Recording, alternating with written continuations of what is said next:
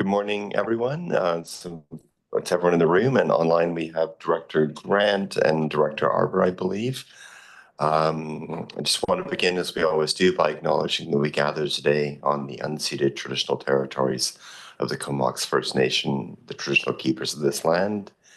And I just want to observe what an unusual day it is today. I think we've all thought a lot about Canada's place in the world and the challenges that we face. And I know we'll bring that reflection to the work we do today. And I just wanted to take a moment to thank our CAO and our Chief Financial Officer for spending time throughout this weekend during a very busy budget season, giving further consideration to the circumstances we find ourselves in. I know we'll hang together as a community here in the Comox Valley. And for now, the best thing we can do is keep to the work we have in front of us. And with that,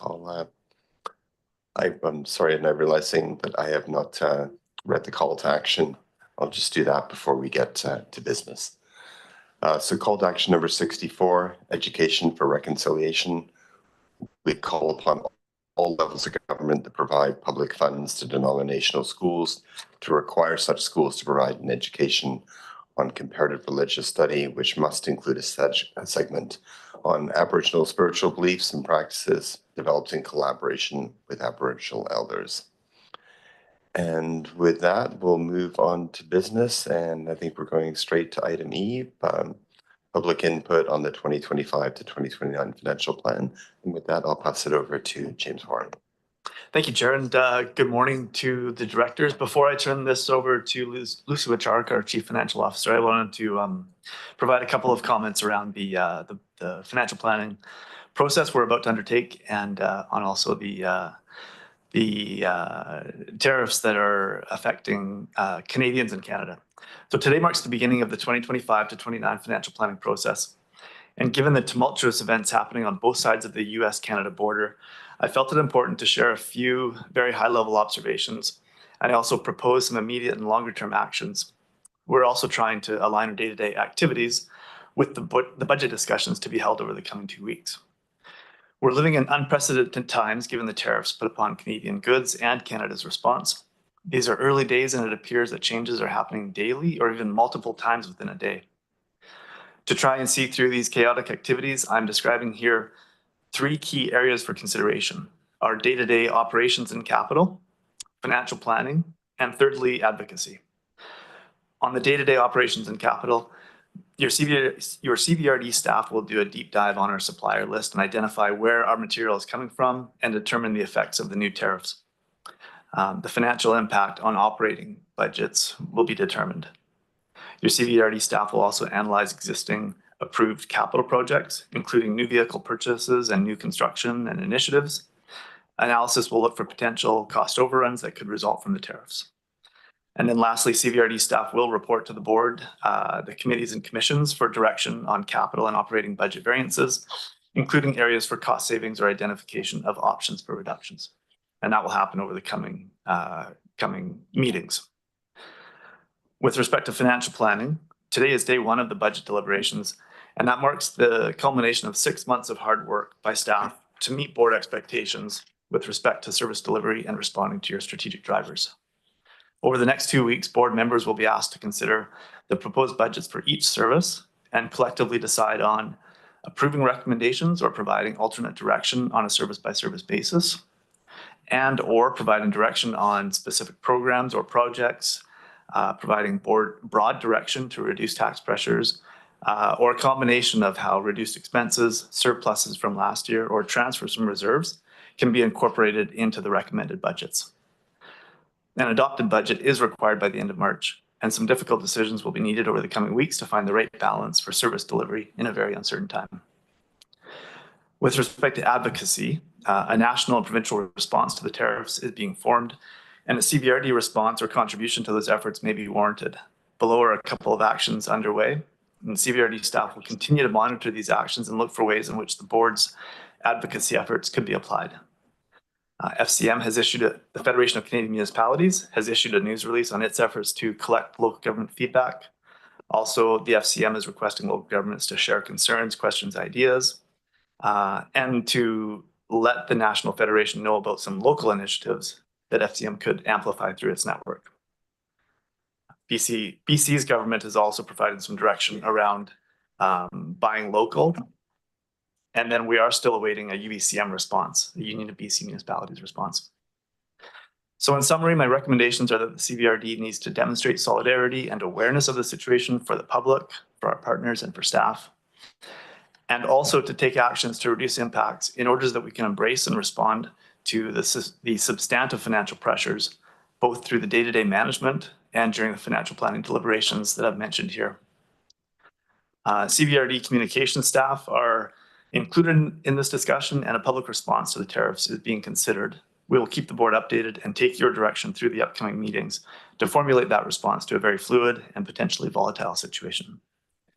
So, Chair, that was my opening comments, and in following the agenda, Lucy is prepared to provide brief comments around the the public input, and then moving on to the financial plan itself. Thank you, CEO. And I do know if there's a hand online, so perhaps I'll just check in with the Director Arbor. Yes, thank you, Chair, and thanks to CEO for the comments. It is pretty wild times out there. I'm just wondering, from a process perspective, if the board wanted to apply a high-level policy that kind of cuts across all budgets, what would be the right way to do that? And I'll be more specific.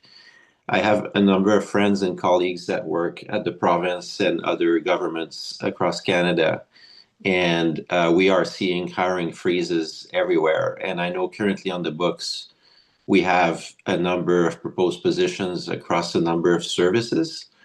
So I guess we can just go through each service and have the discussion, but is there a place somewhere for overarching policies that would apply across the entire CVRD? Thank you. Thanks for that question. Certainly the board can apply policy direction or policy statements that would be overarching, as you say, that would or could apply to all services. That said, as you know, we operate on a service by service basis, and every service needs to have its own budget, its own revenues and expenses, and stand on its own.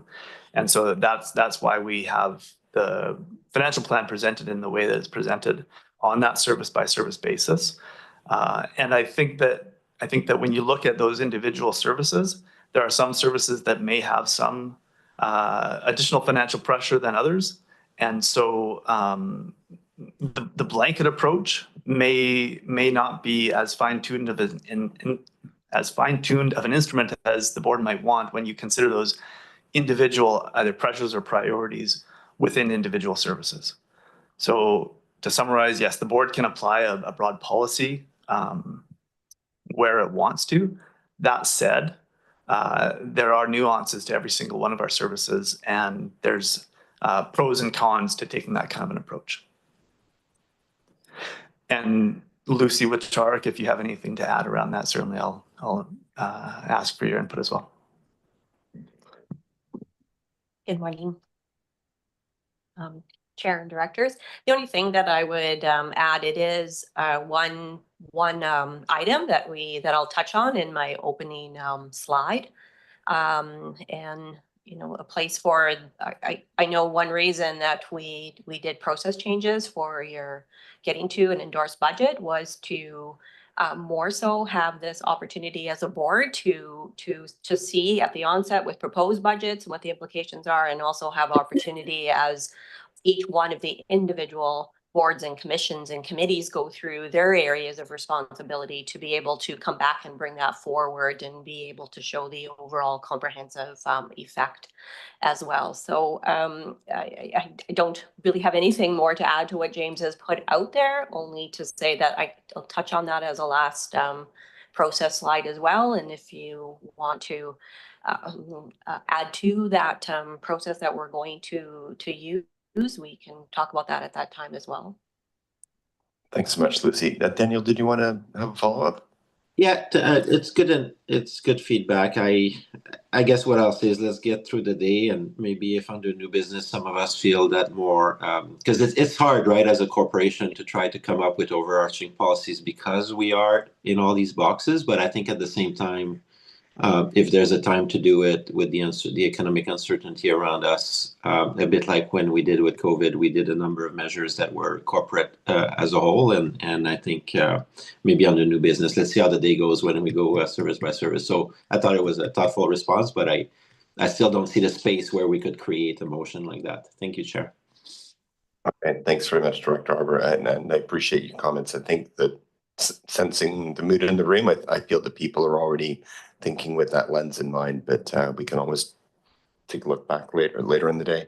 There's a comment by Director Morin, and then we'll go to Lucy to provide the public input report. Go ahead. Thanks, Chair.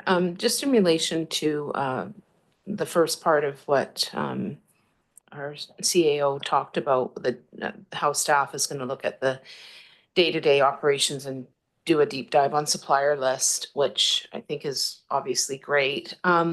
On a really kind of more minimal level, and I'm thinking about the board, you know, we have lunches and we have beverages and things like that. And I know we've always been striving to give business to local,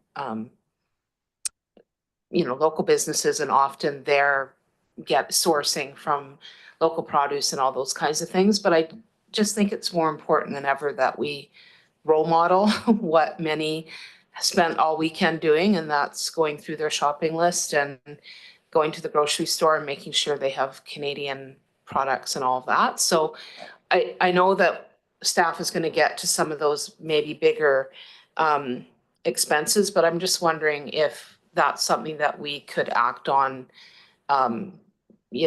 right away. And do we need any does staff need any direction for something like that to make sure that when we're getting our lunches or our snacks or whatever, that we're really trying to follow what many in the country are doing as well?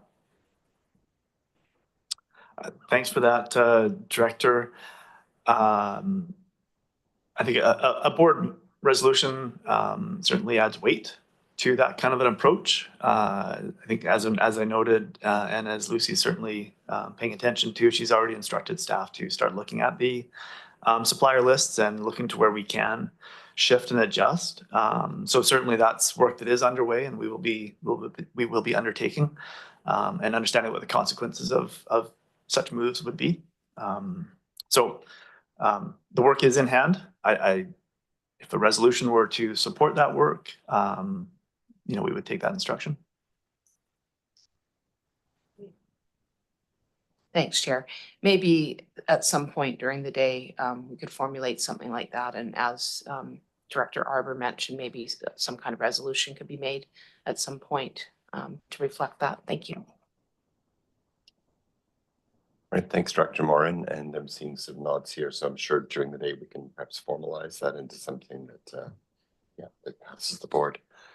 All right, at this point, we are still on public input on the financial plan, and I believe we're going to be passing it over to Lucy at this point. Thanks. Thank you. Through the chair to the directors, a short little report on our public engagement to date. We have had 3 questions submitted online, so a good start. One around the topic of pickleball courts, and secondly, the other 2 questions are asking whether the board provides guidance over thresholds for taxation increases, percentages, etc. So staff have provided an answer to both those 3 questions that, as I'm saying, are out on our Engage page. And further to that, we have had a few phone calls as well, which was nice to see, where citizens were asking some more specific questions. Then those have been addressed as well. We're available for any questions the board may have on public engagement. All right, let's see, Director Kerr, go ahead, please. Thanks, Lucy, and thanks to your team for being available for public input. I know it's still a low level of engagement, but is it more than you've seen in past years? I think it may have been even in lower, as I remember before. Thanks. Yes, through the chair. I don't recall at this time of year how many questions were submitted. I want to say that it's in line. We did get some right at the onset. In total, across the whole budget process, we had a total of about 7 or 8 or so. So I suppose that's how I gauge it's a good start, I think, and see how it goes. There may be even more interest as we go forward now. Mm-hmm. All right, thanks very much, Lucy. And that's not for receipt, so we'll just leave that there and then move on to presentations of the 2025 to 2029 financial plan. And I'll pass this directly back to you, Lucy, please. Thank you so much. Yeah, we just have a little bit of a presentation just to guide our opening that Lisa's going to bring up for us. Thanks, Lisa. Good. Good morning. Once again, we're glad that the weather cooperated with us today and that we're able to continue along with this important piece of business for the CVRD. So with today's meeting, we've moved into the next phase of our budget process, and this will be the first of 5 dedicated meetings where service budgets will be presented, discussed, and deliberated. The 11th of February is reserved for those committee and commission board meetings where delegated authority exists over budgets. This is, as you all know, water, sewage, recreation, parks and trail services. And with this being the second year that we've had changes to our process, I'll just provide the board just with a couple of reminders and just a few opening comments. Okay.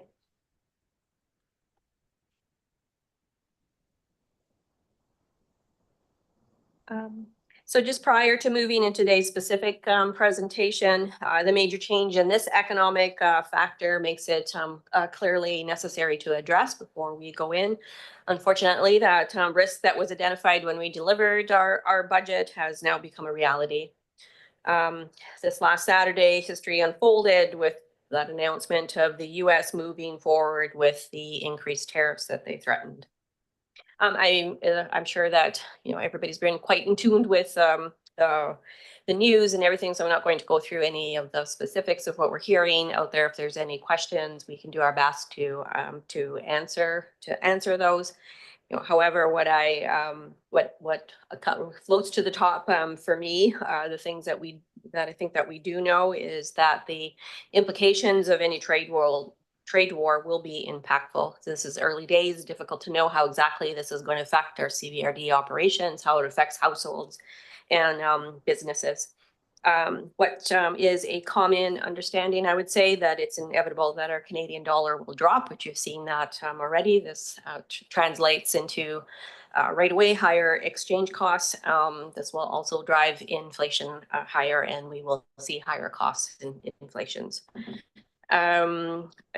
Jobs will be lost, and it's nice to see across the whole country that our levels of government have already thought about and have plans to try to be shifting to be able to find different opportunities for those job losses as we go.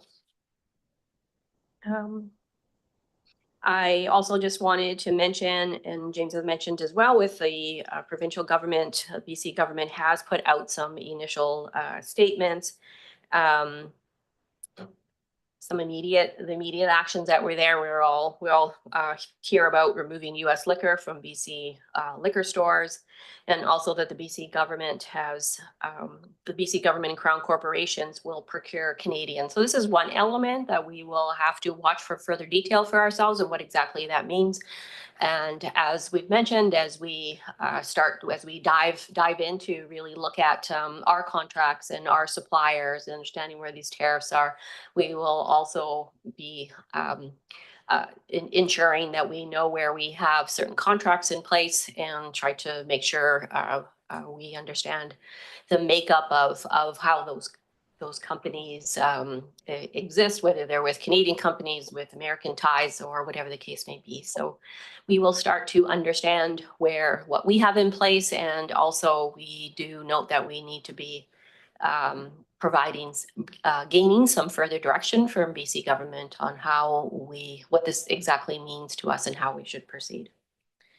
Now what, as I'm saying, understanding the implications to our existing budgets and the implications to this new budget as we walk through. We do need to adopt a budget. We do need one in order to operate. So that is a task for us over the course of February and into the end of March. Okay. Next, I just wanted to highlight two things for you as we go into our detailed process. First of all is just a reminder on how the alternative approval process is layered into our schedule. And secondly, just wanted to do a super quick touch in on further advancements of our financial planning process. These are things that have an effect on what you're seeing in this proposed budget. So for the alternative approval process, as we communicated during the delivery of the proposed budget, the services have been built on the assumption that fewer than 10% of electorals will oppose. You'll see that the resolution included with each of the services, this is how we'll show our last slide for these particular services. It will say that it's pending the results of the AAP process. And this may feel acceptable to the board to actually pass a resolution such as this when we're dealing with those services. However, you do have the option to defer your decision until February 25th as well. At that February 25th meeting, that's when we'll have the results of the AAP process, and we'll communicate that back into the board at that meeting. And we will also consider implications of those results and provide options if that's something appropriate to do at that particular time. Okay. And secondly, just speaking to the financial planning improvements, we're still on this this journey to move ourselves more towards financial best practice. And some of this in-flight work may seem a little bit odd as we go through. So we just ask that you bear with us as we move through to future years. We are working towards having improved data, and this is to be able to apply directors with information that's more about apples to apples. We are working towards breaking out what you historically see in prior year surpluses. So it's important to understand which piece of those surpluses is related to unfinished projects and which parts of this surplus is related to truly unallocated surplus. So there's one piece that we are breaking out. Lastly, financial best practice will tell us to watch quite carefully on dependence of one-time revenues. And this relates to too often coming back to budgets and balance them off with prior year surpluses or its use of our reserves or relying too heavily on grant revenue. So these are a couple pieces that we are watching. In the delivery of the budget for January 28th, and we provided this to you last year, felt that it was well received. There were some very key slides that with information on it that was I think is quite useful as we go through our budget process. So I've included them here inside of this for quick and easy reference to inside of this PowerPoint if we want to go to any one of them. And we have given you that package in front of you. And this is key information about our requisition increases, how that translates into each one of our core service areas. The key information on how typical assessed values and the implications to our households, and also the major capital projects that are contemplated in the plan as well. So, okay, so we hope that helps. And just wanted to make a couple of points on the last couple of slides about our process. You have just a reminder. I think you probably remember how we walked through this, but just super quickly, there's a lot of information that you've been provided that's available on the website, and that's to support each one of the agenda items. One thing that we did this year that we work towards being able to get that information out to you at least 2 weeks in advance, so you have lots of time to digest it, or maybe not lots of time, but time to digest that. And one area of improvement is we did put that supplementary information out there for you as well. So that's all out on the website. And now as we walk through these 5 days, and specifically for your meeting today, we will start with our core service overviews. So at this point, you will have the GM responsible for the area, or GMs in some cases, provide you with that overview of what's happening overall in that core service area. Then we'll move on to the services that there are the responsibility of the governing board and walk through each one of the individual services. So you'll see us walk through member municipality administration, electoral area administration, and such as your agenda is laid out.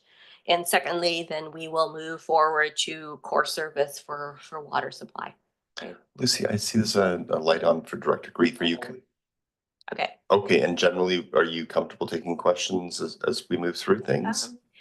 Sure. For my part, I will suggest, though, as we do the service presentations, that you may just want that budget manager to be able to get through all of their presentation. We've kept it really concise and ask your questions at the end if that's good. I'm totally fine as I'm doing any piece questions in between if that feels okay. Okay, thanks very much. And Edwin, you want to wait until the end? I mean, since we're already taking a break and it's for clarity, maybe that would be helpful. Yeah, it is a question for clarity, and it's probably through to the CAO and our legal advisors. I'm just wondering, with the new developments, does this actually override all our longstanding already signed contracts, read-to bills of sale? Is there, and the longstanding Western theory, Western history of impartial judgments, oversight, international bodies, and arbitration of disagreements, is that basically all just been ripped up? Have we basically gone into anarchy here? Because, we have a long-standing Western civilization that's based on rule of law. And now it seems to me that all that is out the window. So I know they can bring court cases in the States, but as far as international bodies like the World Trade Organization, all that is basically irrelevant. That's a kind of a small question for a day like this, but I mean, just as a general observation, international law is not enforceable. There's no global police force who can make it happen. And so if the United States or others wish to disregard, then but the rule of law still exists in Canada. We still have contracts and other things that are legally binding within our country. If the United States, as a sovereign nation, chooses not to live up to the treaties they've signed, that's something which sadly is unenforceable. But if your question is about everything else, like to do with the legal system and the rule of law. Oh, sorry, go ahead. Just to specifically say we buy PVC pipe from Oregon. So as far as the agreed to price now, is out the window? Is that what we're looking at? I mean, because we're dealing with total unknowns then, aren't we? Because we're having discussion based on assumptions. And I think there's a lot of volatility and there's a lot of unknown in front of us. We will be investigating that. We will be determining what the impacts are on the CVRD, on our existing contracts, and on future projects. And all of that information will be what we will bring to you and what will be presented. I think as Lucy's noted, we're presenting to you what we know today, recognizing that there is volatility out there and uncertainty. and we'll have to understand what those are as we progress and move along. So once We do again, need to progress, and we're basing this whole discussion on flimsy premise, right? I don't know if I would agree with that. I think we do understand that we have a proposed financial plan in front of us based on the work that the CBRD has Based on done. historic norms. And there's a very volatile situation happening in society. And so we are responding to that and understanding as much information as we can about that to continue on with the budget process. Just thought we better frame it. Director Grieve, I think it is possible to overstate the degree of uncertainty that we experience right now, that contract law does still exist. Most of the work that we're doing involves actions that are occurring within Canada that aren't under the control of the Trump administration. I mean, we can't know the future, but I think that the work that we're doing is based in longstanding accounting principles and longstanding Canadian legal principles. I don't expect the law of contract to disappear in this country anytime soon. But you're right to underline that, there's a degree of unknown to all of this, and we have to be quite aware of that as we move forward. But maybe we'll go from the sort of the macro level, perhaps back into the kind of CBRD level, and I'll ask Lucy to continue, please. What we can do at the moment and shift to the future as we need, as we learn more as we go. Okay, so as we go through each one of the individual services, the resolution is presented for you at the end of each one of those services. Have a full comfort level with what you're seeing as direction. As directors, you can provide your endorsement of what you see in that proposed budget, or make some changes to it.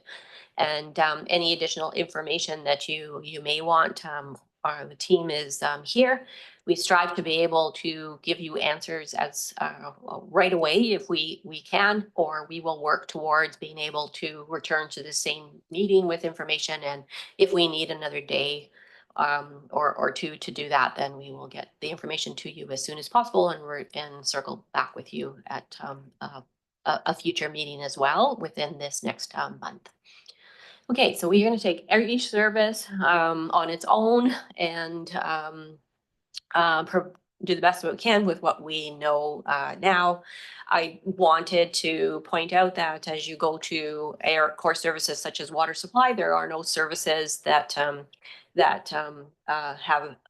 where budget is discussed at this particular table. It goes to water committee, of course, and you'll just get the overview of what's happening in water. Okay, so we just want to see. We also can, we will keep track of anything that needs follow-up, as I just mentioned. Just to summarize, we can keep a parking lot. Sometimes we just kind of get stuck on one particular topic. That's okay, happens all the time. We can keep track of that. We can also come back to that. Okay. At the end of the agenda, as we've been talking, great time to just circle back in again and consider everything that's been presented to you and provide some further direction, have further conversation and discussion of what you're seeing. Okay. And this was the particular slide that I was thinking of as you had the conversation earlier about overall direction from this board. We are unique as a regional district. The fact being that there are 6 committees and commissions that have a hand in determining what budgets are. Each of these commissions have their own delegated authority. However, the CBRD board has overall authority over that budget bylaw. It's challenging, we know, to maintain that overall direction over everything that's happening here budget wise. However, this is how we had foreseen in our process to be able to give some overall direction. You as the board can provide that out to the committees and the commissions with the delegated authority. We will make sure that that is provided to them as we move into their meetings. We absolutely now more than ever foresee that at your February 25th meeting that we will provide you with an update of what's coming out of what has come out of the other individual budget meetings. Okay. We can have other meetings as needed and circle back into the March 11th with your recommended budgets, where you also can make any additional changes that you may want at that time as well. So hopefully that helps with providing, this board and that overall authority to this, to the overall budget for the CBRD.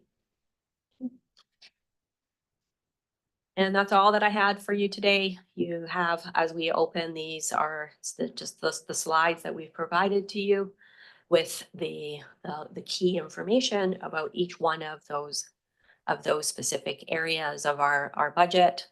The assessed values, just handy for you in front of you, the typical assessed values. And our implications to the taxpayers on the overall proposed budget, okay? On a 5-year time horizon for the on the capital side. And I do have one error that we realized that we had this $82 million here for the sewage treatment plant, and there are upgrades that are needed to the future, and this should have been $46 million. So just correcting that. Okay. That's all we have. I'm happy to answer any questions before we get into the core service presentation for finance and administration. All right, thanks, Lucy. I'm not seeing any questions at this point, so perhaps we just dive right in then. Sure. Great. I think Lucy, on the agenda, Lucy, myself, and Jake Martins, General Manager of Corporate Services, will be presenting this Finance Administration Core Service. And as Lucy noted, it's an overview of this core service, and then following which we'll be into each of the individual services that make up the Finance Administration Core Service. So Lucy, I think you are starting off this presentation? Actually, Jake is. Jake is starting off this presentation. Thank you. Okay, Jake. Thank you, James, and good morning to the directors. Yeah, so this is a bit of a tag team effort here, but we only have one clicker, so bear with us as we kind of move through these slides. So yeah, next please, Lucy. So I'm pleased to begin this presentation of the Finance Administration Core Service. This service area serves truly as our foundation to provide our core local government services and the many services we deliver to households, neighborhoods, and communities across the Comox Valley. Under this umbrella, we have a number of functions that we've outlined here on this slide, and over the next little while here, we're going to walk through each one of those different service areas and the budgets for each of them. Next, please. Here we've outlined our key success indicators and service outcomes. Like our strategic drivers, these serve as our respective objectives for the various services we provide to the public, the board, and our internal clients. Next, please, Lucy. And following this, we have our key initiatives. These have been informed, of course, through the board strategic planning process and the reporting cycle that the CAO has brought to the board regularly. Under the upcoming presentations, we're going to also get into these individually, so I'll refrain from diving into them at this point, but we'll be providing a bit of a status update as part of these budget presentations. Next, we have the trends, challenges, and opportunities. And Lucy, I think you were going to speak briefly that before. No? Yes? I thought you were. But Oh, okay, great. I'm happy to do so. Sorry. So I will speak to this one. My apologies.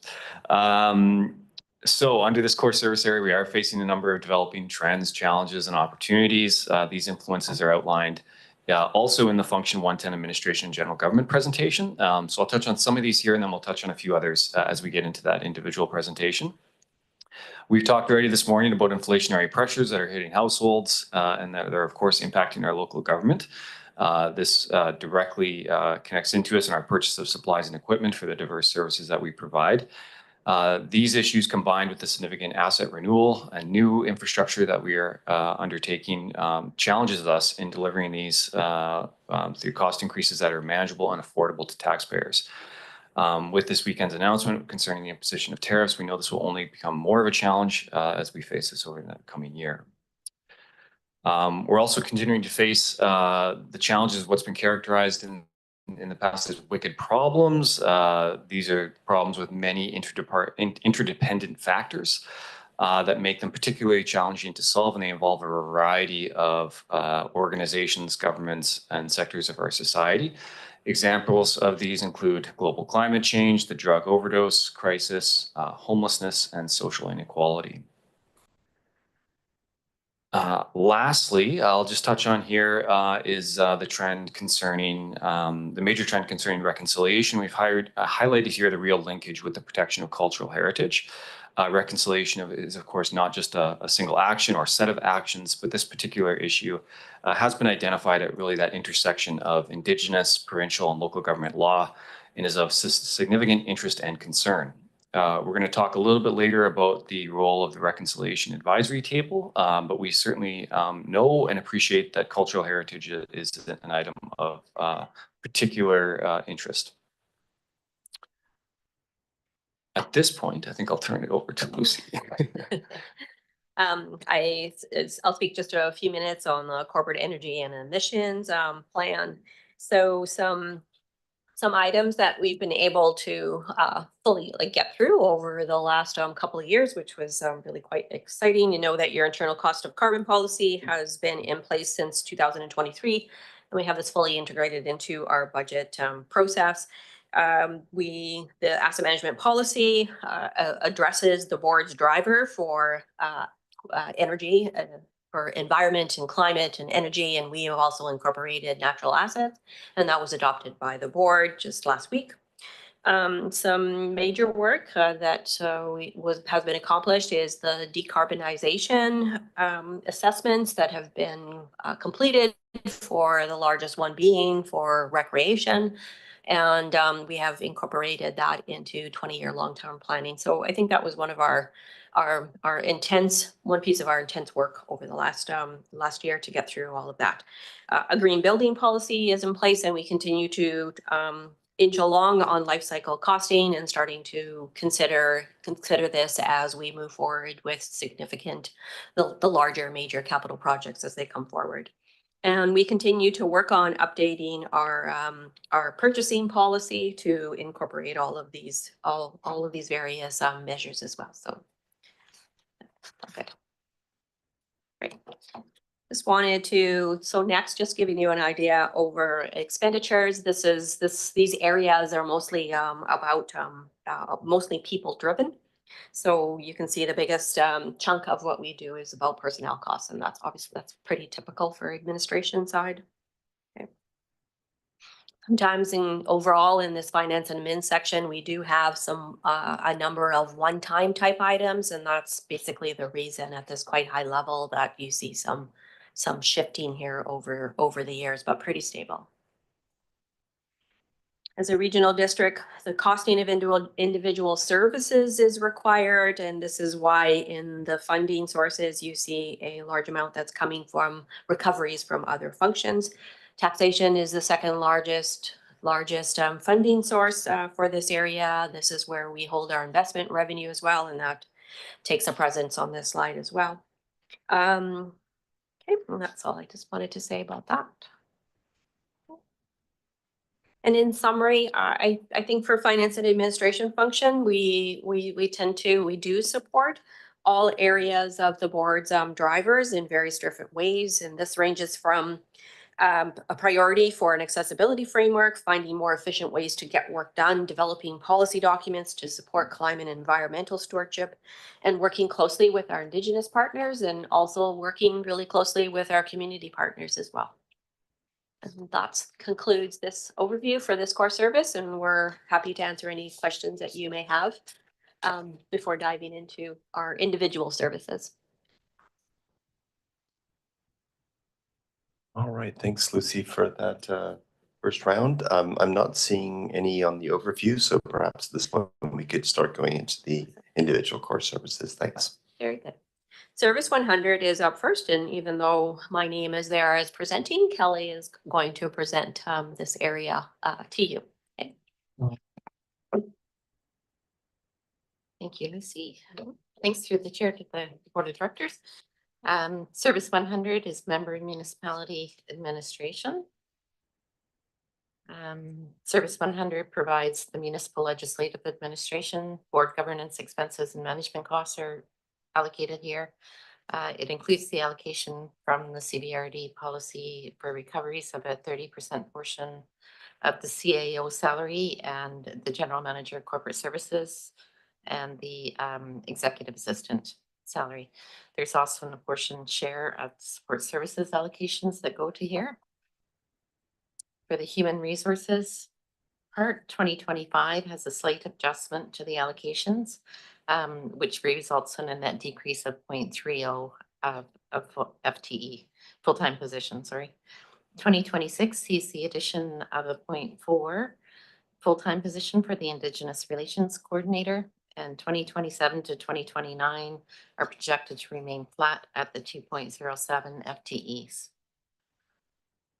For the expenses, support services has been allocated as dictated through the policy. 2025 has a slight decrease of almost $11,000 over 2024. Personnel costs reflect the decrease resulting from the HR reallocations, and material supplies, utilities, and contracted services have minimal increases, included the majority of which are increases to boardroom expenses and liability insurance. The revenue, although the budgeted expenditures are reduced from the 2024, the requisition is increased by $10,000 as the 2024 plan included a large transfer from the future expenditure reserve. Funding sources, the tax rate is essentially unchanged between 2024 and 2025, while the future years have minor increases tied to the budget CPI increases.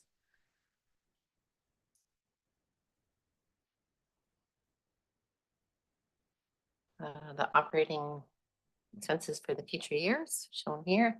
Future expenditure reserve, the balance is healthy, and we have transferred 16,000 of the reserve to help offset the requisition increase. And that leads us to the options and recommendations. Brings us to the end of the presentation. Thank you, and staff are available for questions.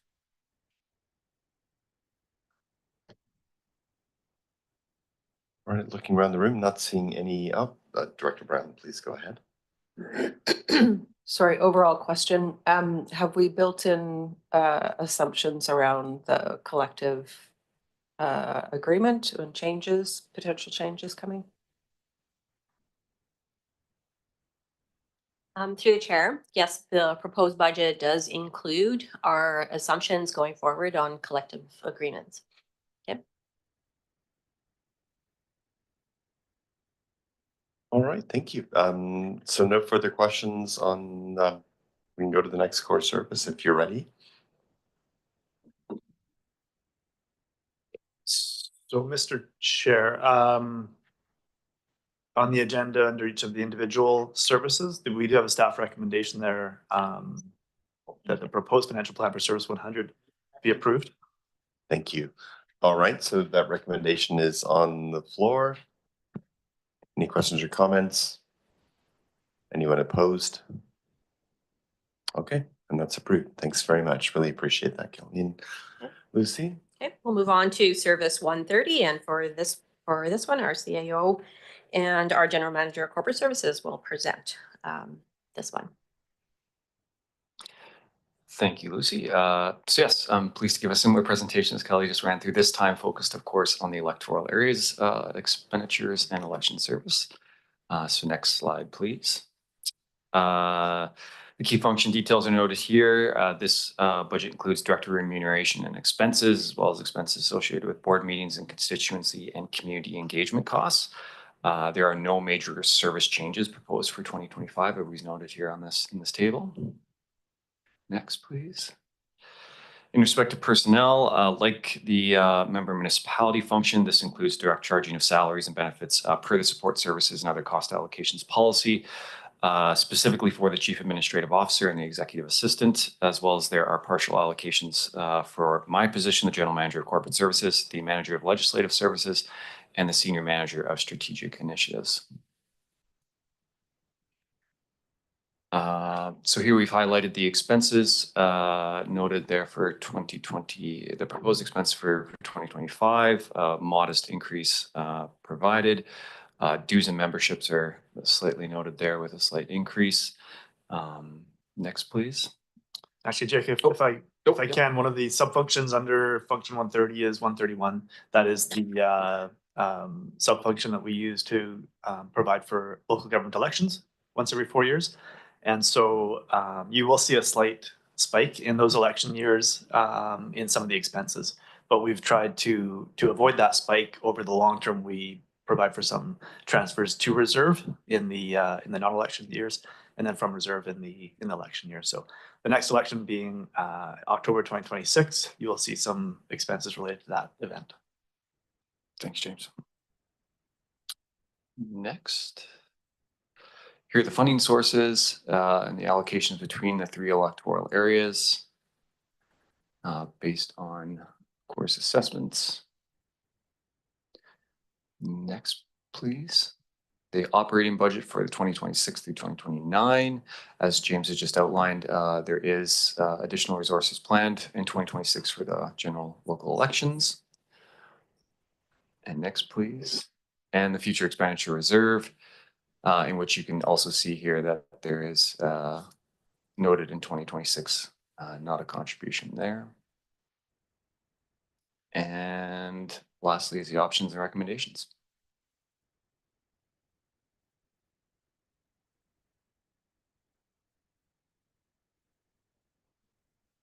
All right, looking around, I see Director McCollum's got her light on, so we'll go over there. Yeah, just a question on the slide that, or actually, I don't know if it was on the slide, but I'm looking at the attached report that just shows the revenue and expenses by category. And there's an increase to revenue of, I think about 18%. That's from support services recovered, which I assume is from other areas within the regional district. Why is it such a significant change? Is that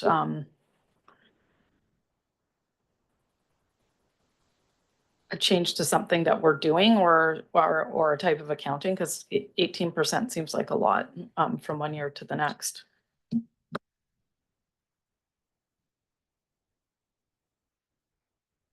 Thanks for the question. So support services is allocated on several different allocation bases. One of those is based on budget, operating budgets from the previous year, as well as the 5-year rolling average of capital, which there wouldn't be any capital for this service. But it's also based on, there's other allocation bases of HR, computer accounts for IT support, and building cost. And so it's just a combination of the increases to that. It's an allocation that's applied across all of the services in the regional district. And some years they increase, some years they decrease. It's really based on how the percentages work out. If I could, Chair, I just realized there was one thing that I did want to point out. And it relates to your surpluses from the prior year. And in some of these smaller services where you're seeing, you probably see in some cases in 130, for example, we have a $48,000 increase to taxation. There are a number of other smaller services that have these relatively small increases in taxation. Once we get through our year end, we get a better idea of what your surpluses are. We come back with recommended budget. It is one place where we try to eliminate a need to increase taxation. So that is just one place as we come forward where we will try to keep things static to the year before. And so I just wanted to mention that with this one. And then just one more follow-up there to Director McCollum's question. I think you mentioned possibly an 18% increase on support services. I'm looking at the expenses slide for the service 130, and the increase is a 1.4% increase. So I'm sure the 18% you reference is for a different service somewhere else. Much smaller in this service, but I think Kelly's comments still stand with respect to that support services policy and how that value is arrived at.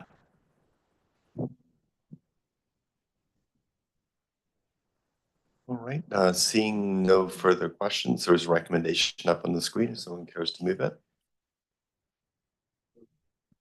Her and seconded by Brown. Thanks very much. Any further questions? Anyone opposed? So next we'll move to service 110, and this is going to be a combination from James, Jake, and I. Sec.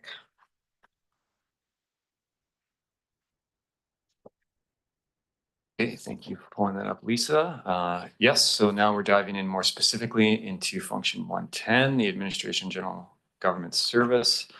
Next slide, please, Lucy. Oh, Lisa, you might need to click the button on the presentation. There we go. Thank you. Thank you. So the individual functions are here noted again, and then will be addressed through this presentation. There are no overarching service changes proposed as part of this budget, but there are a number of initiatives, of course, within the individual functions that we'll be speaking to. Of course, this function includes all the jurisdictions within the regional district, including the member municipalities and electoral areas. Thanks, Lucy. Next. So we can talk a little bit about some of our accomplishments in 2024. Finance and administration plays a central role in the delivery of our regional emergency call taking service, but also a very direct role in the administration of the North Island 911 Corporation. In 2024, we completed a multi-year effort in reviewing and amending the cost allocation formula between the 6 regional district shareholders that are part of that corporation. This was completed through a formal amendment to the shareholders agreement after considerable work by our finance team and otherwise in helping to analyze and confirm the board's desire concerning that allocation. With this change, we certainly hope to achieve continued and ongoing stability and support for this critical service as it goes forward into the future.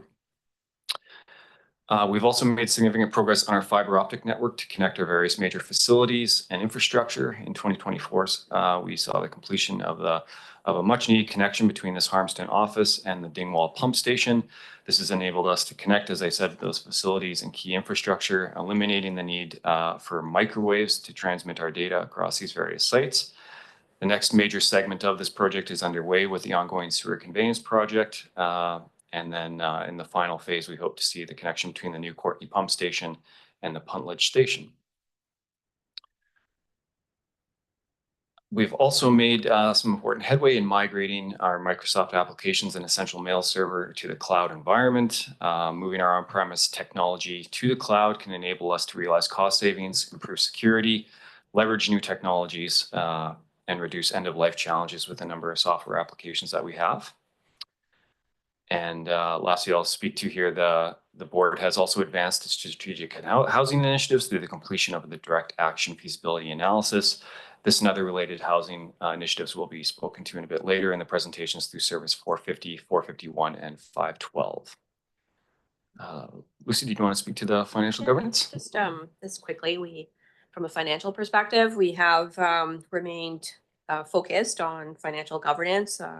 With that investment policy in place, we did deliver to the board the first cash and investment report, and we'll do this semi-annually. A major part of our grant and aid process improvements have been completed and are in place. And board policy work is completed, as I mentioned already, on asset management. And we've also gotten through the body of work related to staff travel, P cards, and our SOFI reporting that's been reviewed, updated, and rolled out to staff. I'm going to speak firstly to trends, challenges, and opportunity. And as we've talked a fair bit about, and even prior to this last weekend, cost pressures and how it impacts our service budgets and our households is really quite challenging. We've seen some significant increase in cost estimates associated with capital project, and this ends up being translated to some significant increases for our households in order to continue to receive some of our most critical services. That whole risk of the U.S. trade war, and just lastly, a challenge and an opportunity for our area is just being able to meet high demands, and we struggle to be able to provide the required level of support for our internal department. So slowly but surely, we've been trying to scrape out time to focus on finding ways to make ourselves more efficient and free up time so that we can concentrate on more value added tasks. Okay. So building our workforce for not only today needs to be kept in mind as also where we need to be going to the future. So this again, we truly believe will help us to be keeping our costs down as we invest in our workforce and creating opportunities to think out of the box. Is there anything else, Jake, you wanted to add here? I think that's covered it well. Thanks. Okay. We'll move over to our strategic priorities, and the first couple on this side relates to the finance area and that work around the fiscal framework and our related strategy. While we've not been back to the board with that for the consideration of that overall framework, we have had tackled key areas and we've also tested out our parameters associated with debt and our reserves as we've gone through our planning exercises, and also as we did that big body of work in the previous cycle around our utility rate reviews. And we've done started to do some similar work with solid waste management. So given our work plans for the year, and hopefully nothing makes the priorities change, but we're really looking to be able to come back here in hopefully a June timeframe with what that overall framework looks like. Okay. The establishment of an asset management program is a significant initiative for this area. I won't speak any more to it. You've had an update at your last board meeting, so I'll just leave it at that. Okay, and then we'll move to pass it back over to Jake. Thanks, Lucy. Yes, similar to the asset management, you have also had a recent update concerning the Island Rail Corridor Shared Vision project. That work is focused on undertaking or determining a shared vision throughout the course of this year and earlier into 2026 in close partnership with Comox First Nation. Also within the next item there of social support service, the board has just recently confirmed your refined approach concerning a regional grant and aid service focused around social development. And so we are rolling that out now and looking to, of course, finalize the implementation of that in partnership with the Comox Valley Community Foundation. Lastly, we'll just note that in 2022, the Comox Valley local governments, urban indigenous groups, and Comox First Nation formed a reconciliation advisory table. It's intended to guide local governments towards meaningful reconciliation. And this year, the table will publish a report to share its journey to date and propose a path forward for the local governments. Good. Good.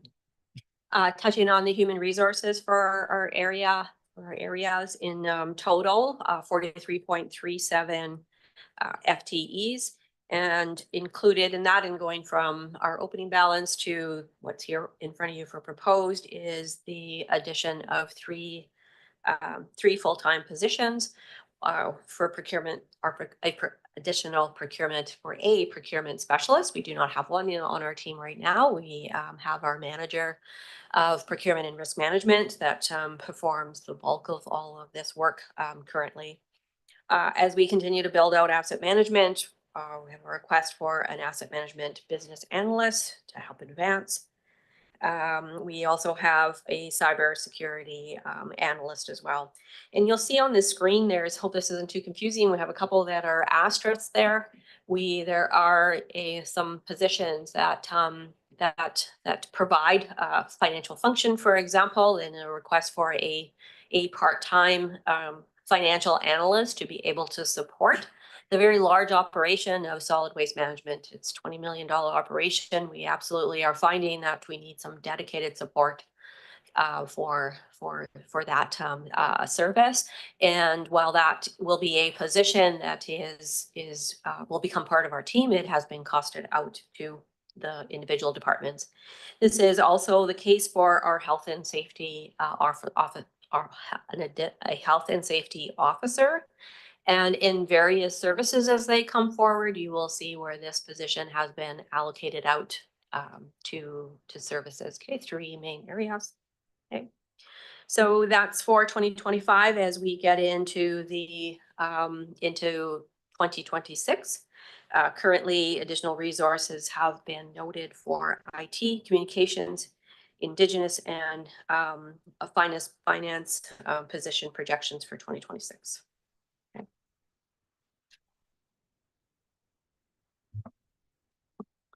I think on the expenses total service slide, this slide illustrates a roll-up of all of the sub-functions under 110. That includes management administration, legislative services, information technology, finance, human resources, communications, the project management office, and the corporate office. And we're going to get into each of those individual sub-functions in the slides to follow. As noted on this slide, two key changes, which we can discuss further, include the increase to some software costs and the significant reduction in the reserve transfer from last year to 2025. That reduction illustrated here is the result of a much higher than anticipated returns on the funds invested from last year's budget amounts. Next slide. So getting into each of the individual sub-functions, I will introduce this slide, and then Jake and Lucy, I think, will take the following sub-functions. Of particular interest here, the notes on the slide show the $200,000 plus reduction from 2024 to 25 as a result of the internal cost of carbon projects being completed and the work related to direct action on housing that was also completed last year. And so those funds are no longer noted in this particular sub-function. I will also note that the $90,000 listed here as grants to other organizations includes the board's ongoing commitment to the Comox Valley Accessibility Committee, and incorporates last week's discussions around funds to the Comox Valley Community Foundation and the support for the Food Policy Council in 2025. Next slide.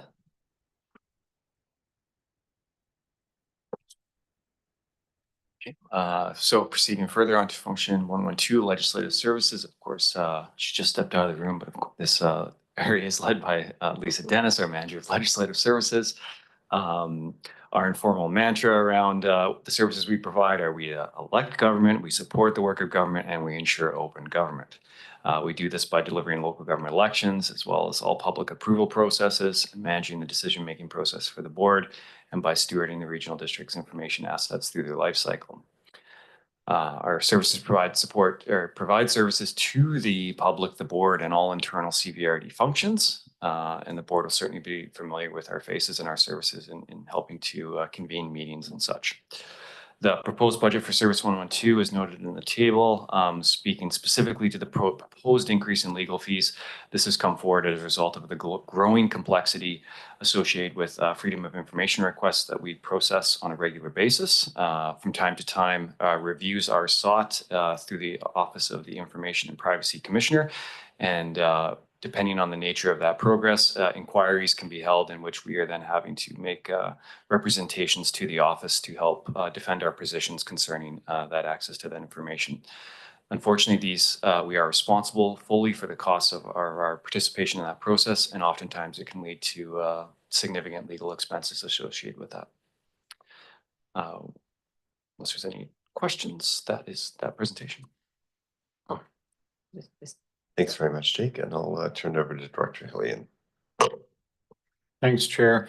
I think this issue of the increase in freedom of information expenses came up earlier, and I'm trying to remember if this question was already asked. Is there any opportunity to join forces with the other local governments in the Valley and potentially contract this out on a collective basis? Because it seems to me that these costs are becoming an issue for each government. And maybe there's some value in specialization where somebody who deals with this all the time has the opportunity to perhaps deal with it more expeditiously.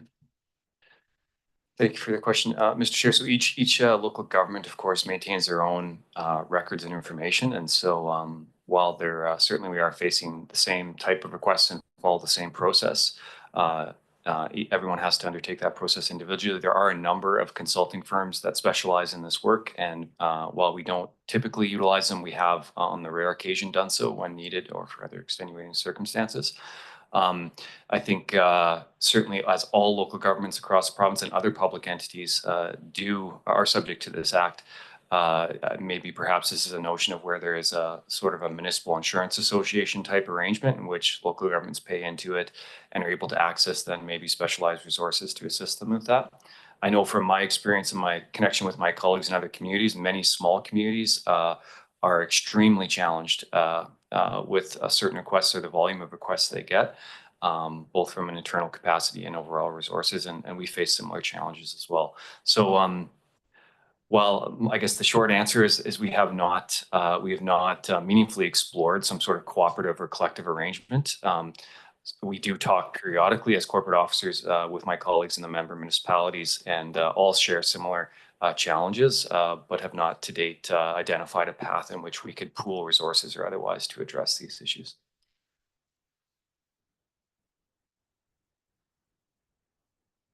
All right, thank you very much, Lucy. Looks like we're ready to continue on with the next, please. Thank you. So I had a question, Chair. Maybe you can't see me. Yeah, sorry, I didn't see you there, Director. Please go ahead. No problem. Yeah, and regarding the previous question, that's the kind of thing that I think in 5 or 10 years from now, those tasks might be well served by AI that would just query and search all of our systems and also provide answers that has filters on them. So I think we'll see a change in the space in the next 10 years in regards to those FOIs. My question is not regarding that one. When James presented regarding the 200K savings, and part of which was attributed to the extra work we did around investigating the housing authority. Just in the go forward, whether the AAP passes or not, if we were in the next couple of years as a board to decide to detail a more detailed, I guess I don't have another word, a more detailed business plan around the initiative, am I right to assume that this would better live under 450 or 451, or could it go back into that management budget? And is there a difference if the AP failed or not, whether that would be an opportunity to move that work over there? Thanks, Director. The way the proposed budget is structured is that the proposed budget is presented with those costs that would detail the corporation embedded in function 450. 450, okay. And that's only if the AAP doesn't achieve the 10% and the board progresses with that, the changes to the bylaw and the proposed budget as it is. Okay, so if I can just have further, just as a marker for the board, if the AP did not pass, but say we wanted to gear up for a referendum in 2026, could we go back and use the management function to make that business plan?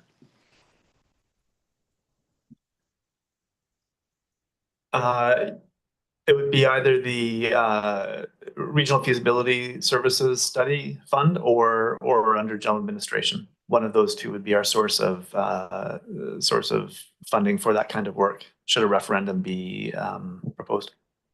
Thanks, that's very helpful. Thank you.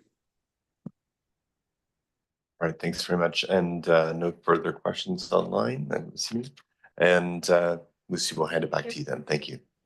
So for the subfunction of finance services, almost $2 million worth of costs in this particular area. Just want to say this does include, we have 16.17 FTEs, and we have 4 departments that are included in this area. Our procurement and risk management, our asset management department, financial operations, financial planning. Okay. So we did have a big number of projects that one-time projects that were in 2024 that are coming off the books, and as is pretty typical, moving on to those that are related to our 2025 work plans. We do have some dollars that have been added here for our procure to pay automation. These additional costs can still be covered with some dollars that are there from Safe Start. And as well, we have some increases that are associated to training in our asset management space and also in our risk management space. But both those elements we're currently working on, and we do think there's some good opportunity there to have them covered with grants, and that will help to be alleviating some of the year-over-year costs in this area. Not really. This project management, a sub-function exists in order for us to be able to gather our costs associated with our engineering project management office. And what sits in here ends up being allocated out to the service departments related to the work that's happening in this area. Okay, so it's just a capturing area.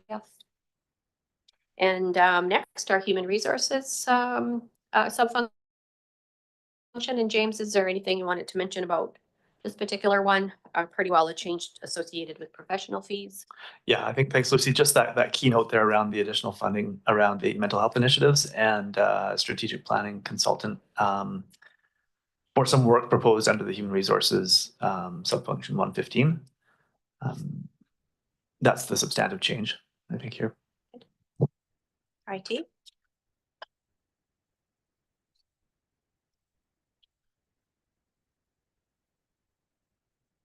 Thank you very much, Mr. Chair. Yes, next is our information systems and GIS budget. And joining me here today is Brian Pearson, our senior manager of the department. I want to take this opportunity also to acknowledge that 2025 marks Brian's 25th anniversary with the CVRD. So I want to both congratulate and thank him for his service. Oh, On to the budget. Our department oversees and provides technology and communication support, as well as delivering geographic information services across the organization. As I've already spoken to, technology is a critical organizational support that is only growing in its relevance and importance in the delivery of our services. In respect of the proposed budget, beyond the personnel position, which has already been spoken to here this morning, we have identified increased software and licensing costs associated with that transition to the cloud-based environment. We also have a new remote work tool that we're working to deploy this year, and server replacement projects. Overall, in terms of that transition to the cloud, I can advise that we are projecting increased costs at this time through that process, but there will be eventually a corresponding then reduction is what we're certainly projecting as we then reduce our reliance and discontinuation of certain applications and features that are no longer needed through that process. I'll save it there unless there's any questions. Sorry, and communications.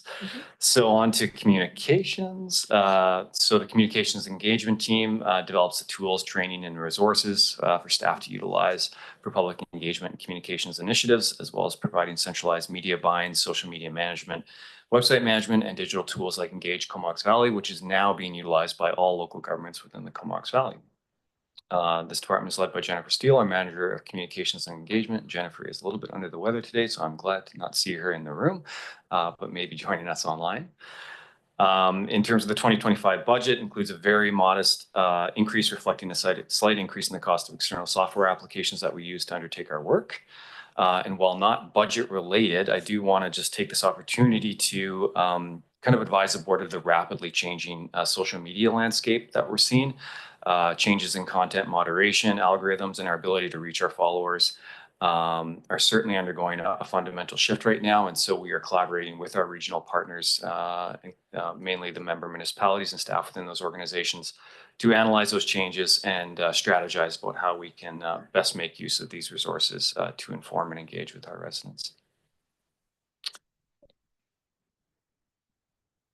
Next is another quite administrative function, and this sub-function is about holding areas where we can deal with reserves that are associated with related to fleet vehicles and IT hardware. Also, we run our surplus through this area as well, so not much to say there. I had just a few words about our corporate office area, and this is 119. Pretty well awash in this area. The thing that is new here is almost $150,000 in transfers to reserves, and this is all about starting to build our savings that are associated with this building so that we can handle their asset management needs. Okay, so that's all we wanted to highlight on this one. Okay.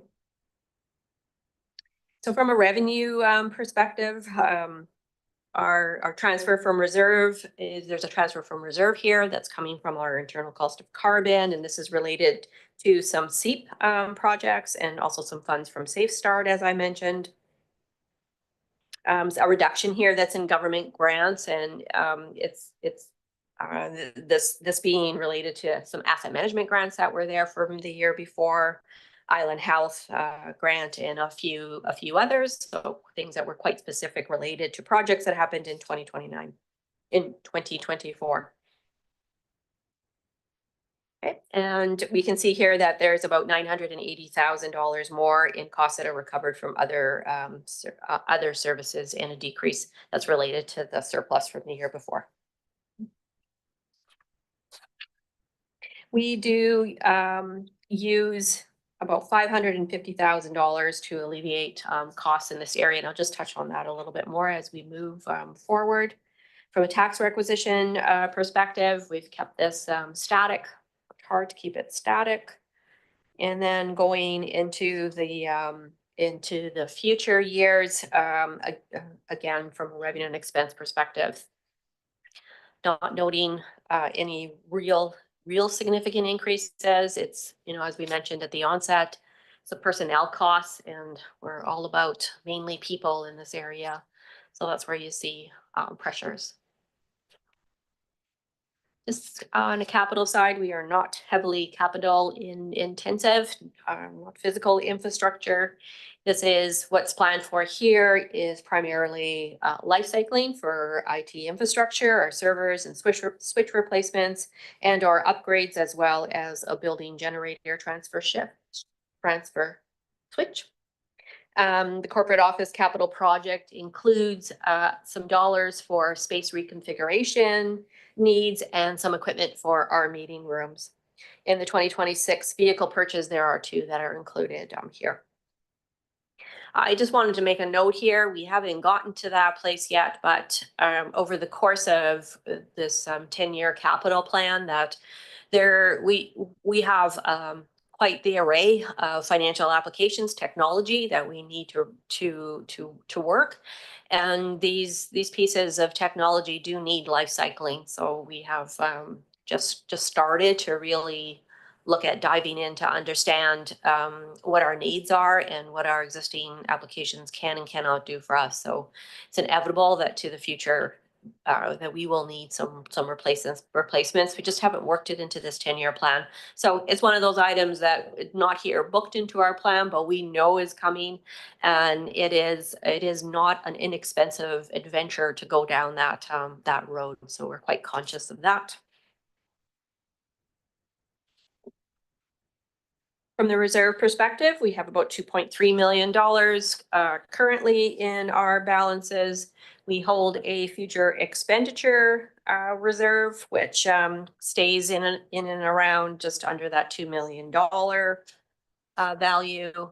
We talked about the capital works reserve and what that is for. And this is the place where we, as we come back to planning for the future in this area, is to come back and really look at the needs for our technology life cycling here.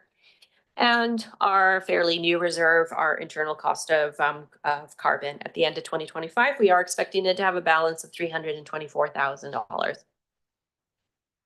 Okay, and in summary, we talked about a number of these in as part of our opening. And Jake, if there's anything else that you want to close with here.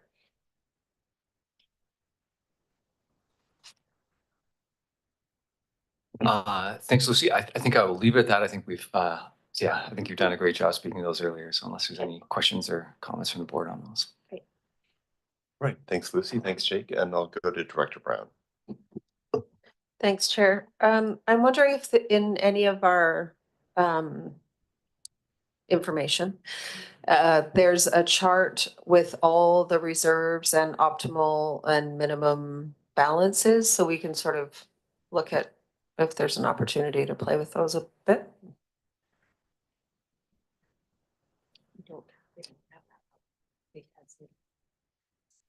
Yes. It is, I'll tell you what we do at this point in time. As we finish and wrap up our year end, what we create is that overall reserve roll up of all of our reserves and put that out there. We do not have something available for that comprehensively brings that together for the planning cycle. And as far as your question about our minimum balances and our maximum balances, we do not have that at this point. So that absolutely is one top priority as we move forward with the fiscal framework and our strategy. And that is a top strategy to get through that work where we can come back to each one of our, really in essence, it's our very, very large services, and our smaller ones obviously are much, much easier to be establishing those minimums and maximums. But yeah, we can share the 2024 reserve balances, and that's helpful to get a Yeah, that get would be an great idea. just to see, Absolutely. to have them all Yep. in one spot, I feel. Okay. Helps my We will get you that. internalizing them. And is that being worked into the asset management planning as well, or is that coming after asset management, or how do those two things integrate? Oh, we see them coming forward hand in hand. It is absolutely imperative that for our services that we have current updated asset management plans, and that will inform that long-term Yeah. planning, will then give us the data that we need in order to be able to say, as we get out to year 10, 20, this is how much dollars we need in that reserve, and take that opportunity to smooth that out across the year. So all circling in, all hand in hand. Awesome, thank you. Thanks, Lucy. And go to Director McCollum. Yeah, my question comment is along the same lines. Just looking at the future expenditure reserve and yeah, seeing that there's a balance of about $2 million. And from what I understand of how this particular reserve works, it's basically gets funded from a surplus from the years prior. And it's not for specific capital expenditures, because we have separate reserves for that in this function. So I guess my question to staff is, yeah, do we have a target that we are looking for in a reserve like that? You know, $2 million seems like a good, or maybe quite a bit of money, but maybe there's a good reason to be keeping that kind of cash in the reserve, and just like a little bit of insight into how we arrive at that number.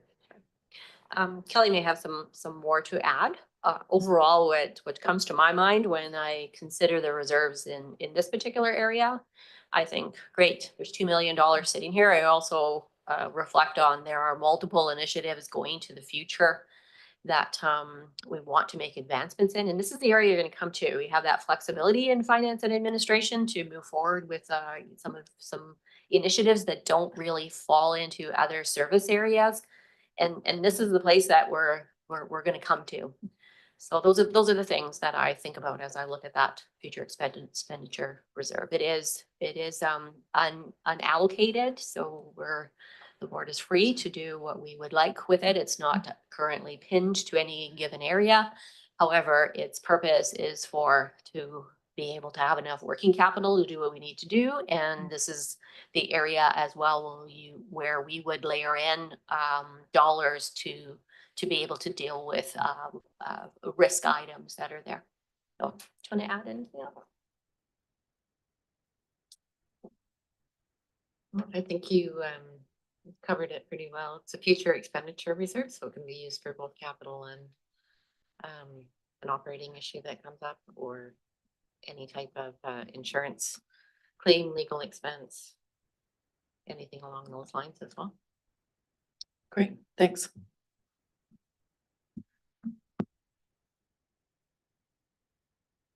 Right. I don't know if no questions online. Nothing further in the room. So we have a recommendation on the screen if anyone cares to move it. Thank you very much, Kerr and McCollum. Any questions on that? Any opposed? And that carries, and we'll move on to what's next. Service 550, our Comox Valley Tourism, and Lisa Kilpatrick's here to present this item.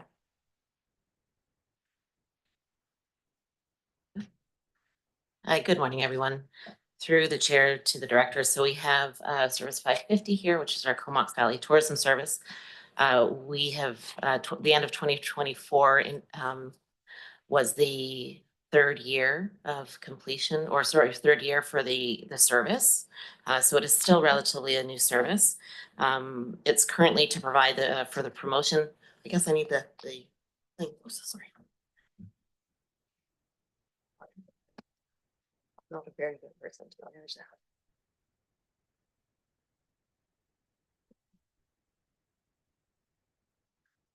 So it's currently to provide the promotion and marketing of the Comox Valley for the purpose of tourism and destination marketing and visitor information service. So in 2024, we began an extensive community engagement on the development of the Comox Valley tourism strategy, and I'll speak to that on the next slides. We also began renting out the visitor center meeting space to community organizations. And we had the completion of a visitor center property use assessment, which was just presented to the board. I just wanted to note that there are many accomplishments within the service that are more directly related to the tourism service and information servicing. And that typically annually we do have our service provider 4VI come to present to the board and out to each of the councils on the accomplishments of the previous year. And we intend to have that happen alongside the presentation of the draft strategic plan. So as we move into 2025, we have a few priorities and initiatives within this service. As I mentioned, we have the development of the tourism strategy, which is happening right now. We intend to bring a draft to the board for approval to move out to final public engagement in early March, with presentations happening out to councils in March, April. That will also coincide with an opportunity for public open houses in March and April, and then bringing that back to the board in April for final approval. Following that, we will be looking to explore the expansion of the MRDT to the entire region, and that will be a further process of engagement. We'll also need to consider within the strategic plan adoption whether or not we want to move into a bylaw change. And that bylaw change is really around being able to activate what we see coming through the strategic plan, which is moving from a destination marketing and visitor information servicing perspective to really moving to a destination management where we support the resiliency of our tourism economy. And we take a regenerative tourism approach that supports and enhances the stewardship of our natural resources and contributes and see that tourism contributes positively to the vibrancy of our communities. And that will be needed to do that. We will need to take that management approach. On the work plan, also, we have the visitor center property plan, and staff's proposing that we move into some dedicated planning around the property to really determine what the future of that property is going to look like, maximizing the use of the property, looking at the visitor center building, considering our septic system, and upgrading the EV charging station that we have there. Some of the trends and challenges and opportunities. Obviously, we spoke this morning about the incoming tariffs. Early opinion on that is with the declining dollar is that we may see an increase in tourism from our neighbors to the south, but also, as we did in COVID, see some more localized domestic tourism as well, increasing. We also have the challenge of increased costs of sewage disposal. We have been able to balance that out this year with the decreased costs of utilities or heating by bringing in a new heat pump. Where's Mike? The heat pump in to the visitor center has helped decrease costs so that the increase of cost of sewage disposal has not been too significant on the overall budget. We have an old EV charging station that is there, and while it works right now, it is no longer serviceable. So we've been given notice by the company that we will need to upgrade that EV charging station if we continue, or if we wish to continue providing that service to the public. We'll continue to work with 4VI and the Tourism Advisory Committee to deliver tourism information and destination marketing services, while we also consider expansion into destination marketing, as I mentioned earlier. We continue to submit applications to Destination BC for continued funding, and working with the City of Courtenay on the Municipal Regional District tax supporting regional tourism. And as I mentioned, we have an opportunity to really look at the municipal regional district tasks and how we can broaden that out regionally to provide additional revenue into the service. I'll just move through some of these slides. There's no change in our human resources. As we move into the expenditure, just drawing your attention to the budget of $25,000 for a new charging station, which we have which does not result in a net increase to the taxation. Rather, we've pulled forward that amount from revenue. And then also we have 20,000, an annual commitment of $20,000 to the Vancouver Island North Film Commission. This request was made to the board a few weeks ago, and the request on the table from that organization is for a 5-year agreement at $20,000 a year. This is an organization that we were supporting under the economic service that does have benefits for tourism, and so we have continued to include this in the 5-year financial plan for the service. Just on the revenue here, noted is the sale of service. That is the revenue from Comox, as Comox continues to participate in the service through a service agreement. That service agreement does conclude at the end of 2026. And then again, just the revenue from the reserve for the EV charging station. I do want to note that in attachment to this PowerPoint, there was also a brief provided, which presents the consolidated budget for the tourism service. And what that consolidated budget is the revenues and expenses over and above what we might call this as the administration portion of the service. So if you do have any questions on that, we can draw attention to that at the end. Again, here, funding sources, no increase in the tax revenue, or sorry, taxation for this service for this year. As we move to the operating budget for the 5-year projection, just noting that the 2026 also marks the end of the mortgage payments for that asset, and the proposed 5-year financial plan moves those debt charge, what we're currently paying in those debt charges into reserve. So here's our projected balances for the reserves for 2024.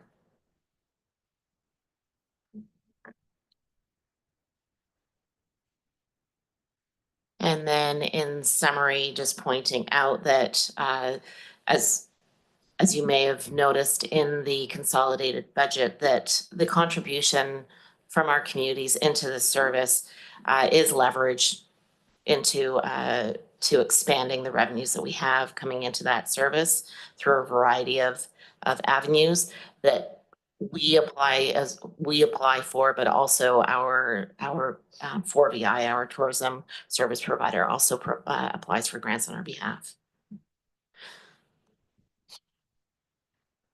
And I'll just go to any questions. Great. Thanks, Lisa. I'll go to Director Arbor in a second. I did have one question. I think it was just a typo. A few slides back, it showed the budget going from 400,000 roughly to 3.8 million. I think it was just an extra digit, maybe back 2 or 3 more slides. Not just before this, that one. Yeah, it's just clearly just an extra digit. We're not going that crazy on tourism. Okay, good to know. So I'll go to Director. Okay. Yeah, I'll go to Director Arbor, please. Yeah, thanks. in the big picture, I think the transition from where we were a few years ago in regards to the tourism budget, it's obviously not huge, but in terms of what we're contributing, but I do have a couple of questions because this is one of the services where I'm still unclear the benefit to the area communities. And when you brought up MRDT regionalization, I don't know if you had discussions with the Hornby Group at all, because that would be news to me if they were interested in doing that.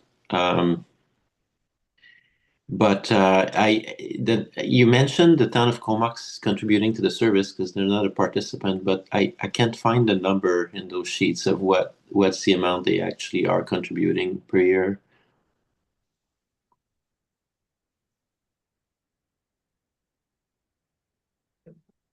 You want us to provide that? Director Robert, we're just getting our mics on here in the room. Yeah, no, that's good. Thank you. I can keep talking if you're having trouble. It's under sales and services, 61,000. So 64 is the Comox 61,320. town of Comox contribution? 61, it's 61,340, 320, 61,320. Okay, that's not bad. No, that's good to know.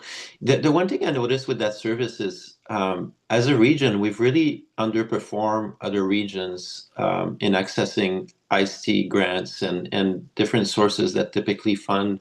I know in Hornby we've had a lot of success working with ICT on a number of projects that enhance tourism.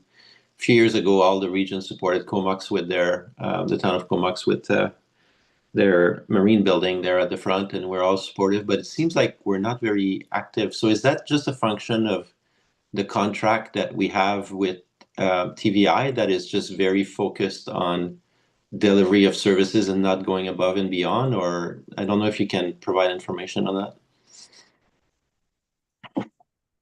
Sure, and I think that's a great comment, because right now the service function, the purpose of the service is for destination marketing and visitor information services. So when we look to the future, when we have the hopefully an approved strategic plan, as that will outline those areas within that destination development, and that's where we can really be purposeful in accessing grants like the ones that you mentioned from ICT. Right now, we don't have a mandate within that space. Okay, thanks very much. All right, thanks, Director Arbor, and we'll go in the room to Director McCollum. Yeah, I had two sets of questions. One is just around the use of the building for rental purpose. Just looking at the last year's actuals, although I realize that number might be subject to some adjustment, but it was under $1,000. And when it was presented as an option to the board, it was being offered at a very affordable rate and to nonprofits only. But to me, that looks like something that's very underutilized and probably really barely worth the administrative effort on something that generates such a small contribution to the cost of the building. So I guess my question is there thought to bringing that policy? I don't know if it was a policy or just the way that we went about it. I can't recall. But I wasn't really that clear at the time, and now seeing this, it's I understand that there is actually a lack of building of meeting rooms in our region, and I'm not sure why we wouldn't want it better utilized, whether it be with nonprofits or the business community or any group that wanted to book a meeting room. So just wondering if you have any thoughts on that. Mm-hmm. Absolutely, and I think that's why we have included in the work plan a visitor center plan to really look at ways that we can. I guess the first is to determine what the future of that plan looks like, and I know that we've discussed that in camera, but I think we certainly have had inquiries from non-community organizations to rent the space, and we do have a bylaw actually that limits that the rental of that space to community organizations for that nominal fee. So I within that work plan, I expect to bring forward a much more fulsome idea of what we can do with that property. And whether that's revenue generating or using space for CVRD needs or whatever that looks like. I think we have a few conversations to have before we can get into that work, but that's the expectation, and it's a recognition that we need to be able to do a lot more with that space, or make it a lot more than what it is right now. And certainly the strategic plan, I think, will help us drive some of the ideas for that space. Although that space, that asset hasn't been contemplated directly in the strategic plan, just the nature of the actions can lend to some of those options. Yeah, thanks. I'm glad to hear that that's being contemplated and we'll get in that direction. I wonder if in the short term, there is just some changes that we can make and that we don't limit it to nonprofits, and maybe want to figure out what the market rate is for the room and, put that in the bylaw.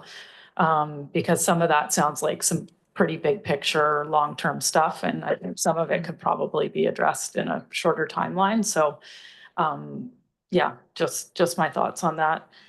And I have another question, but maybe it's a new topic and there's other lights on. Do you want me to get back in line?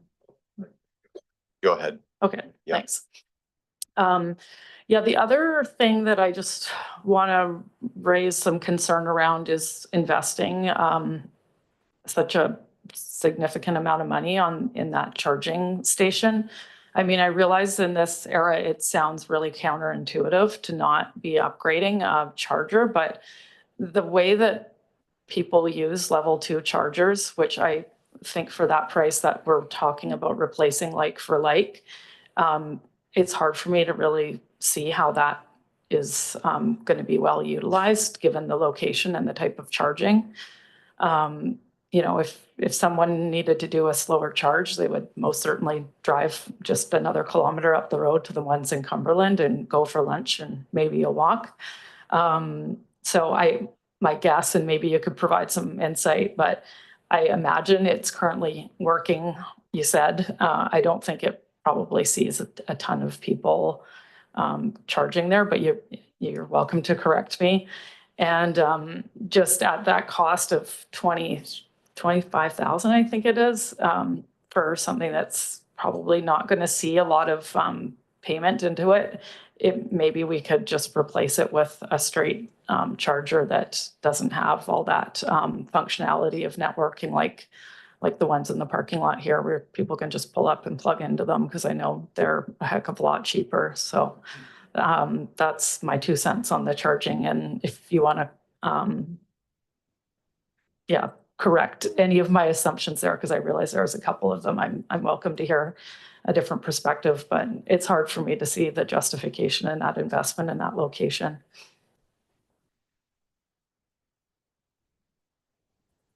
I appreciate your comments, and that's why we drew attention to it in this process. That charger was an inherited asset of that building.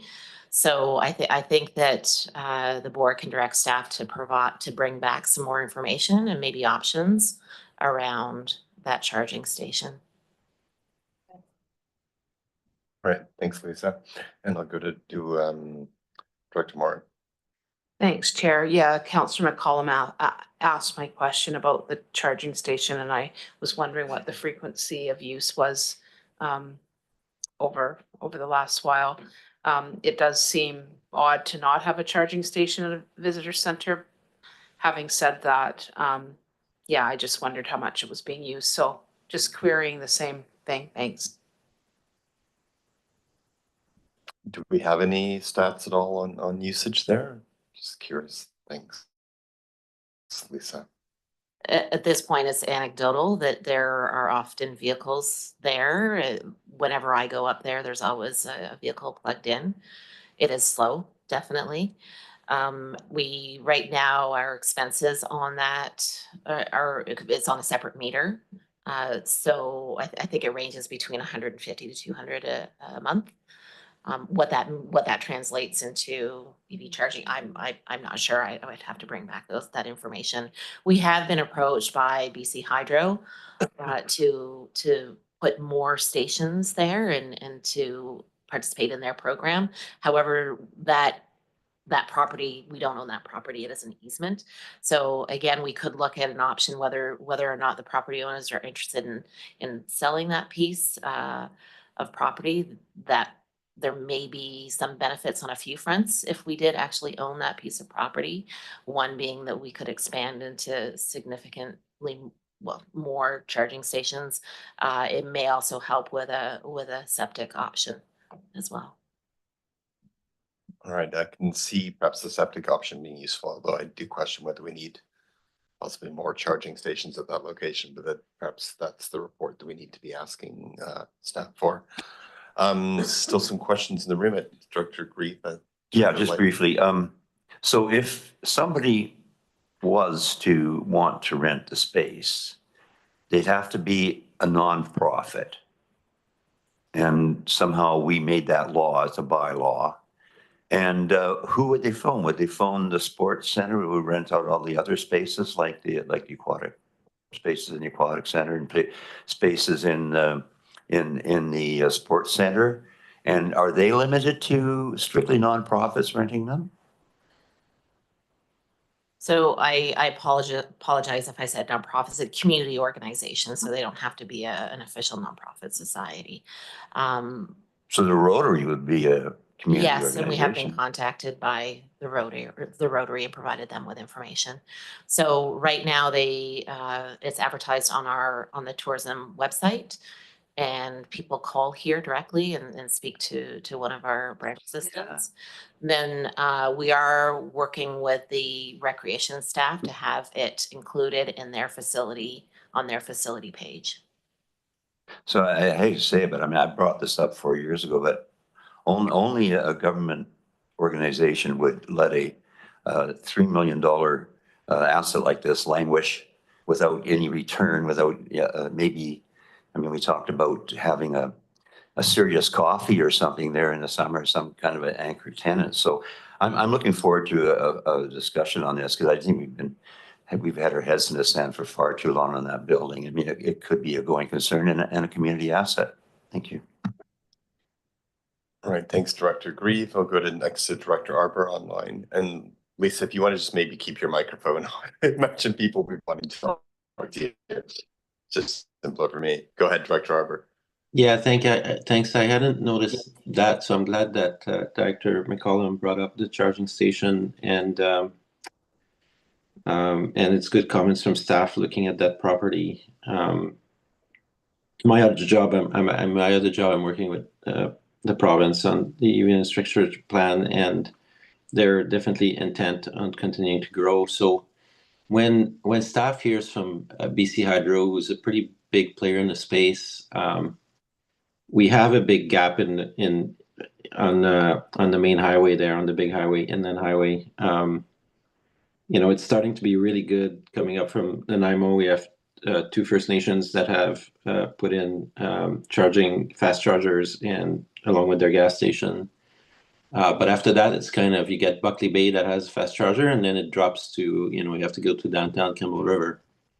So I'm wondering in the rescoping or further analysis on that, if with BC Hydro, you could potentially explore putting some a network of fast chargers there, whether they would be value or interest, if they're already saying that they have some interest. But I agree with Dr. McCollum that that's a poor location for any kind of level 2 or 1.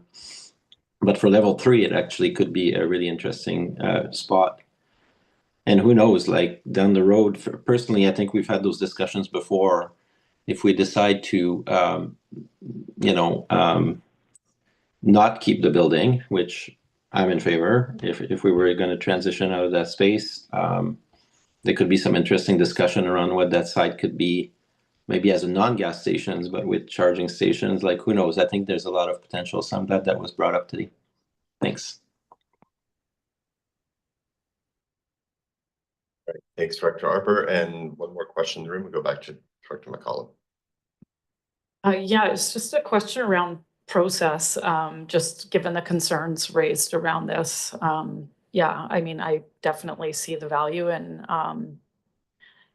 you know, working with BC Hydro on whether or not it's a supportable location for level 3 charging, but just to invest public dollars into a station that, you know, most people can identify as, you know, suboptimal for this type of charging. Is the comments that we've provided enough to change what we get at the next phase in this process, or do you need a motion to remove that from the financial plan, or just what would be the best way to address that? Thanks for the question. And I would, for a change to the proposed financial plan, we would look for a motion to that effect so that it's captured and that we can then bring you a recommended financial plan with that change noted. That said, I think Lisa probably does have enough instruction here that the 25,000 as noted for the EV charger, there's question around that, and we would want to come back to get further instruction from the board before we would proceed with that actual expenditure and that effort. So I think the board has a couple of options in front of it. It can choose to approve the financial plan as proposed. We would come back to you then with options around that EV infrastructure. Or alternatively, you could make an amendment to this proposed financial plan to explicitly remove that $25,000 expenditure. Lucy or Lisa, please jump in if I've overstepped in those two options. I think that's great. The only other wondering that I have is, are you at the place where you would like it removed, or would you like this additional information before you make a decision on this? And we can attempt to bring you further information potentially today or at your February 25th meeting. Depends how much you lean towards removing it out of this proposed budget, and we can come back at a future date to consider EV chargers, because I think I hear a conversation that's grander than potentially just our EV chargers that are at the tourism center. Yeah, and thanks, Lucy. And you reminded me of the parking lot, and we've got staff who are able to do some research through the day here if there was something you wanted to table until towards the end of the meeting, if we had the ability to come back with that information. So could I maybe ask, you said the existing charger is nearing end of life. Do we know how imminent that is? Whether this can be just deferred for a year and continue using that while we dig a little deeper? Sure. So it was offline. It did go offline before Christmas, and we were able to make a Band-Aid fix to it, but we were notified at that point from the company that they would not be providing any support next time if it did go offline again. So it's kind of like the iPhones where they just say we're not going to update your iPhone anymore. Yeah. It's kind of like that. It's just too old. It's too antiquated. I think it's been there since 2012. So the question is, we don't know, but it is likely imminent that because they do need to do regular updates and regular maintenance on those. What we did note is that when it was offline, we did hear from local businesses, accommodators, and tourists that was a frustrating point for them, and that they obviously take advantage of that EV charging station there. Okay, thanks, Lisa, for that extra information. I see Director Arbor online, but I'll maybe go back to Director McCollum to see if she has a follow-up. Yeah, there's a few things to contemplate, but I think what it comes down to is that I'm not comfortable allocating that kind of money to that charger in that location.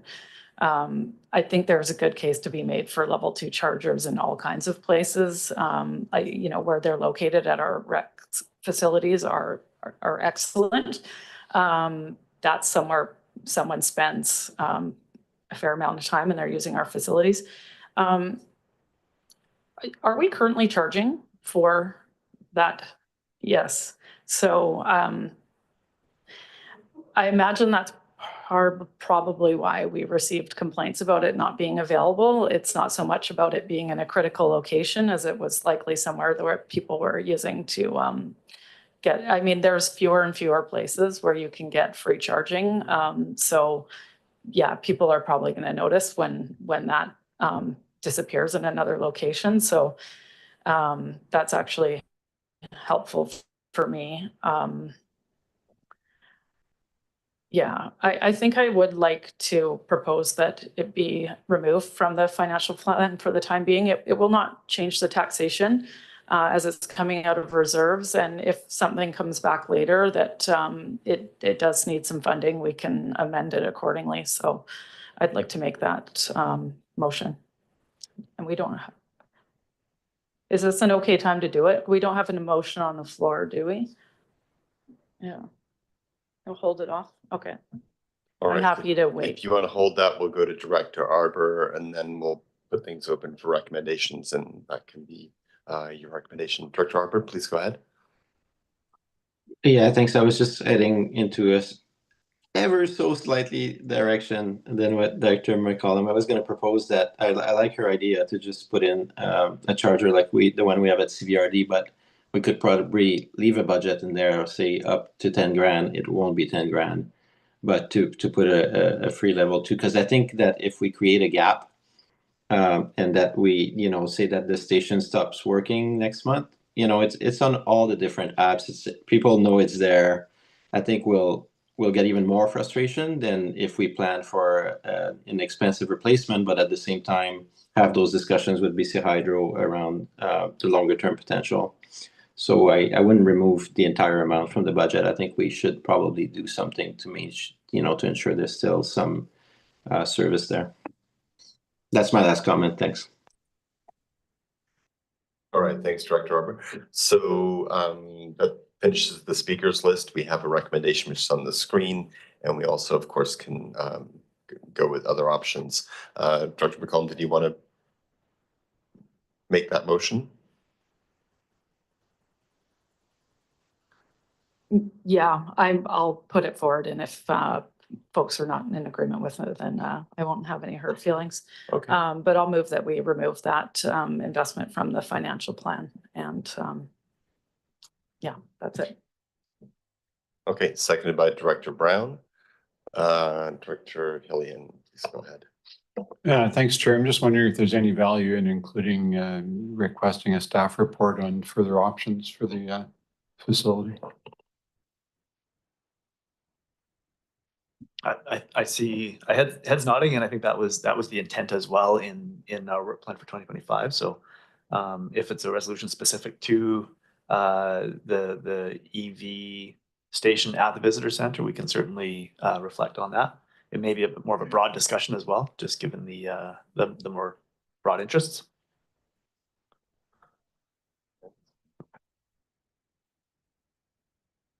Thanks, Chair. Yeah, I appreciate the conversation started by Director McCollum. I think it's a bit of a, while it is free and operational right now, it's not worth investing in that particular spot, particularly when we don't own the space and we don't know what we're doing with it. I think we want to hear back from staff around the potential of acquiring that space, and potentially getting a sani dump or something else in that space so that we can actually use it effectively.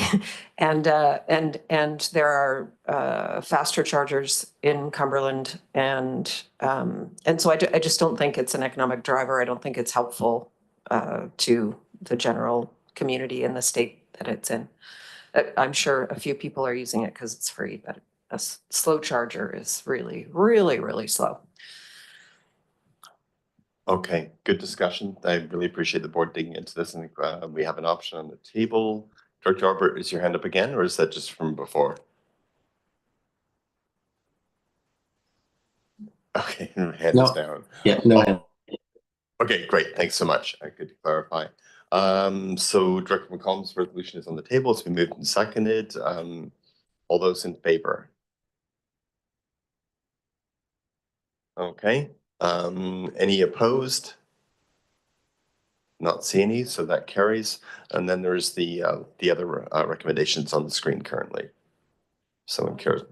Moved by McCollum, second by Hillian. Thanks very much. Any discussion on that? Anyone opposed? And that carries. So I think we've been going for over 2 hours at this point. Let's take just a 10-minute break and then get through a few more before lunch. Thanks everyone for your attention. I know, I thought it wasn't. Then talk to Lisa about that. So yeah, she scripted 2 resolutions that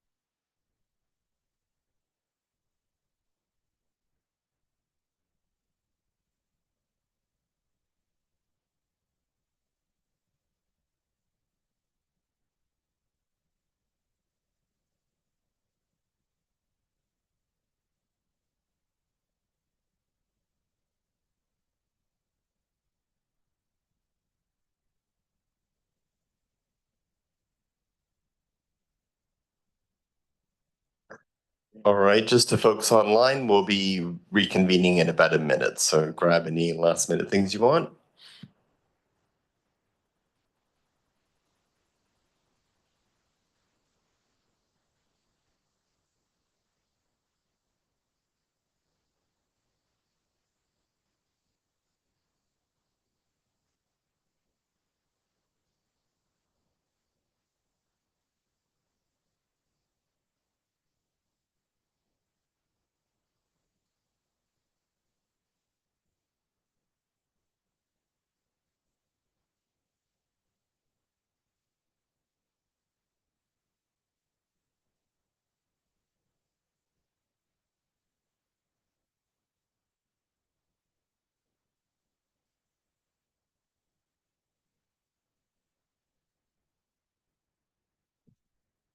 Hello, everyone. Okay, we're going to get back to the day's events. So let's see, the next item up on the Price is Right is that Services 150, the feasibility service. And should I pass that to you, James, or can I go straight to Lucy?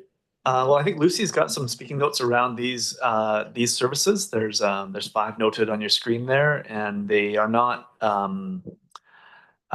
Anyways, I think Lucy's got some speaking notes on why we don't have PowerPoints for these particular services, but certainly staff are available to answer any questions. So, Lucy. Thank you.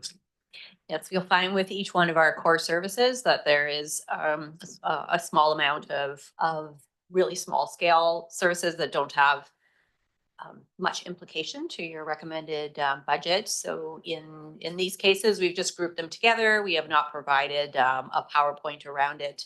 It's all in with a goal of concentrating on the areas that are most important to you as directors, and these ones we will speak just briefly to, and in essence just take your questions if you have any.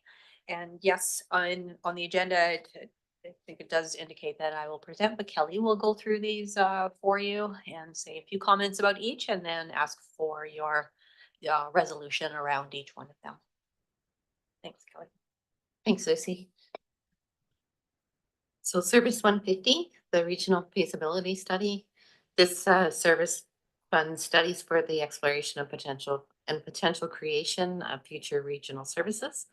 The requisition remains at the 2024 level of $15,000 and extends across all 5 years. Recovery of $11,250 from Service 625 Regional Parks and Trails is included and will be fully recovered in 2027. Sorry, I should have said that if a service is established resulting from the feasibility, that the fees are recovered over a 5-year period from the newly established service. For 2025, there's an unallocated balance of just over 24,000 and an existing commitment of $82,000 for the future of the Comox Valley water supply strategy. This brings us to the end of the service, and thank you. Staff are available for questions.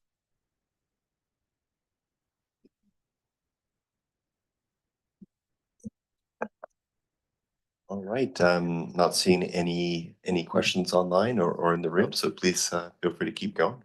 Okay, so Service 190, member municipality debt. The service is a flow through for the member municipal long-term debentures as required by legislation. The CVRD borrows on behalf of the member municipalities, and the municipalities forward the required semi-annual debt payments as described in the debt issue documents to the CVRD, who then remit the payments to MFA. This brings us to the end of this presentation, and the staff are available for questions.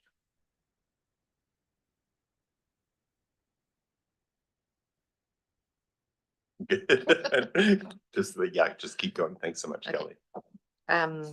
So these two were grouped together on the recommendation. Did you want to do that one now, or all of the recommendations together for all of the services? This one was recommendation 1. Do you want to wait until the end and do them all together? Yeah, okay. So for service 275, 911 answering service, we do have a quick presentation for that one.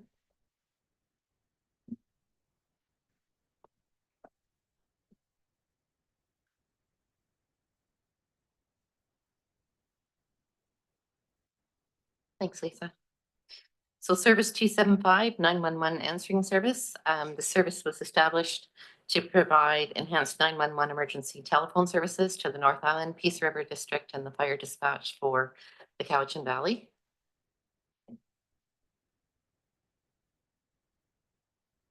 There we go. It's a flow through for the North Island 911 Corporation, and it's a distinct corporation comprising of 6 regional districts and 1 First Nation.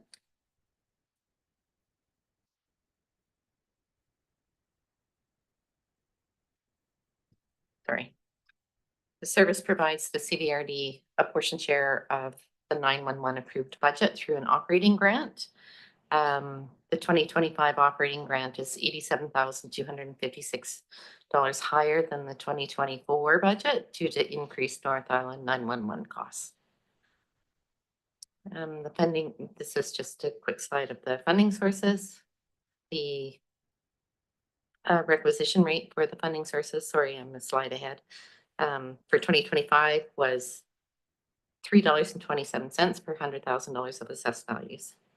The operating budget, the future years see an increase of 5% year over year due to the North Island 911 25 to 29 adopted financial plan. The future expenditure reserve has minimal contributions planned each year. The balance is not enough to offset any stiff increases to the operating grant or to be a required resource for rate stabilization. This brings us to the end of this presentation. Thank you, and staff are available for questions. Okay. So moving on to service 400, cemetery service. There's no presentation for this one. So this service was established to provide a grant to the City of Courtenay for the cost of acquisition, construction, and equipment of cemetery facilities. The City of Courtenay submits a 5-year plan for the facility annually. The 2025 grant increase has increased $60,000 over 2024. The increase is for the purchase and construction of 60 lawn crypts and for the construction of a new road access to Section S. The 2026 request falls to $150,000, with another sharp spike in 2027 to $240,000 for the installation of 120 new lawn crypts. 2027 plans for maintenance of the grounds and existing niche walls. And 2028 again brings plans for 120 new lawn crypts. This brings us to the end of the presentation. Thank you. Staff are available for questions. Okay, service 630. My paper's all mixed up. There we go. Library. The Vancouver Island Library Service is a flow-through service for the library services located on Vancouver Island. The Vancouver Island Regional Library consists of 38 members from local governments located on the island. The Vancouver Island Library Board adopted their 2025 budget in September 2024. The budget included a total increase of $1.9 million or 5.97% over 2024. This increase was mostly due to lease space costs greater than inflationary projections. Payroll, utility, and facility costs increases are also projected. Vancouver Island Regional Library is funded primarily through apportioned levies from each local government member. For 2025, the CVRD increase is just over $93,000. The tax rate is equivalent to $15.41 per 100,000. And this brings us to the end of the presentation. Thank you, and staff are available for questions. All right, well, thanks very much. It's obviously very complete presentations. I don't see any questions at this point. So thank you. Start the recommendations. That's been moved, seconded by Director Carr. Any questions? Anyone opposed to recommendation 1? That carries. Recommendation 2, please. Thank you. Moved and seconded by McCollum and Moran. Any questions on that? Anyone opposed? And that carries. Thank you. Moved and second. And I think I'm reading it correctly. That's just Area B, Courtenay and Comox, unless there's anything behind that screen. All right. Any questions? Anyone opposed? That also carries. Thank you. And I guess we'll go next to the water supply core service. I'll pass it over to our CAO. Thanks, Chair. And we've got a couple of core service presentations here to provide to the board as an overview, but noting that the individual services will be at the Water Committee, the Sewage Commission, the Electrical Area Services Committee. And Mark Rutten is here to present the water supply core service and then the sewage treatment core service. So Mark, over to you. Great, thank you. Through the CAA and through CAO and through the chair. Good morning.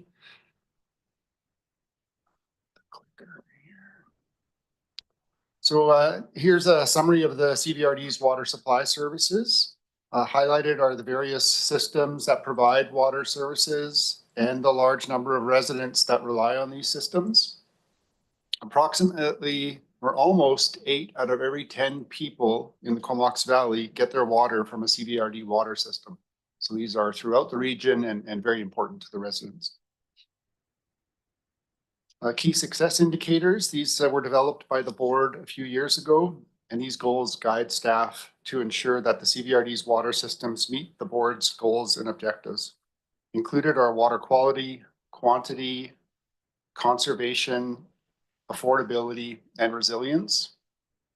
And also, of course, ensuring a strong continued relationship with Comox First Nation. Just a slide here on some of the key initiatives that are underway. The South Water Project continues to be a high priority partnership with Comox First Nation and the City of Courtenay. Work on the Water Master Plan continues. This project has experienced some delay in 2024 as we work through the updated population projections resulting from Bill 44, but we are on track to report out on that project this year.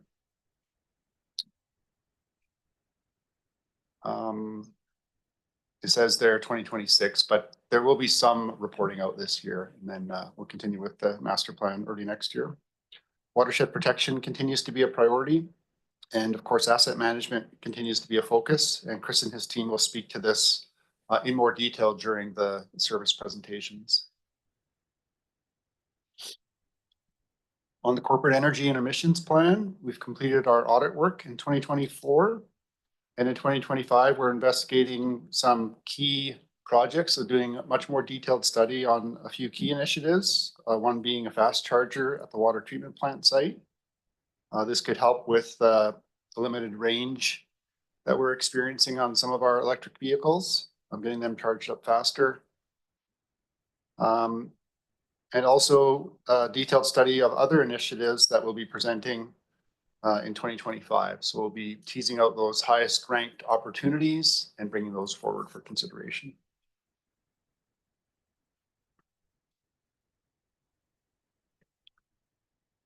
This slide offers a bit of a trend or teaser for what you're going to see for many of the water system presentations that Chris will provide, and on the sewer side also. So we're experiencing some significant challenges in terms of costs, which have grown quickly.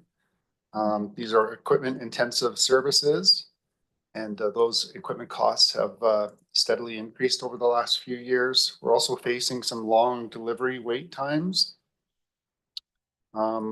Also experiencing increased regulations, not necessarily on the water quality side. Those regulations have been set for a while now, but things like safety, the training requirements regarding safety, traffic control, cultural heritage. These are all things that that create an increased workload and increased requirements on the crew. So we'll speak to some of those. On the positive, we have a great team of water managers and operators, and they're always looking for better and more efficient ways to do things. And we're making good progress on asset management with our full-time resource that we have in place now. We're really starting to pick up speed on asset management work.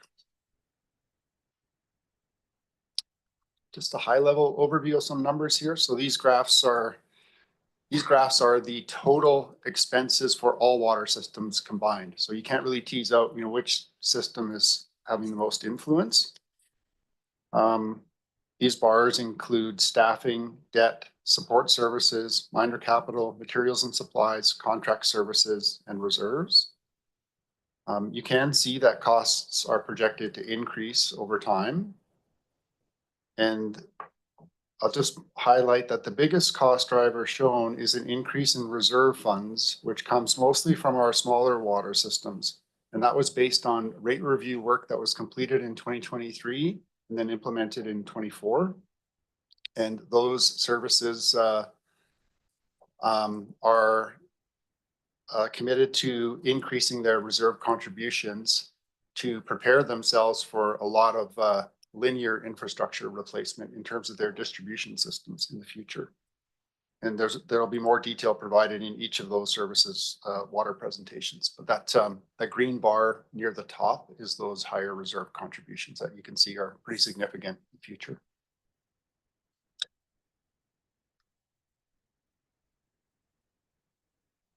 This graph shows how revenue is generated. Most of the revenue is derived from user fees, but it can be seen that revenue from parcel tax, which is the orange portion of the bar, is increasing over time. And that's directly related to those larger reserve contributions. So parcel tax increases in our smaller rural services, and that parcel tax being put directly into reserves for linear infrastructure replacements. And that's all supported by the rate review work that was done in 2023.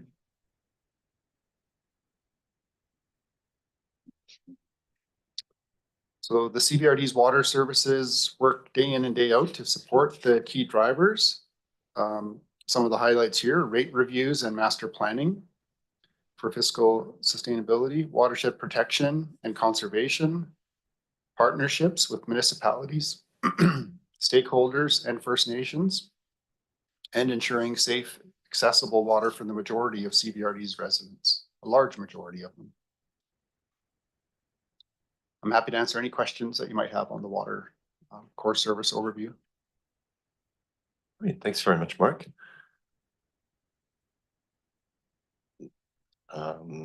Not seeing any questions online or in the rooms, so excuse me.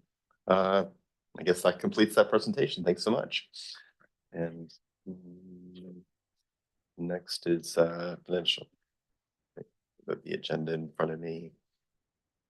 Sewage treatment.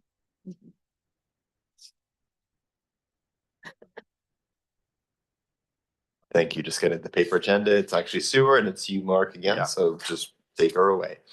Great, thank you.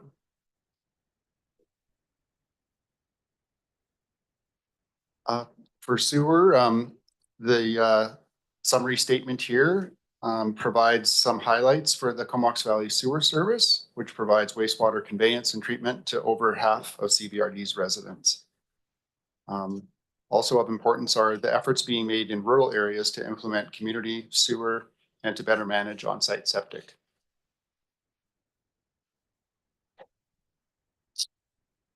Similar to water, these success indicators were developed by the board a few years ago, and these goals help to guide staff to ensure that the CBRD sewer services are meeting the goals, the board's goals and objectives.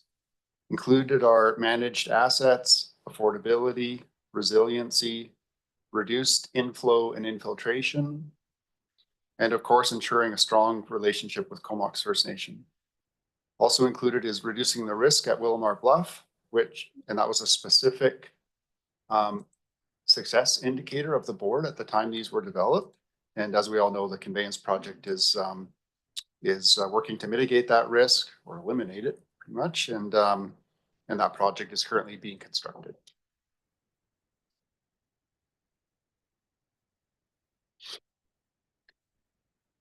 Some of the key initiatives underway.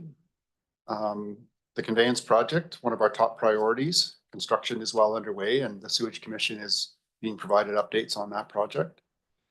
Liquid waste management planning continues for both the south and the core areas. The Sewer Extension South project remains a key priority and partnership with Comox First Nation. And the wastewater treatment plant upgrades are coming in the near future. I'll speak a little bit more about that when we get to the financial slides.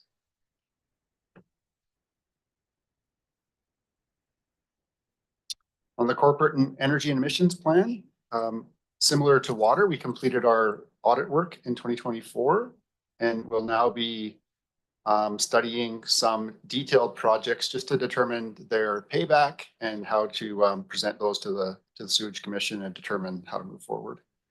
We have included the purchase of 2 electric half-ton trucks in 2025 and the installation of some chargers at the treatment plant, the wastewater treatment plant. The study work will include a detailed heat recovery project and some other opportunities for the treatment plant with presentation of those results in mid-2025.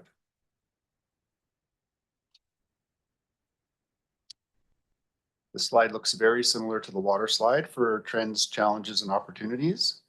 Cost and lead time pressures are also prevalent for sewer. It's also a very equipment-intensive service. Inflow and infiltration continues to be an important part of the conversation. There's a factor in the wintertime, our peak flows are 3 to 4 times higher than in the summer. So if there was a way to reduce those, the treatment plant capacity could be extended for a long period of time. So an important part of the discussion. We have a complex partnership for South Sewer. So that's definitely a challenge that we continue to work through. And again, we have a great team in place that's passionate about what they do, and they're always looking for innovation and opportunities.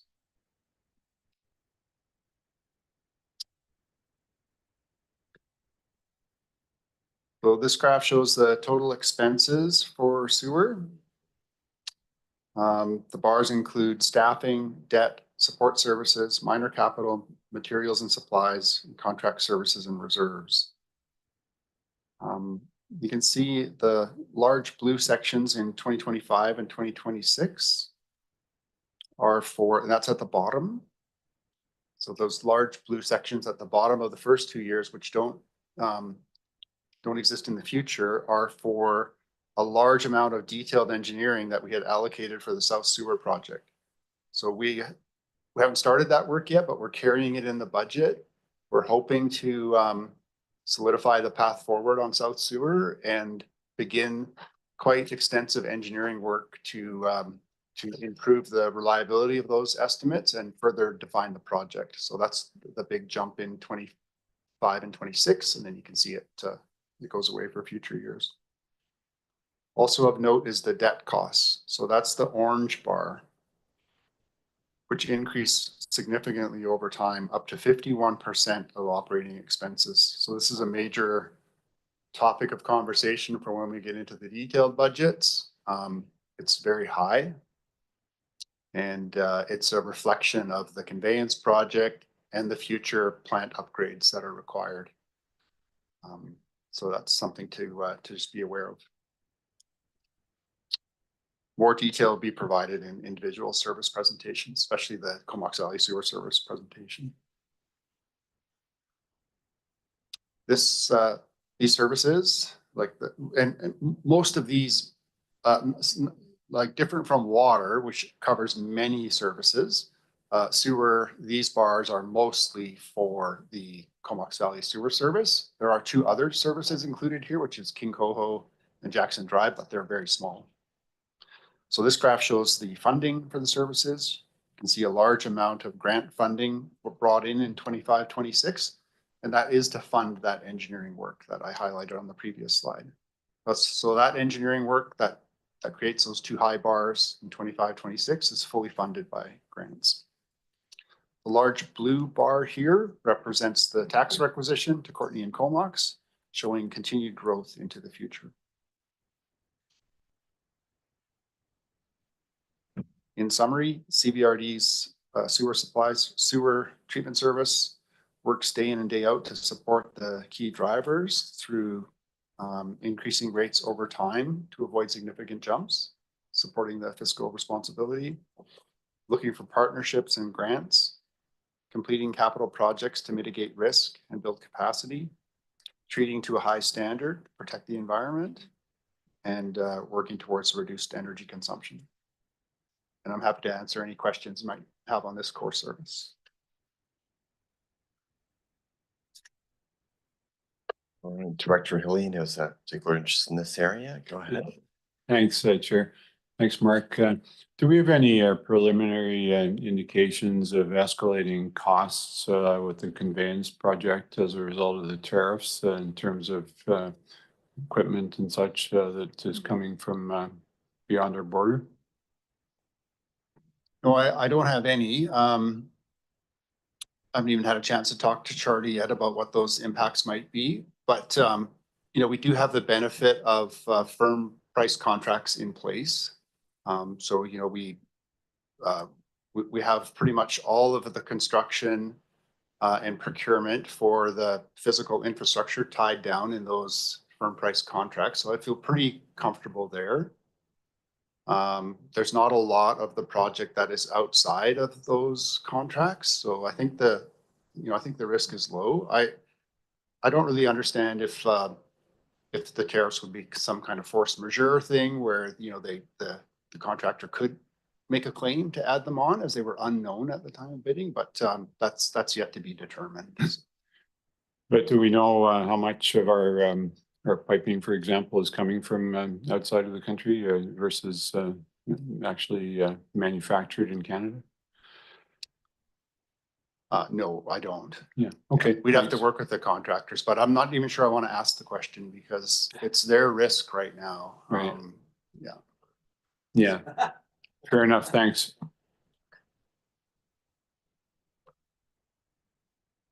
All right, thanks. And Mark, seeing no further lights on it, like thank you for that presentation. And next we'll move on to the ESC core service. Thanks, Chair. And I will be presenting this one. Again, it's an overview of the electoral areas core service, and the bulk of the individual services will all be considered next Monday and Wednesday at the Electoral Area Services Committee meetings. Thanks, Mark. So the CVRD delivers local government and services to electoral areas. The services include street lighting, land use planning, fire protection, building inspection, bylaw compliance, water distribution, islands-based services, parks, heritage conservation, community hall supports, community grants, and many more. The electoral area directors advocate for services with the Comox Valley Regional District itself, provincial and federal levels of government, and other interested parties. Noted here are the key service outcomes, key success indicators that the board has set for the electoral areas core service, highlighting those indicators that are most relevant and for which we seek to deliver our services on. On this initiatives update, again, this is the initiatives that the board has set from your strategic planning, and they also are reflected in the somewhat quarterly updates that we provide around those strategic initiatives. Each initiative will be further explored through the Electoral Area Services Committee meetings. But to touch on parks and fire services in particular, I can report that continued work on one spot trail extensions are ongoing with the additions in the Spike Road area and extending south adjacent to Condensary Road. We've also completed Charles Brandt's life estate transfer and completed an eco-gift land donation to expand park offerings. We have started work to enhance the Dyke Road Park, which helps to restore the estuary. And on the fire service review, much of the work is focused on emergency service initiatives, but in particular, work is still being done on better understanding the inspection and investigation requirements coming out of the new Fire Safety Act. Further bylaw amendments are expected in 2025. And like I said, we will be touching on these initiatives in much more detail in the Electoral Area Services Committee meetings. Aside from all of the other trends, challenges, and opportunities that are being spoken about, which seem to cross many of our core services, I do note this specific trend here as it relates to community halls and fire halls. These facilities are often the backbone of a rural community, and there's ample evidence that help is needed. And the EASC will be giving consideration to those supports in the next week or so and through financial planning. On the expenses and the revenues slides, this slide and the next one, these are the roll-ups of all of the electoral area services that I've been mentioning. And again, we'll be going into much more detail next week on Monday and Wednesday. That's the revenue slide. And then, Mr. Chair, we always try to summarize with the direct reference to your strategic drivers. And I will note that a couple of these columns are blank. That's my apology. I had added to these late last week, but the specific focus around accessibility, diversity, equity, inclusion, there's a lot of work that goes into partnering with community organizations and volunteer groups in many of our rural services. And as well on the climate crisis, environmental stewardship and protection, we do see significant effort going into our asset management as it relates to the infrastructure and the taking care of those assets into the future, in particular as it relates to our climate crisis. And happy to take any questions. Great, thanks, CEO. Appreciate the presentation. I'm not seeing any lights on in the room. I'm just perhaps Lisa, can you let me know if there's anyone online? Yeah, I imagine you're keeping them all in reserve for next week, but seeing no further questions in the room or online, we'll move on to the next item, which is Regional Sustainability Core Service. And we'll pass that back to RCA and just give Alana a minute to get to the podium. Thanks, Chair. Yes, Alana Mullally, our General Manager of Planning and Development Services, will be introducing regional sustainability as a core service. And for this core service, there are several individual services that will be then further introduced with presentations from the budget managers. So Alana, over to you. Thank you, James. Through the chair to the directors, good morning, early afternoon. Regional Sustainability Core Service. While Lisa's pulling up the presentation, I'll just get started on our introduction. So as a core service, regional sustainability includes 4 services, being our 2 housing services, the Regional Growth Strategy Service, and our recently minted Regional Park Service. Together, these services enable you to advance many of your strategic priorities in ways that have the potential to directly benefit Comox Valley residents. Within the context of this service, there is broad opportunity for data collection, monitoring and reporting, and coordinated action to support collaborative decision-making, new partnerships, public education and awareness. And in the case of the Emergency Shelter and Land Acquisition Service and the Regional Parks Service, there is opportunity for strategic and coordinated land acquisition and management.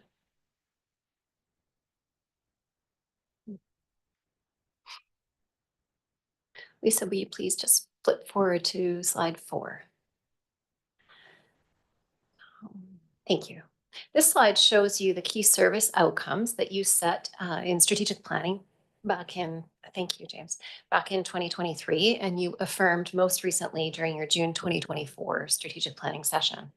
Within each of the service budgets, the presentations that are upcoming, we will describe how these key service outcomes have been incorporated in the development of proposed and/or ongoing service initiatives. As you know, there is a considerable volume of work underway within each of these services, and the initiatives listed on this slide are those that emerge directly from your strategic planning work. The first 3 in the list on the left are action through the Regional Growth Strategy Service. The proposed minor amendment to the RGS bylaw was scoped with electoral area and municipal planning representatives. That's okay. And we received direction from you to undertake the proposed amendment using a minor amendment process, given the very targeted nature of the proposed amendments and the absence of an impact on the overall intent or purpose of the RGS bylaw. And as a reminder, the construct of the bylaw, the growth management construct, is perfectly positioned to implement the recent housing statutes introduced by the province.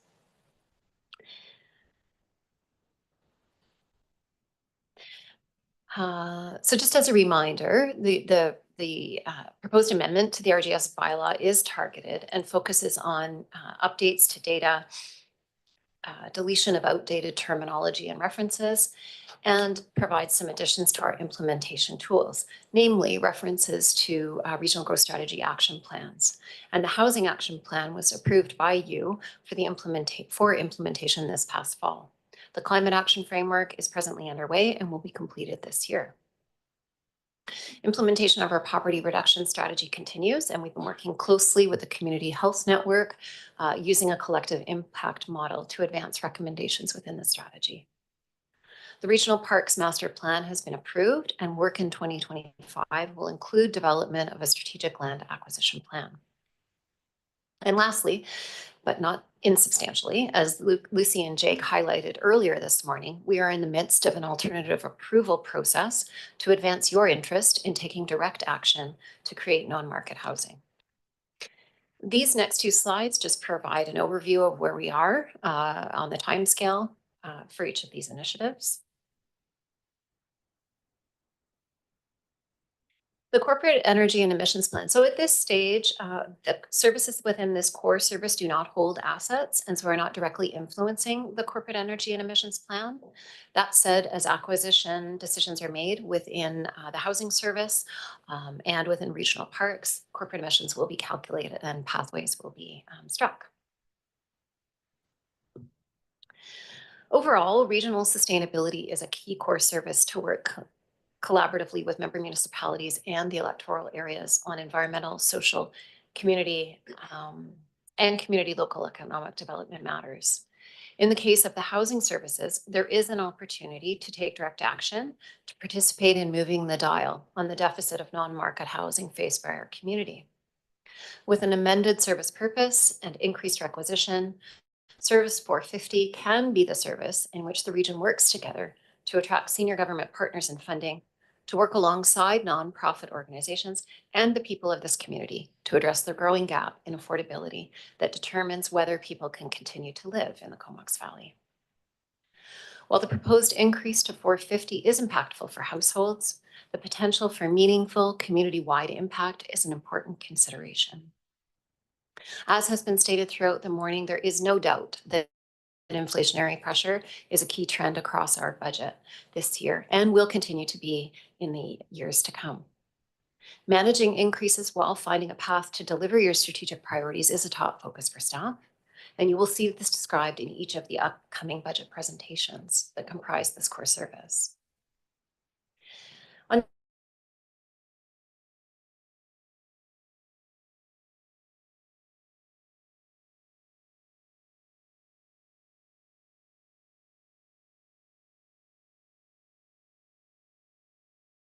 Consistent investment accounting for potential measured increases through collective bargaining. No major changes are proposed within these services for 2025 on the personnel side. And depending on your decisions regarding the housing services, future years may require additional personnel. The plan for staffing within the regional park service will be described in the services presentation, budget presentation momentarily.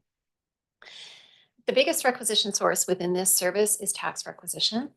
There is significant opportunity within both the regional growth strategy service and housing services for grant funding, and within regional parks for funding related to partnerships. Finally, staff applies your strategic drivers both comprehensively and specifically to each initiative. Within each of the service budgets, we will describe those specifics and invite your questions. Thank you very much.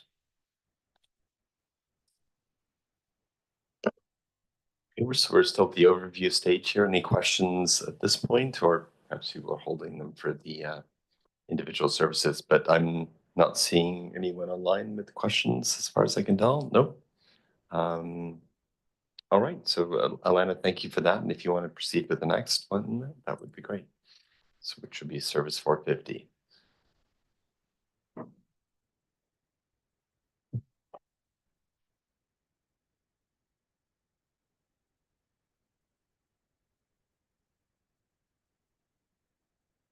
Thanks, Lisa.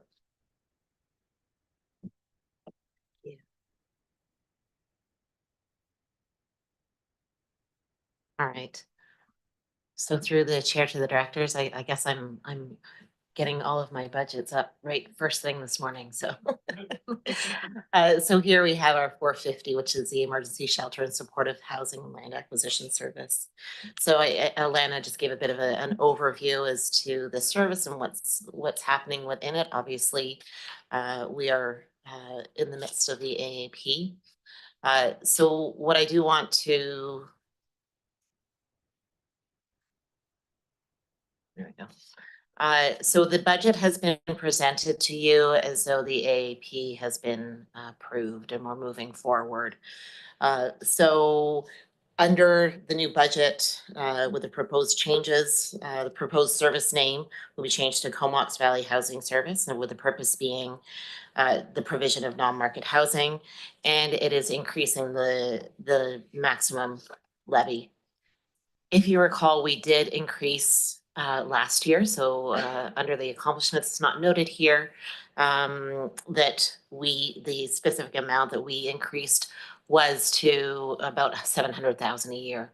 So that was a significant increase with the intention to build the reserve in preparation for the board to move forward with specific housing actions. So in 2024, as Alana mentioned, there were completion of the Regional Housing Action Plan and feasibility study for the Direct Housing Action Housing Organization and the Homelessness Needs Assessment and Community Plan, which is currently underway, all providing information into the future of this service. With the board approval, the board approved that we move forward with an AAP, and as I mentioned, that this budget reflects that. Sorry, I don't have my correct glasses today, so I'm having to like kind of figure out what I'm looking at. So just under the trends, I'm just gonna keep them off here. Just under the trends and challenges and opportunities, I think we really want to just impress here that there continues to be a criticality for the transitional, supportive, and geared to income housing, which is what this proposed project is proposed to, or sorry, proposed services proposed to support. The opportunity to modify the service to better meet the current needs of the current and future needs of the community is integral with this service. So as we move forward to the expenses, as we did last year, we are noting that the increase in revenue here would be transferred to reserve. So we haven't outlined a specific budget that will come depending on the outcome of the AAP. In revenues here, you'll see we've projected that increase here. We do have a prior surplus from 2024 of 20,000, and that is in particular for to support a consultant to do a land inventory for us, and that is noted in the regional action plan. So the funding sources are all the electoral areas as well as municipalities into the tax requisition, and the noted increase there depending on the AAP. So as we look forward to the projections over the next 5 years, without the AAP, we still, I believe last year when we presented the board, we would still be looking at about a 4 million reserve by 2028. With the increase from the AAP, we're looking at a balance of almost 8 million.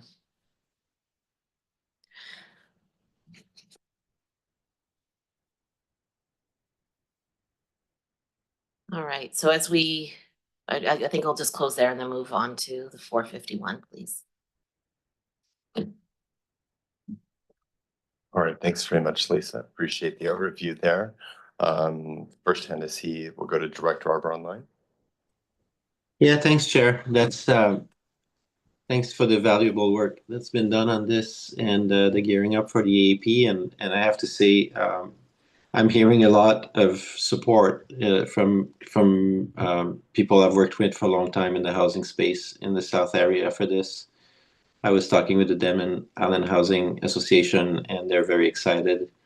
There's also obviously some people that are not as excited, and we saw the town of Comox leave or pass a motion to leave this effort before it gets off the ground, which is fine. I am wondering, there was I'm just wondering before we continue about, I just want to test the level of engagement because a counselor from Comox yesterday on Facebook wrote that the coalition had not been consulted and did not know about this initiative. Can staff clarify whether there has been discussions and consultation with the coalition on this initiative? Director Arbor, can you clarify if you're referring to the AAP process? Well, and the otherwise? Housing Authority, like the whole exploration of the space.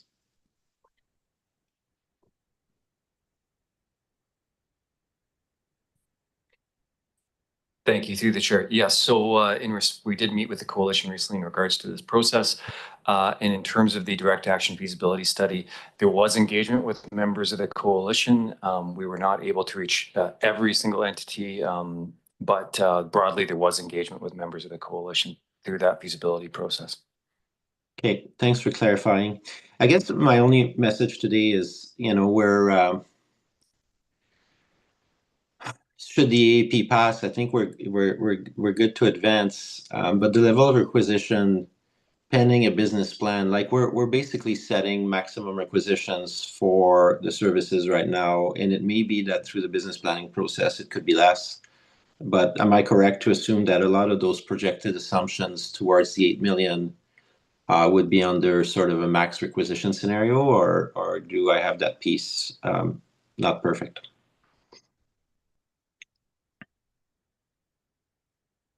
Yes, that's correct.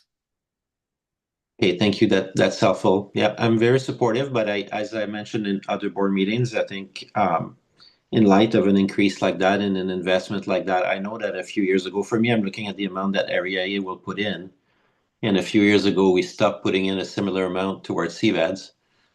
So I know that housing is top of mind, so I remain supportive, but I think we'll need to keep looking for savings elsewhere as we launch an initiative like that, because I am concerned about the overall tax rate, across all the services that could happen as a result. It's still not a lot of money, but I think, per home, but I think we still should look for some ways to, to mitigate that added cost. So anyways, those are mostly comments, but you did answer my question about the coalition. So thank you for that. Yeah, thanks for those questions, Director Arbor. We got a couple of people lights on in the room, and go first to Director McCollum. Yeah, thanks for the presentation on this. It's good to look at the summary and contemplate kind of where we're at in this process. We've come a long way in a short amount of time, and we still have a lot more work ahead of us. Yeah, I'm hopeful that we'll find a way to continue to action this as a region with all the current participants, but I recognize that may not be how this proceeds.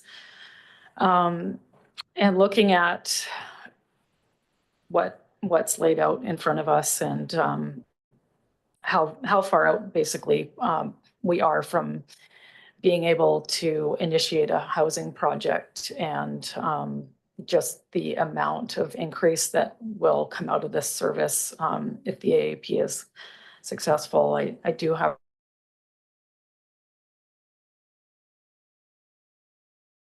reservations on this, and mostly because we don't have a clear plan in place.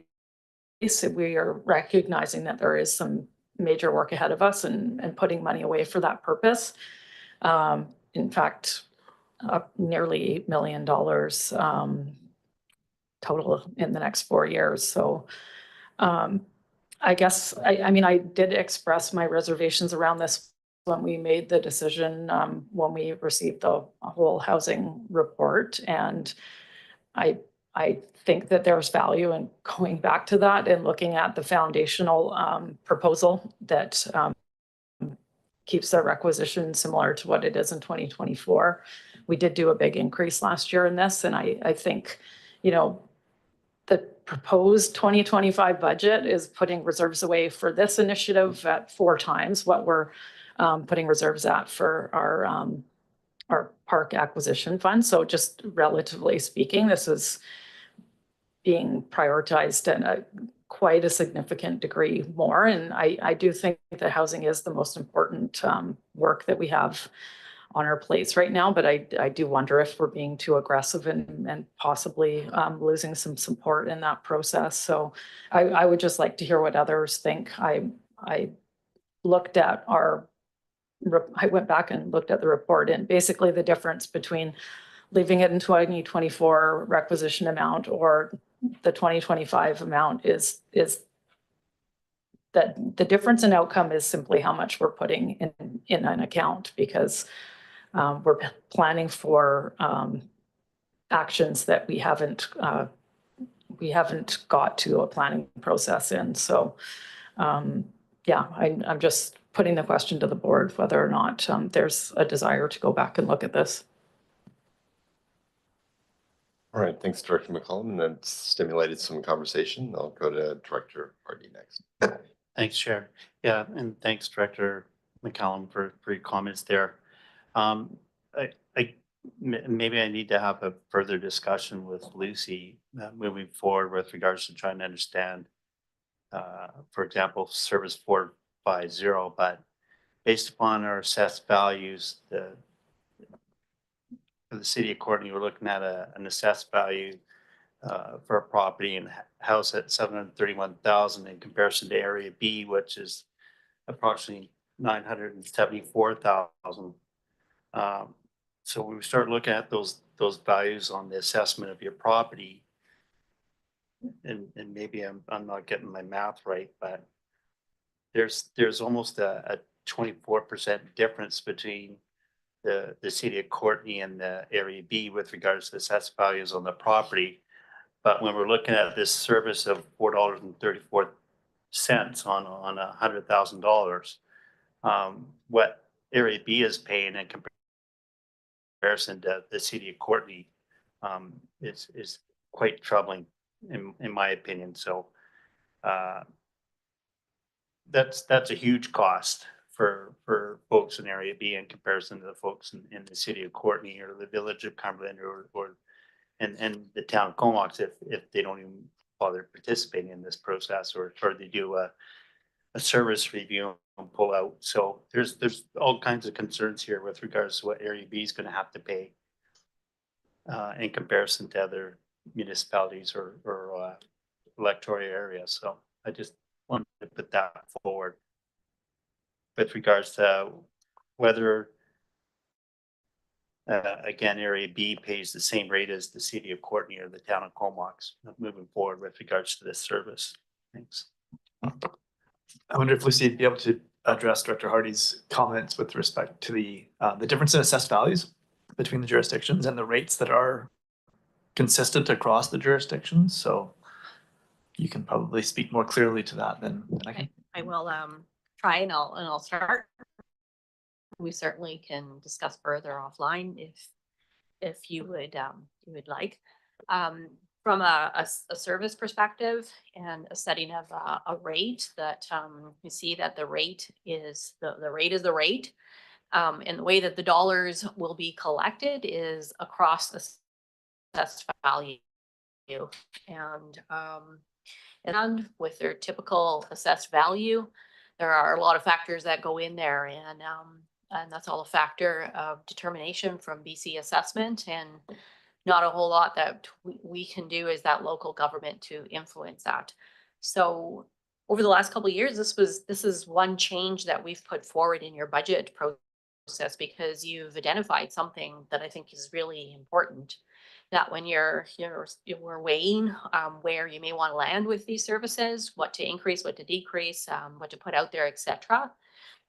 We want to understand the impact to our households, and that can be very different across all of our participants. And in this particular case, you're noting, Director Hardy, that it's $10.54 more than the city of Courtenay, and that is what it is. It's a fact, and basing it on that typical assessed value, that's what needs to be weighed here when you're determining affordability for your particular community or affordability overall, because there's a range there of what people will pay, right?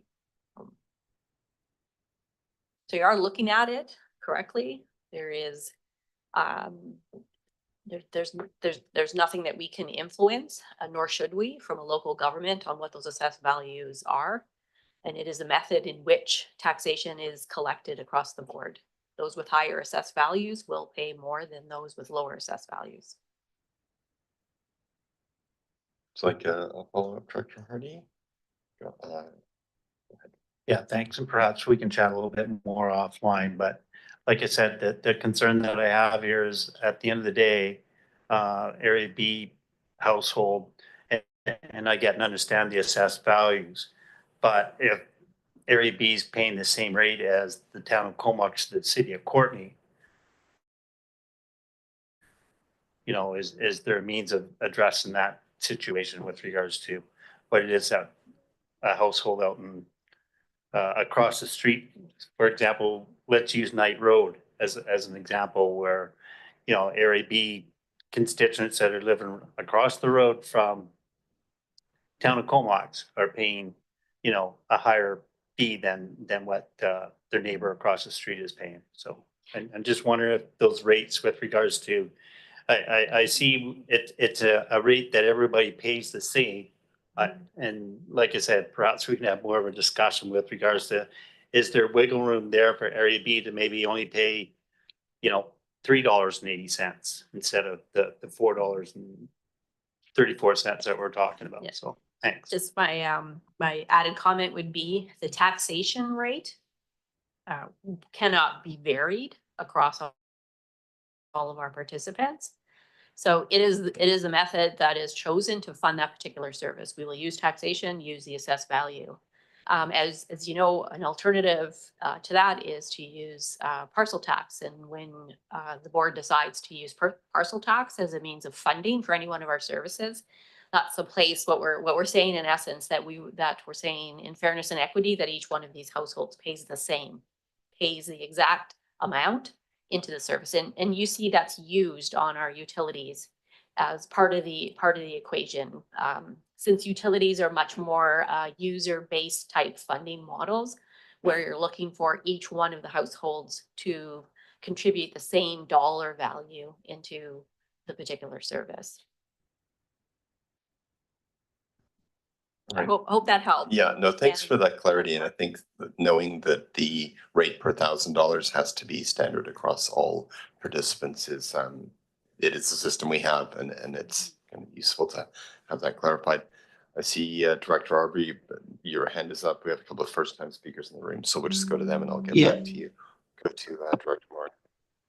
Oh, sorry, just like to let first-time speakers go and then you in a second, just let you know. Great, thank you, Chair. Yeah, thanks to Director Harder for bringing that up in terms of the figure per average home that was sort of linked in with my comment slash question.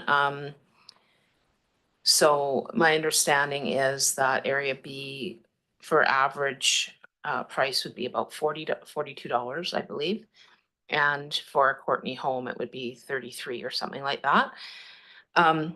But of course, that's based on the assessed value of your home. So theoretically, I know this isn't the case always, but theoretically, you probably have, if your home is worth more, then you most likely have more of an ability to pay, not always, but, and then in terms of, Comox being across from Knight Road, I mean, those are probably comparable. Like, it doesn't mean that Comox is paying less necessarily because there could be a house across the road that's the same average price as Area B. But I get the concern for sure. I guess I look at the dollar amount of $42 and 33 for Courtney for people who have a higher ability to pay as not huge in the big picture. Having said all that, we are entering tough times and people are struggling, even those with higher incomes or whatever. So I wouldn't be opposed to looking at an adjustment, but at the same time, I would like to I don't want to throw out the baby with the bathwater either. Because I think that this is a good direction to go in. And we have a lot of renters in town, and I've been talking to quite a few of them, and they're all in favor of this because they cannot afford to rent here. And I've brought this up before. I know I sound like a broken record, but these are folks who are providing the services to us that we need. These are the people filling jobs that need to be done, who are working in care homes. Even nurses are not, entry level nurses are not necessarily making a lot of money, especially if you're renting on your own. Anybody who's trying to rent on their own is really having a tough time. You know, if you have a partner, a roommate, or two roommates, then maybe it's a bit easier. So yeah, this is people who own property, helping people who don't. The hope being that those folks who could maybe get a break in their rent down the road, when we start to see some projects coming forward, will be able to purchase a home and pay property taxes. And of course, we know that people who rent are contributing to our economy in all kinds of different ways. If they pay a little bit less for rent, they might be able to go out and buy a new car. They might be able to, you know, purchase some new furniture or whatever. So I think it is a good direction. Like I say, there's quite a divide. I find in the community, the comments that I've received, the people who really are struggling financially and have high rents are the folks who are very in favor of this, and not because they're getting any kind of free ride, because I don't see it like that at all. The other thing I want to bring up is the frankly really disturbing commentary that's out there that this is for people who are unhoused, and that shouldn't make any difference. In the big picture, we should be, I believe, helping everybody in our community. But it's being, I frankly don't see anything about helping renters in the commentary on social media. It's pretty much all about, oh, we're gonna subsidize people who are unhoused. And it might be because of the confusion with the original service title. And I also think that there's some concern about, obviously, the service changing in nature to what it was originally. I don't think it would make any difference, because I don't think that there's that will to provide money for a shelter either. So for some folks. So those are the reasons I'm still in support of this initiative. As I said, I wouldn't be opposed to adjusting things, particularly because of the climate that we're in right now and all the bad news we've received. But it's not going to make it any easier for those folks who are struggling the most if we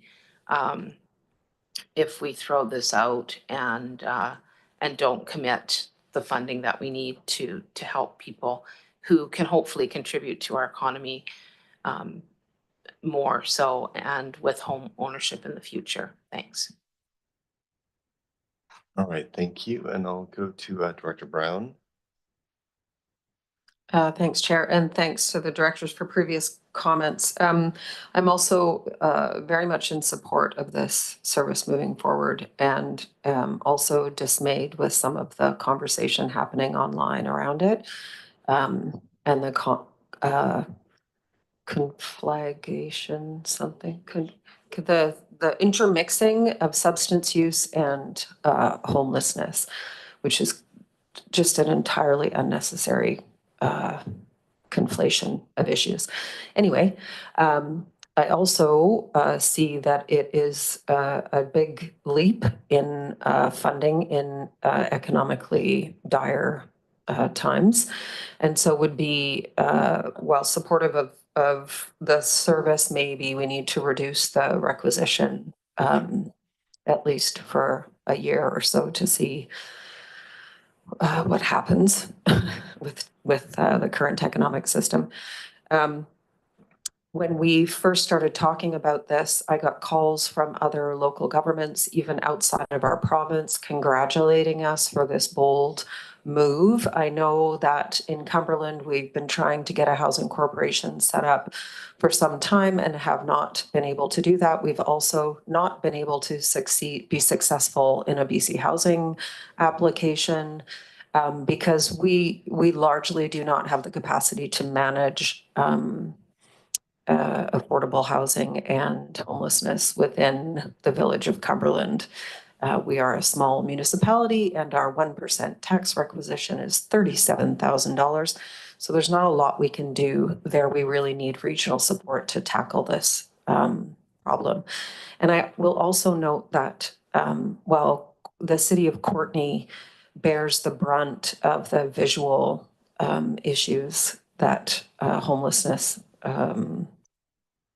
gives us, they're also spending an inordinate amount of money, I'm sure, in their own budget addressing this problem. And those folks in the rural and smaller municipalities that become unhoused generally end up in the city of Courtenay. And I feel a responsibility to support the city in doing the work that they are doing because of that.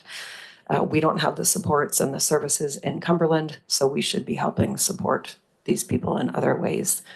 And so I'm supportive of the service, but maybe we need to reduce the requisition. Okay, thanks, Director Brown. I'm starting to see a possible consensus emerging here. There are Director Kerr is a first-time speaker, so I'll go to him, then Director Arbor, and then back to Director Hardy. So just a second. I'll be brief because a lot of my points were made. Thanks to those of you that made them already. I'm in support of this personally. I'm also heartbroken that the majority on Comox Council are not supportive of this. That was a very challenging meeting, and those of you that watched it online or in this room kind of know how that went. Again, one of my New Year's resolutions was to stay off social media as much as possible. I'm doing a pretty good job. But I did this weekend have a look at some of the stuff, and I was disgusted at the misinformation about this AAP, who is leading the charge in our community about that misinformation. This is not about homelessness. This is about the biggest housing need we have in our community, again, which is 3,000, soon to be 4,000, missing affordable rental units. This is an affordable housing process, not a homelessness process, not a shelter. Those are other issues, and thank you to Courtenay for taking the lead on that. This is for our children and grandchildren and people that we interact with in the community that cannot afford a place to live. You cannot move up the housing ladder without this segment that our community has not been building.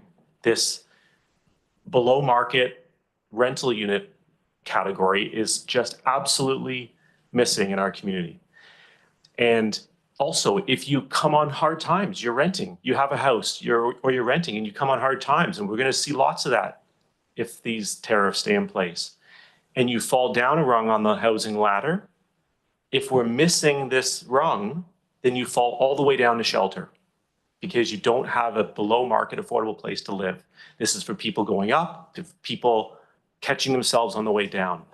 The misinformation out there is disgusting, and the people that are leading it need to stop it. And I'm going to stop there. Thank you. Thanks, Director Kerr. I'll go to Director Arbor. Thanks for your patience waiting. No, it's a good conversation, and I will have some suggestions around the requisitions in a sec, but I do want to acknowledge Dr. Hardy's comments around that. I would say there is a third option, which is not the one I recommend, but I think Dr. Hardy should be aware that since we are going to go through a service review, Area B could actually set up a contribution service and have their own amount that they contribute to this initiative. I just want to make sure that that's known, unless staff corrects me. especially since Comox is going to throw us into a service review. Personally, I'm a little bit like Dr. Hardy. We pay a little more in Area A on a per home, but I don't mind. It's we're looking at like $30 a year or something like that. It's just and $10 here or $10 there. It all adds up at the end of the day. But compared to what we're trying to achieve, I'm not going to ask for on this particular service for an adjustment for Area A. I'm glad Dr. Brown brought up the comments she's getting from elsewhere and from people who have done this, and one of the key person that really tipped me over the line in September, I had dinner with him, and it's Don Iveson, and he was the mayor of Edmonton, and he's now the chair of CMHC. And we had a long conversation about housing corporation in Edmonton. They set up their housing corporation in 1977. And they have now 1,500 apartments that are below market housing. And it does everything that Director Morin and others have mentioned, and Dr. Kerr. It's serving that purpose for people who are just making a living so they don't fall through the cracks. And he said, do that because with CMHC and long term, even with change of government, a lot of the senior governments, province and federal, like to have a central entity like that to deal with on that kind of category of housing. And there's been investment in the space, and I think it might get reduced if we get a new government in Canada, but the programs won't entirely go away. So now to the requisition. I think, and I bumped into Mayor Minions this weekend, and she did communicate that Comox also found that the requisition was pretty high in the financial plan. So we're all saying the same thing today. I think I wouldn't go much lower of what we have in the 2024 because we want to set up something that we can actually do something and not just have a staff person with no resources or something like that. So you still need to be in the space.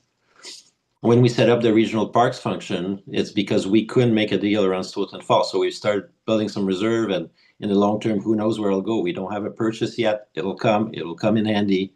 But we didn't say, oh, let's fund it at 10 grand a year because we know the price of land.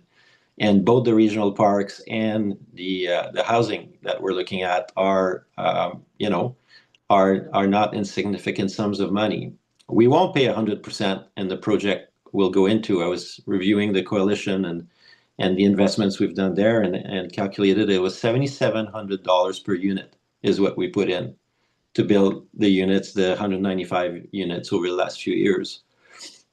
I'm not sure we can do it at the same efficiency with a housing corp because there'll be some startup costs and the rest of it. But if I take the 30-year long view where we want to be in 30 years from now in the Valley, and say that you've got 500 below unit apartments, it'll take resources to go there along with partners. So I would say for now, I wouldn't want to change the 2024, but maybe for the 2025 and forward financial plan, obviously that will be informed by a more detailed business plan and opportunity scope once we have this thing actually up and running. But the interim, maybe a requisition at the $800 to $1 million, I think would allow us to start putting some sums of money forward, but without feeling like Director McCollum and others have said, like that we're making like this mega jumps into reserves right off the bat, right? So I would welcome an adjustment to the long-term plan, in that 800 to $1 million kind of range. Don't know what others think, but that's where I'm at today. Thanks. Thanks, Director Arbor. I was when you mentioned that sum, I was seeing a few nods around the room, and I'm one of those people who are thinking along similar lines, given the intensity of the increase last year and the current situation we find ourselves in. So this may be helpful in terms of giving staff some sort of sense of where the board has comfort. But I'll go to Director Hardy, who has wanted to make another comment. Yeah, thanks, Chair. And I appreciate the sensitivity of the conversation of this particular service and the following one. Obviously, we all need to help out as best we can.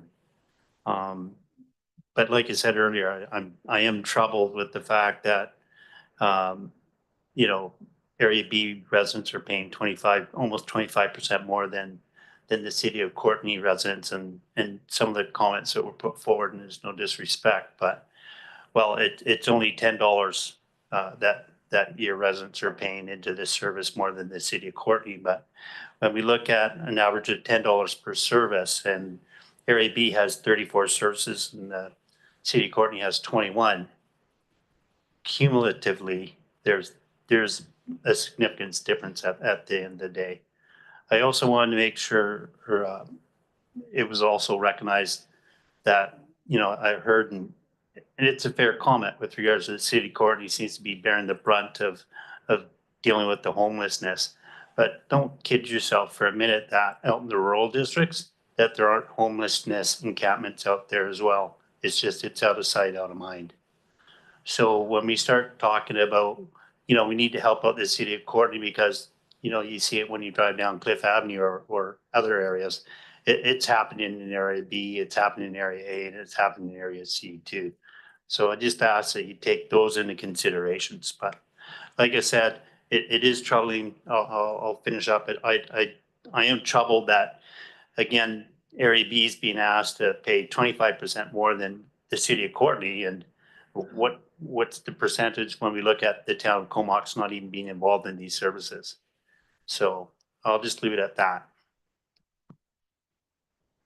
All right, thanks, Director Hardy. And see another comment by Director McCollum. And Director Arbus, your hand's still up from before. Do you have another contribution? All done, thanks. Okay, hand is down.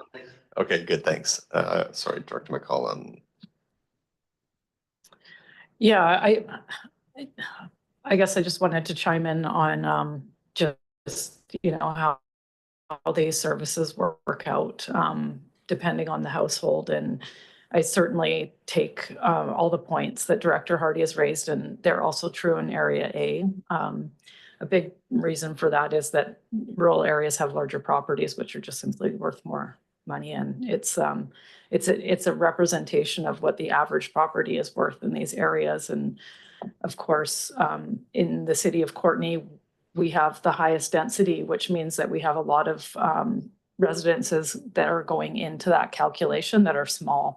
So the higher density, we won't have as many properties skewing that average that make the average property more. And also we have less waterfront homes that would pull that average up. So it's an imperfect system, and there's no question that if you look at an area where houses are worth more, they'll likewise for, you know, our residents in Crown Isle will inevitably be paying more towards this service than people that are living in small condos, because that's how our taxation service works for the most part. And you know, something that was pointed out to me last year or the year before by our CFO is that you know, there's a lot of talk in Canadian society about the desire for a wealth tax and taxing wealth. And this is actually the only system that we have in Canada that taxes wealth, that land is wealth. And this is the only system that we have in which we once a year decide what people's contribution are to services based on that portion of their wealth. Obviously, it's not all of it. So just wanted to add that context to the conversation. And then I guess my next question is to staff, whether it's helpful to get a resolution clear at this point about a possible change to the taxation for this, or how we should proceed. Thanks, Chair. I think it would be, it's the board's prerogative, of course. One of the big outstanding pieces here is the AAP results, and we will be coming to the February 25th board meeting with the results of the AAPs. And that may very well provide the board, well, it will provide the board more information around what your outcome will be and what the recommended financial plan ultimately needs to be. For today, the board is you can see the recommendation that was put forward is to support the proposed financial plan. Certainly lots of discussion on revisiting the requisition associated with that proposed financial plan. As has been noted, the proposed plan is built on the enhanced option, which was that middle level option in the direct actions housing report. The foundational option, I believe, was the lowest amount, if you will, and so direction to staff to present either recommended financial plan or updated information that reflects that foundational option would certainly give us more specific information in reporting back on February 25th. And it would be up to the board if you wanted to give that direction today. Okay, yeah, that's helpful. Yeah, I mean, as I said earlier, and also when we discussed this, when it first came forward, that I was supportive of the foundational option just because of where we are at in terms of our planning and understanding of what the needs of the service is going to be in the future. And I do certainly agree with what Director Arbor said, that it is important to recognize that the need will require resourcing and we don't want to under-resource, but I think the foundational plan actually did address that. And we're not going to be hindering our future options by going with one of the options in that report, which was the foundational one. So that's my preference, but I'm not going to make a recommend or a motion. I'll leave that to others. All right, thanks, Director McCollum. I think we're almost through the speakers list. We'll just go to Director Green. I'm not going to start off with the demise of Western civilization, but I do think it bears mentioning the fact that we are basically right now in a homeless emergency.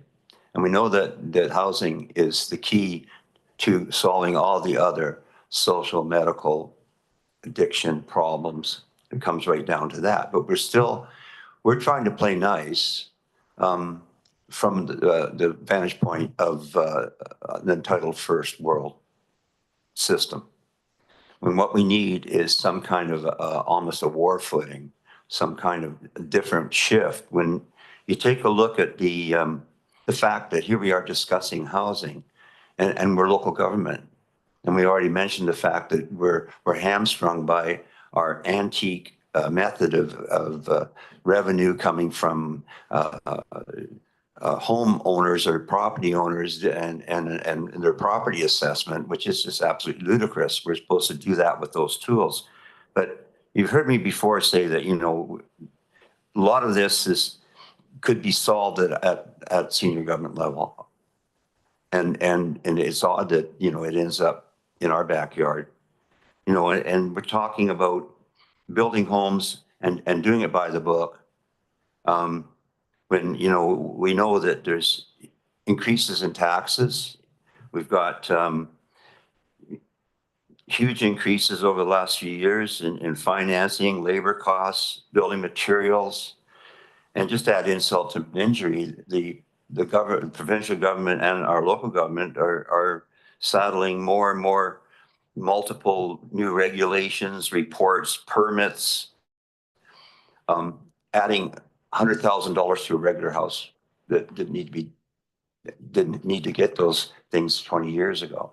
So, we're kind of self-defeating, and we're looking at it, I think, it's through an old lens, when in actuality, maybe it needs to be more like something like they did when Johnny came marching home after the Second World War, where they had a huge building increase. Everybody had their little VLA loans in their houses.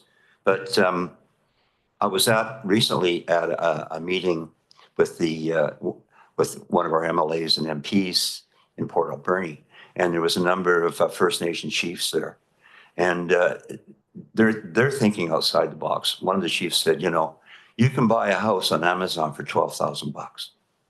Why don't I get that and put it on a reserve, put it on blocks, hook it up to water, hook it up to septic? He says, at least I got some housing for some of my members. He said, right now I see members going away to, leaving the reserve and coming back addicted, and they have no place to go. So, I mean, we can't do that. Maybe First Nations can, because they can They can, they're their own regulative authority, especially when they have treaty like that. So they could look at those solutions. We can't. But there's got to be some other solutions that don't fit the current, early 21st century matrix of what we need in a net zero building and leads standards and all that kind of stuff. Maybe it's time to relax all that, because the real issue is you're not going to live in your car, and so many people are. So, I mean, it's a crisis. It's not a la-di-da kind of a thing. Well, we'll tweak this and tweak that. So it's beyond our ken. We're local government. We have to look after our core government needs, and that's what we're going to be talking about today. We've got our water, our sewer, our garbage, the things that supplying the basics to our people, which is what we have in under the Constitution. Well, we're not even in the Constitution, right? But that's what we get shoveled down to us. So I'm just putting it out there that maybe we have to be rash. Maybe we have to be bold. Maybe we have to actually think outside the box. I mean, not just say think outside the box, but actually look at the world a little differently, because I think the next couple of weeks are going to bring that home. Thank you. All right, thank you for those wide-ranging comments. There's a lot of thoughts in there. Okay, so we are at this point looking for a recommendation of sorts, which reading the room seems to might well include a limit on the requisition. I can make, okay. So sorry, Director Brown actually has her light on, but okay, but she's saying if you're ready, then go ahead. Thanks, Director Arbor. Go for it. yeah, I'll just move that the staff at the February 25th bring back the foundational option as part of the 25-29 financial plan. And obviously pending results of the AP, we'll have further discussions. Thank you. And that's been seconded by Director Hillian. So any further comment to the room? Online, not seeing it. Director Morin. Thanks, Chair. I'm just wondering if staff could also just send that out to us again, so we don't have to go searching for it, just for future. That would be helpful. Thanks. Just to clarify, the staff report from October with the options in it? That Absolutely. would be great. Yeah. Thanks. All right, and seeing no further speakers, anyone opposed to the resolution that's on the floor? Seeing none, that carries. And I think do we still want, we still need this recommendation with that? No, I think that's effectively a referral with clear direction to staff, and we'll bring it back to February 25th. So I think we're good with Service 450 now. Okay, sounds like we've dealt with that. It's almost 1 o'clock. I don't think we're gonna finish by 3. We're gonna take a lunch break. It's 10 to, let's say, we'll be back by 1:15. I know that Director Morin has an errand to run. Okay, that'll make things simpler. Why don't we just aim for 10 after for 20 minutes, and that way we can just keep working through these things. Thanks, everyone. Yeah.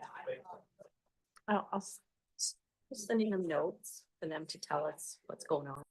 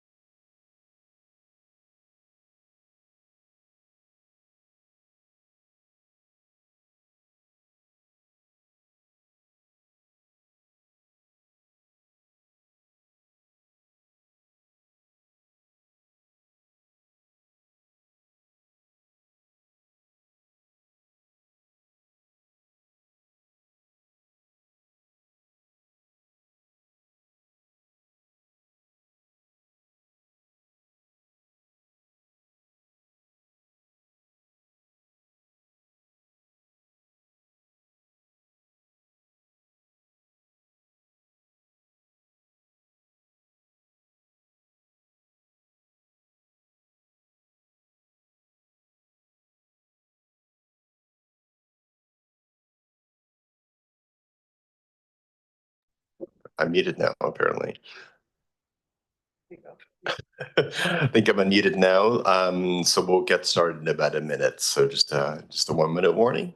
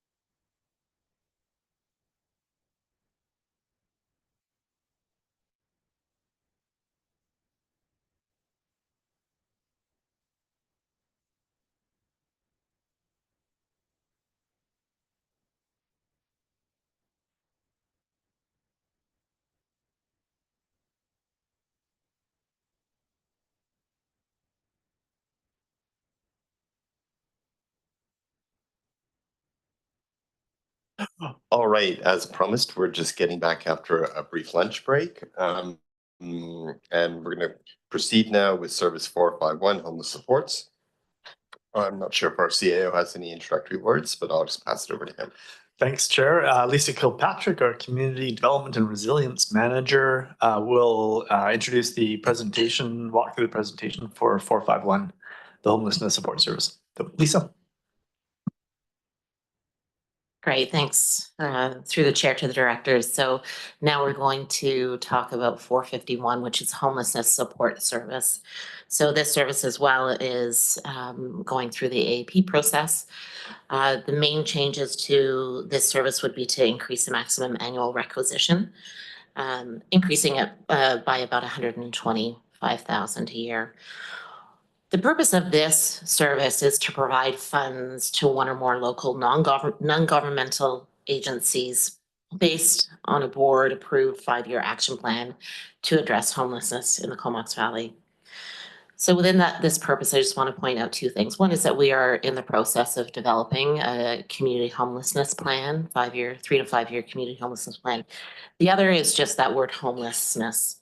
So this service and the service providers that we support through this service, they provide needed support to a whole range of what we would consider in the spectrum of homelessness. These are precariously housed folks who are couch surfing and living in unsuitable or unsafe housing. Folks who are living in vehicles. We're hearing anecdotally that we have folks who are gainfully employed that are living in vehicles right now. Those who are at risk of becoming homeless, maybe one paycheck away. We also support absolute homeless in becoming housed and reducing the time that people experience homelessness, that duration. So this is a range of folks, not just the folks that are the visibly unhoused on a daily basis. In 2024, the service was busy. We worked with the coalition to see a shift in the HSS grants to support immediate homelessness needs and service while the community homelessness plan was being completed and CVRD was considering our role in housing moving forward. As well, we supported the Coalition to End Homelessness to undergo a strategic planning process. This is a process that the coalition is still within. They've completed a document and they're rebuilding their leadership team right now. So while they do that, we are still proceeding with this service. This service does provide funding and has historically provided funding through and with support of the coalition adjudicating grant applications while the coalition is going through this process, we will determine how we need to proceed with the deliberation of the HSS grants in potentially in absence of the coalition while they move through this process, but definitely within support and within the guidance of the community plan, which is being created by and for community with the community services that are the members of the coalition, together with the folks who are living and housed currently, as well as Indigenous organizations, as well as our municipal partners. As we move through the engagement process to develop the community plan, we are currently in a next stage of reviewing the draft goals and actions, and we are doing that within engagement processes currently.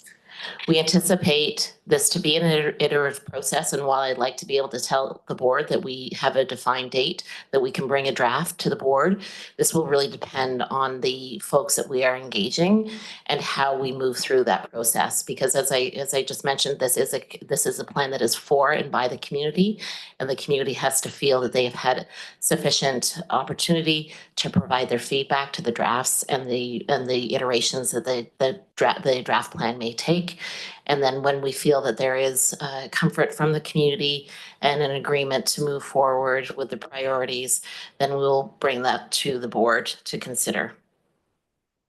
The other key accomplishment that the board has been supportive of this year is the support for the winter shelter strategy development and implementation.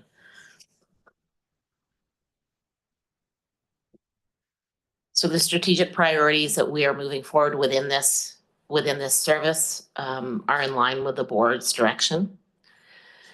Trends and challenges and opportunities. Again, we are in a critical time here. Within this service, we do have the opportunity to examine housing systems, how we can work differently together and work across local governments and organizations collaboratively. We can consider equity, diversity, inclusivity, and accessibility and justice in assessments and audits of our service policies, practices, and decision-making as we move forward. And we will do that together with the coalition.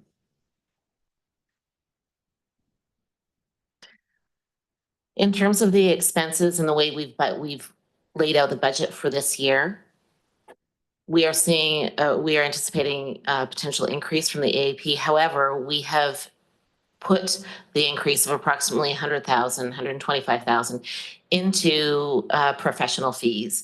And what this will allow us to do is to still move forward with a 300,000 commitment to our nonprofits to support homelessness services, but will allow us to hold the 100,000, 125,000, depending on the AAP, and then we can determine how we can use those funds to build the capacity of the local nonprofit housing organizations in the way that has been laid out in the direct action plan to build their capacity to support the development of non-market housing. The revenue here, we don't have a reliance on any surplus, and the revenue is based on the increase through the AAP.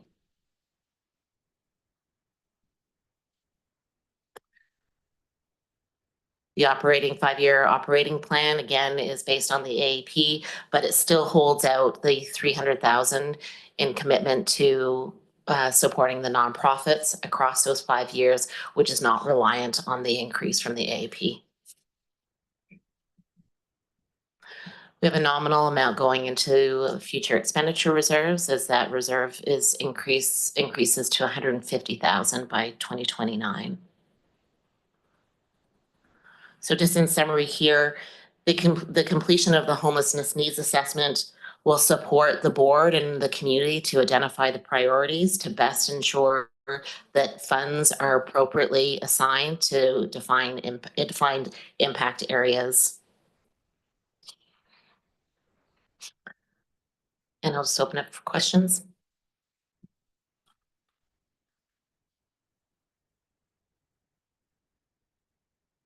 All right, I'm seeing Director Arbor online. Do you want to go ahead?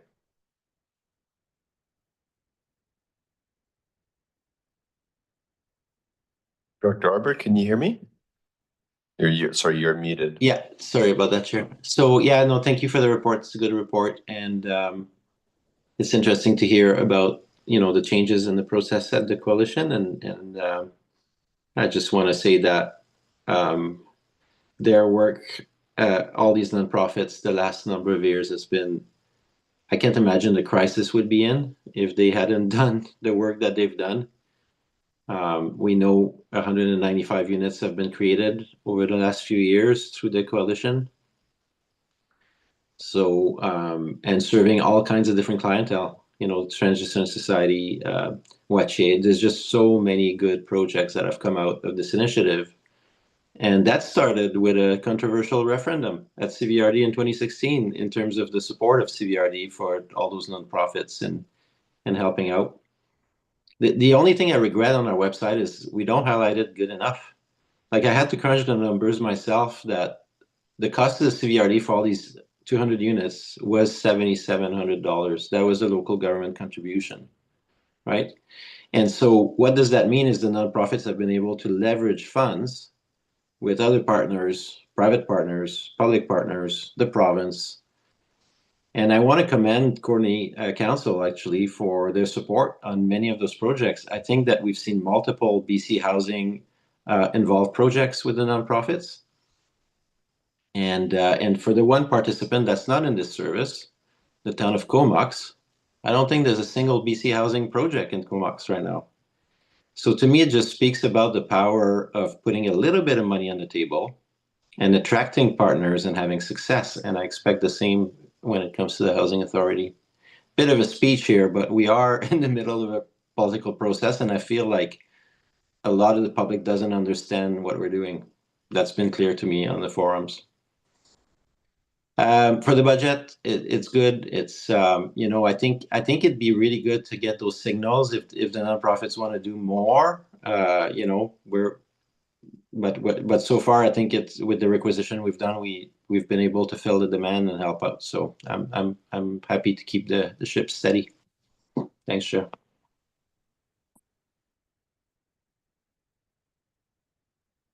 All right, thanks, Director Arbor. And I'm going to go in the room now to Director Morin. Thanks, Chair. I know this is probably more of a question for the coalition, but I just wondered maybe you have some information on it. I think Director Hardy, who's not here to hear my comment, made a good point earlier about folks in the rural areas that are living in the rough or living in cars, RVs, Cumberland as well.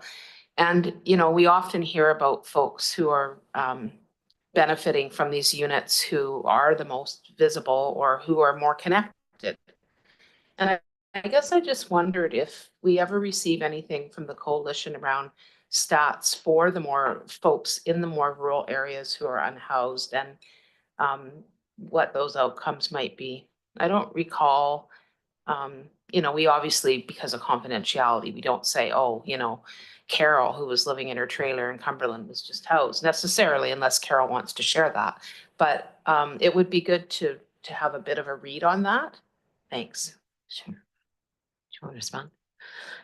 I think that's a great comment, and as staff and recognizing through the community homelessness plan, but also with our interactions with the coalition and the members of the coalition, recognizing that we do have limited services out in the rural areas, and that's coming through the community homelessness plan. Myself and our social planning coordinator are working with the coalition to support the point in time count that's coming up in March. And we're trying to figure out ways that we may be able to have some more counting activity out in the rural areas. And this is I didn't mention it in the presentation just because I passed over my notes, but this is an example of this service. We don't have any staffing supported by this service. But we recognize the need to support it off the sides of our desk and the importance with that. And so being involved in the point in time count to hopefully not only support the local agencies, but to see a way that we may be able to support increased count in the rural areas, I think is important. Other ways that we're looking to bring in some of that knowledge on the hidden homeless in rural areas is working with our bylaw teams and bylaw compliance team to help with just kind of assessing what's happening out there a little bit more. Just a quick follow-up comment. Yeah, thanks for mentioning the point in time count. We do tease out some of that information. And just a plug for that count, I know there are other counselors here or directors who volunteer for that count, but if anybody does want to do that, I know they're often looking for volunteers, and it really does give you excellent information about the folks who are unhoused in our community and those stories. Many people are very willing to share. You know, as an example, a young fellow I met who had been gainfully employed in construction and fell off a roof and had a head injury, and everything just went downhill from there. So anyway, just putting that plug in there for that point in time count. Thanks. Great, thanks, Director Martin. And we'll go to Director Grieve. Thank you. On a positive note, maybe the CAO will remember when we actually had this vote for this service, and it wasn't an AAP, it was actually tied into an election, because we did have an election, because I remember counting votes or watching votes be counted at the Merville School. I think if I recall, this the precursor to 451 being established was a non-binding referendum, a non-binding question. Okay. At one of the local okay, elections. that's what it was.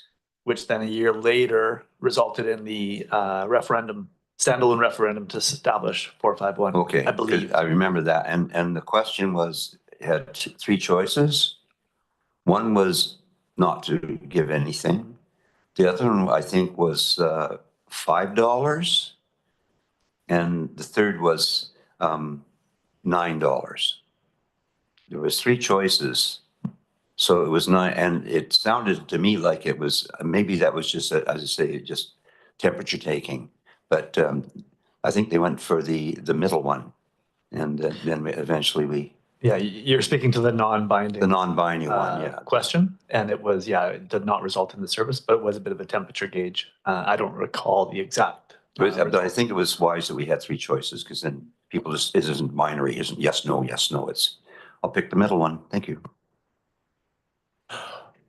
All right.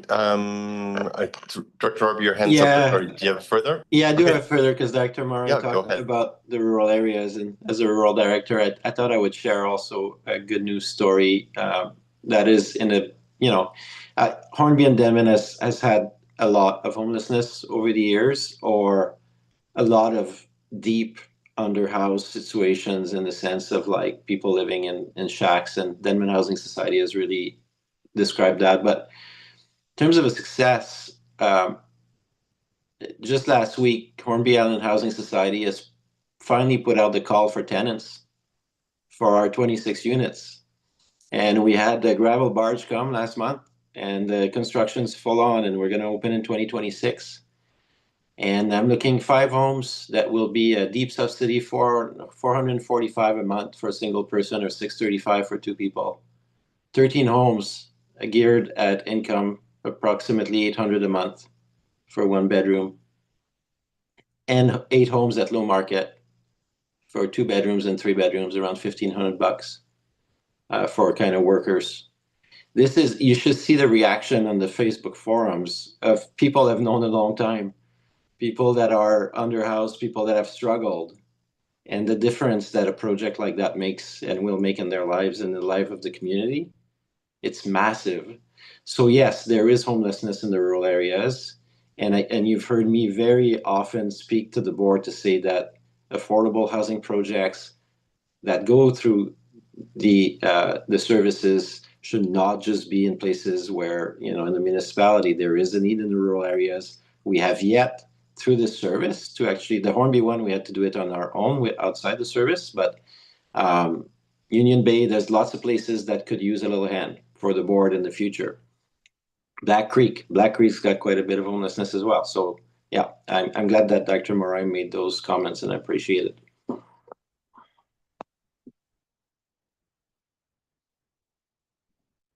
right, thanks. That's been a great discussion. At this point, we have the recommendation up on the screen, if anyone cares to move that. If I could, sorry. Oh, sorry, I please was go just ahead. going to jump in, not to belabor this, but this service is also subject of the AAPs that's underway. And when we look to the foundational option presented in October, there's relevance to this service as well. And so as we'll be reporting back on the results of the AAP, the board may be interested to understand what the application of the foundational service would look like with respect to Service 451. Alternatively, you can approve this recommendation that is in front of you at this time, but we will still be reporting back on the AAP results. Thanks for adding that. If anyone does care to move this recommendation, please feel free. Okay, McCollum and Brown, thanks very much. Any further commentary, questions? Anyone oppose the recommendation? And that carries. Thanks very much. And next is regional growth strategy. So I imagine it may be Alana taking the lead again. Yes, and Robin Holm is coming to the table as well. But I think, Alana, are you beginning the presentation? Through the chair to the directors, I'll turn it over to my colleague Robin Holm to present the regional growth strategy proposed financial planning. Great, thanks.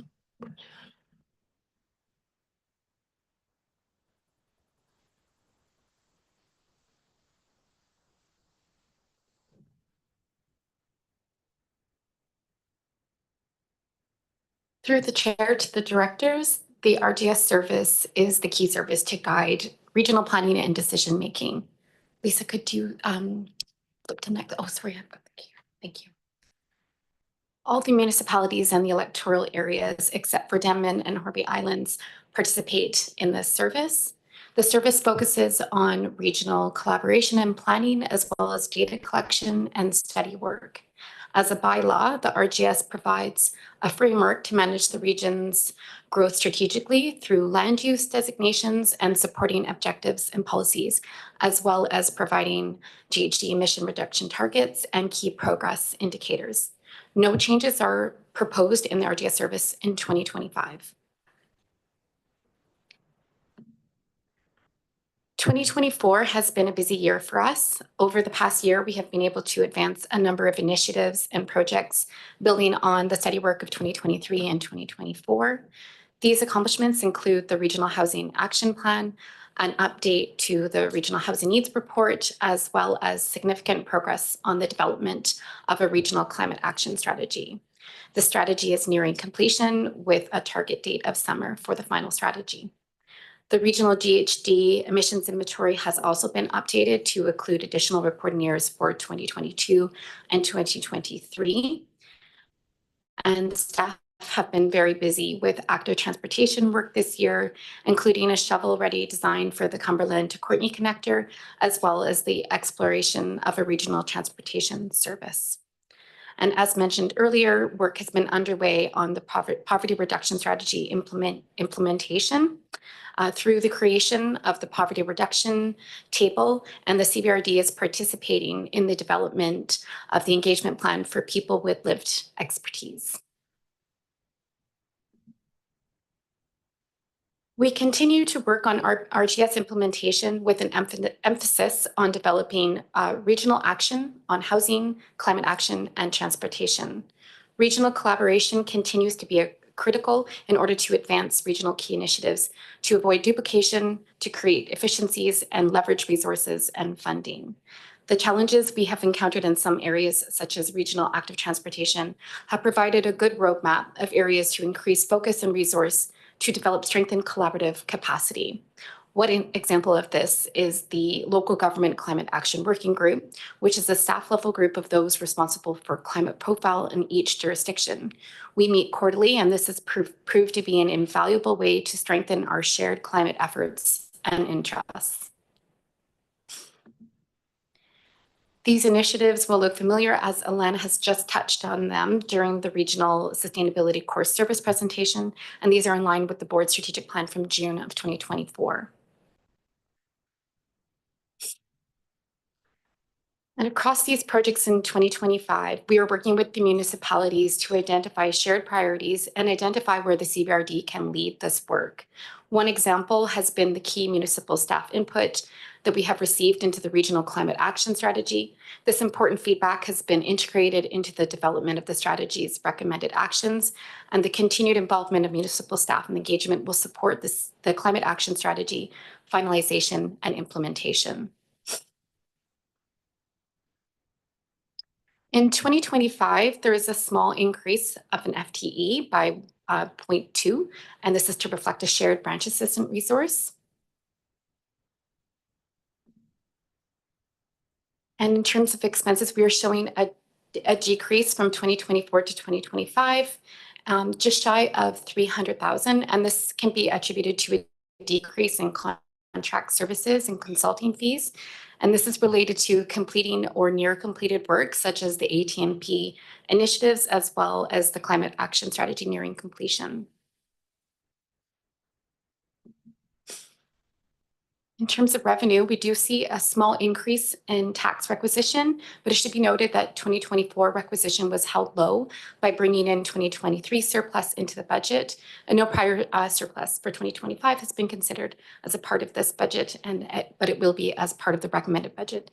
And to make up that difference from surplus, there will be a withdrawal from the service as well as this increase from taxation.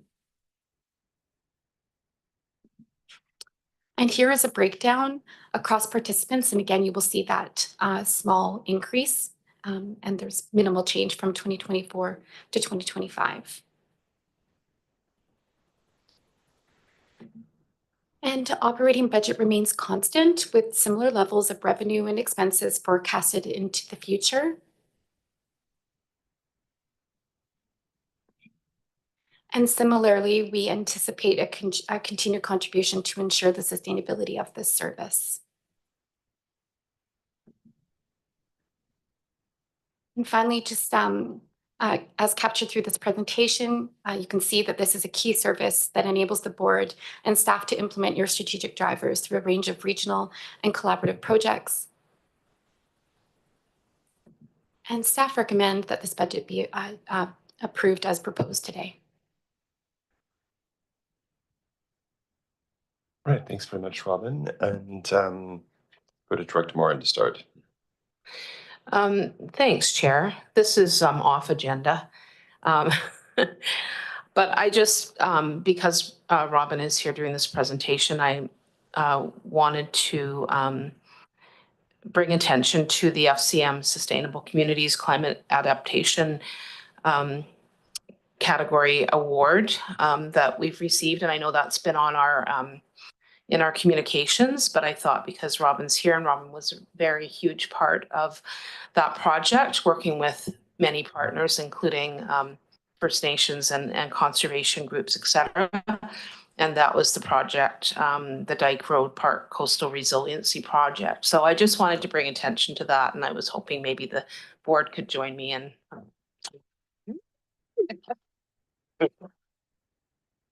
And I just wanted to say, you know, when these awards happen, it obviously, I mean, this is a national award. It puts us on the map for the work that we're doing. And I know that staff works really hard on these projects. And so I just wanted to give credit where credit's due. Thanks. Thank you, Director Morin. Much appreciated, and huge thanks to you, Robin. It seems otherwise you've completed all your tasks without a requirement for a single question. So the recommendation has been moved. Does someone care to second it? Wonderful. Oh, Director Arbor, did you want to ask a question? Yeah, I guess on the motion, I'd just like to say I had a funny moment because I was one of the jury members, and they sent me the application, for this one. And I thought about filling it out, but no, I declared a conflict of interest. So we won despite that. Cheers. So we want it fair and square, no loading the jury. So we're first and seconded on the recommendation. Anyone opposed? That carries unanimously. Thank you.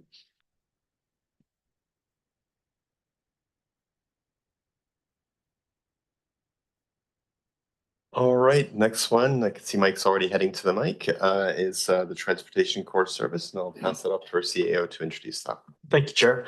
Alana Malali will be presenting the core service, that is the Transportation Core Service.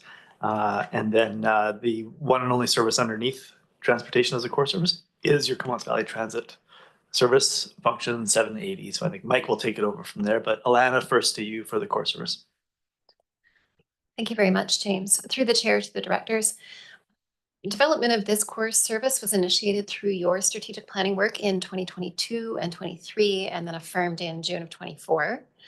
The key focus areas for transportation include identifying mobility options for residents, reducing our greenhouse gas emissions on the community inventory, and providing convenient, affordable, safe alternatives to private automobiles within the community. The Comox Valley Transit System, in partnership with BC Transit, I shouldn't have had to pause for that part, forms the biggest component of our approach to regional transportation. There we go. And the main services that are undertaking transportation initiatives are, of course, the service that Robin just presented, 512 Regional Growth Strategy, work that we do in our electoral areas under functions 500 and 503 electoral area planning, and of course, our transit service 780, which Mike will speak to momentarily. The slide in front of you shows the key service outcomes that you identified through strategic planning in 2023, and they're again affirmed most recently in June. And within each of these upcoming service budgets, we'll describe how the key service outcomes have been incorporated in the development of either proposed or ongoing service initiatives. As you know, we are undertaking a significant volume of work relating to transportation. And this, of course, has been deemed important relative to household affordability, climate action, and accessibility for our residents. Transportation costs continue to be the second largest expenditure for households, followed or second only to housing costs, and represent the greatest source of our community greenhouse gas emissions. Our initiatives, namely the key projects listed here, respond directly to those circumstances. This slide identifies some of the trends and challenges which will not be new to you, as well as some of the opportunities. But generally, we would like to flag that the ad hoc actions towards transportation are not sufficiently shifting modes. And we saw this through some evidence-based work that we supplied for you in the spring and then again in the fall of 2024. So not shifting mode, and so therefore not really getting to where we need to be to decrease on-road GHG emissions or to improve residents' perception of traffic congestion. We've suggested to you that a regional approach is needed in order to have regional impact. And I would suggest that transportation, much like conveying sewage and distributing water, is by virtue of both our community's design and geography, and the demand for efficient mobility, best considered regionally. We encourage decision makers to think like a region when considering how to best support and influence how people move within our region. We would also suggest that an ad hoc approach creates inequity, both in terms of design and access. So coordinating an approach to active transportation would enable a seamless transition for users across political boundaries. Impactful routing and design, of course, as you know, transcends jurisdiction.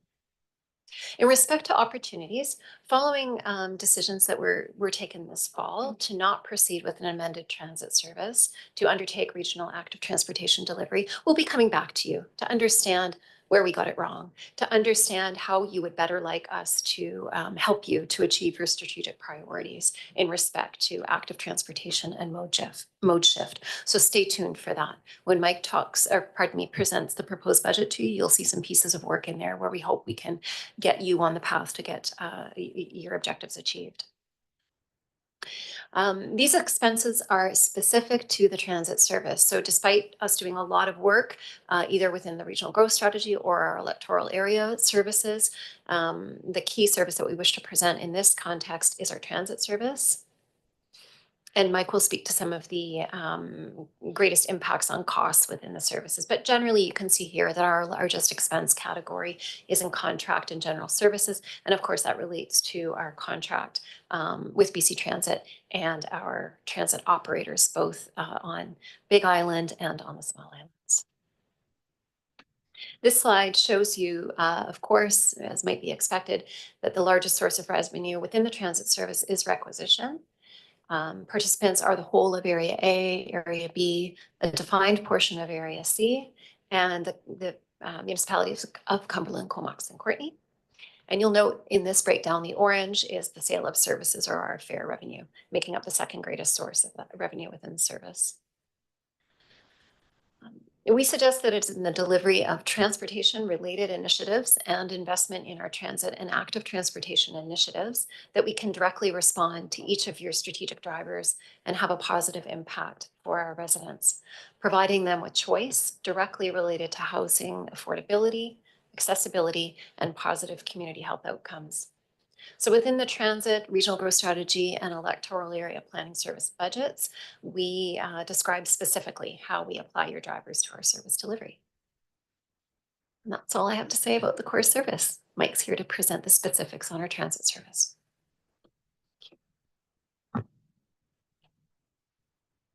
Director Arber, do you have a question at this point? Please go ahead if you do. I don't, sorry, Okay, Chair. sounds good. Yeah. Okay, thanks. And we'll hand it over to you then, Mike. Thanks. Thank you. Through the chair to the directors, I'm going to be presenting the 780 Comox Valley Transit Service budget.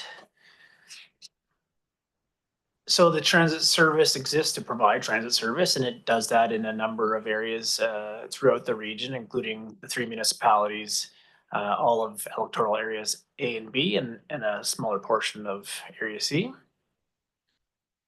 2024 was a busy year, of course. We had a number of transit impacts that we had to adapt to with the sewer conveyance work, as well as some other construction throughout the community.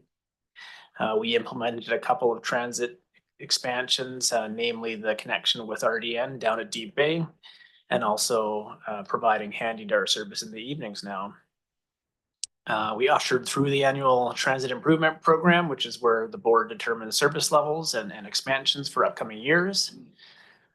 There's a number of pieces of work around infrastructure that happened last year and continue to happen this year, including looking for property for an operations facility, the design of our transit exchanges and transit priority measures, as well as some of the kind of initial engagement around those projects.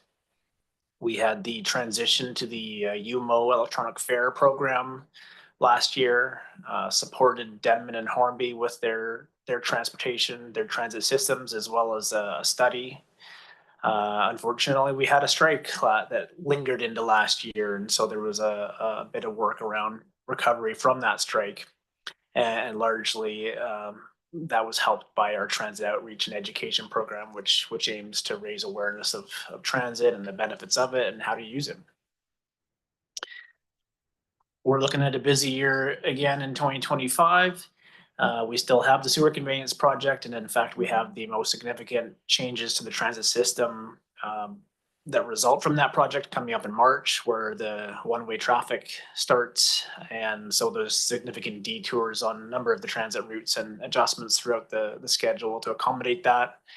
We'll also be doing service planning for the expansions that are on deck for January of 2026, which includes the Route 5 expansion, as well as additional trips on Route 2 and 20, and stat holiday service for the handy dart system. We're going to kick off some more planning work with BC Transit around interregional transit. So this is kind of a higher level of service than what we currently have, where we connect right now down at Deep Bay. We'll be looking at a more convenient, higher frequency, more direct service to connect in with Nanaimo, possibly, going down the inland highway. We of course have the annual transit improvement program process again this year, but we'll also be looking at digital on-demand transit, kind of lobbying BC Transit to consider some of our existing services as digital on-demand opportunities, and also trying to work with them to understand the battery electric bus timing in the Comox Valley. On the infrastructure front, we'll continue with the transit exchanges and transit priority measures. We're at the 60% design stage on those projects right now, generally, and looking to start construction on some of them this year. The operations facility property procurement process is still underway. And we are doing a number of rural bus stops and bus shelters through the minor transit offers. We have a fare review underway, and we'll be wrapping that up in the spring, bringing that forward to you for consideration with implementation to follow. The Denman and Hornby bus study is almost wrapped up, and so we'll be looking at acting on the recommendations of that work. And we'll also be starting some rural transportation investigation, really, in the Saratoga area to kind of dovetail with that local area planning work that's happening. Some of the trends and challenges in the transit service. Labor uncertainty is still a problem, labor shortages, and as we saw last year with the strike, building that confidence back with the public around the transit system is still a bit of an issue. Construction impacts on transit is more and more an issue, where there seems to be just every year more and more road construction that causes delays and detours to transit. Also more and more every year is traffic congestion, and a number of our transit routes are being impacted by just general congestion on the roads, which leads to on-time performance and also just slows down transit. On the opportunities front, we're definitely looking at how transit can support the housing work that every community is looking at. And of course, we're looking at transit as an opportunity to reduce greenhouse gas emissions, with transportation being the #1 source of emissions. And how can we get more people out of their cars and onto the bus? Of course, we need to expand our transit service significantly to really do a good job of addressing those things. And so that's a bit of a challenge, but also an opportunity. Mode shift is not going to happen cheaply, unfortunately. So there's a challenge there for sure. And transit industry inflation is probably more a challenge today than it was last week with the tariffs, but it already was becoming expensive with labor, fuel, parts and maintenance costs on the rise every year. Transit ridership varies across the system. On the left, you see the bar graph there showing the different routes, and you can see some that are performing at a very high level of ridership, such as the Route 1, Routes 5 and 99, which are more targeted kind of school-based trips. They do 40 rides an hour. And then we have more of our local routes, which are in the kind of 10 to 15 rides an hour range, and they really meant to connect people into that higher frequency route #1. On the right, you can see more of the bus stop level ridership, and it just varies across the region. And obviously, the larger municipalities have higher ridership.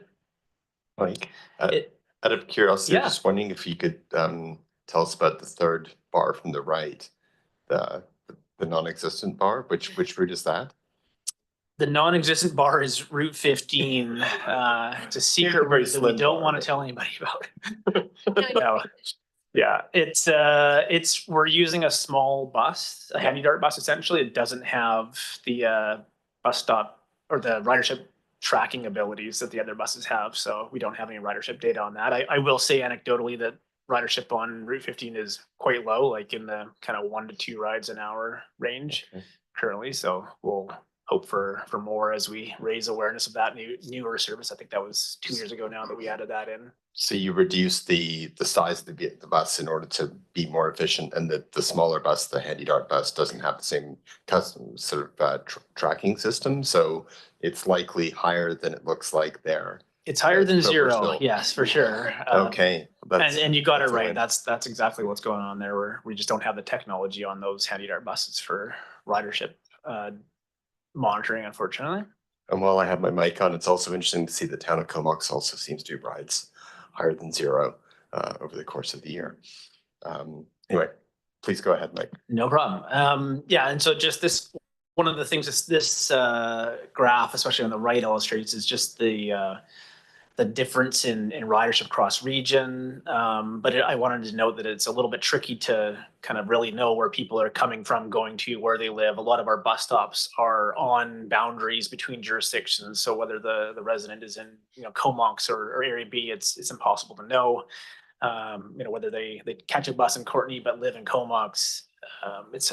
So don't take these stats as these are, those are your rides for your residents only.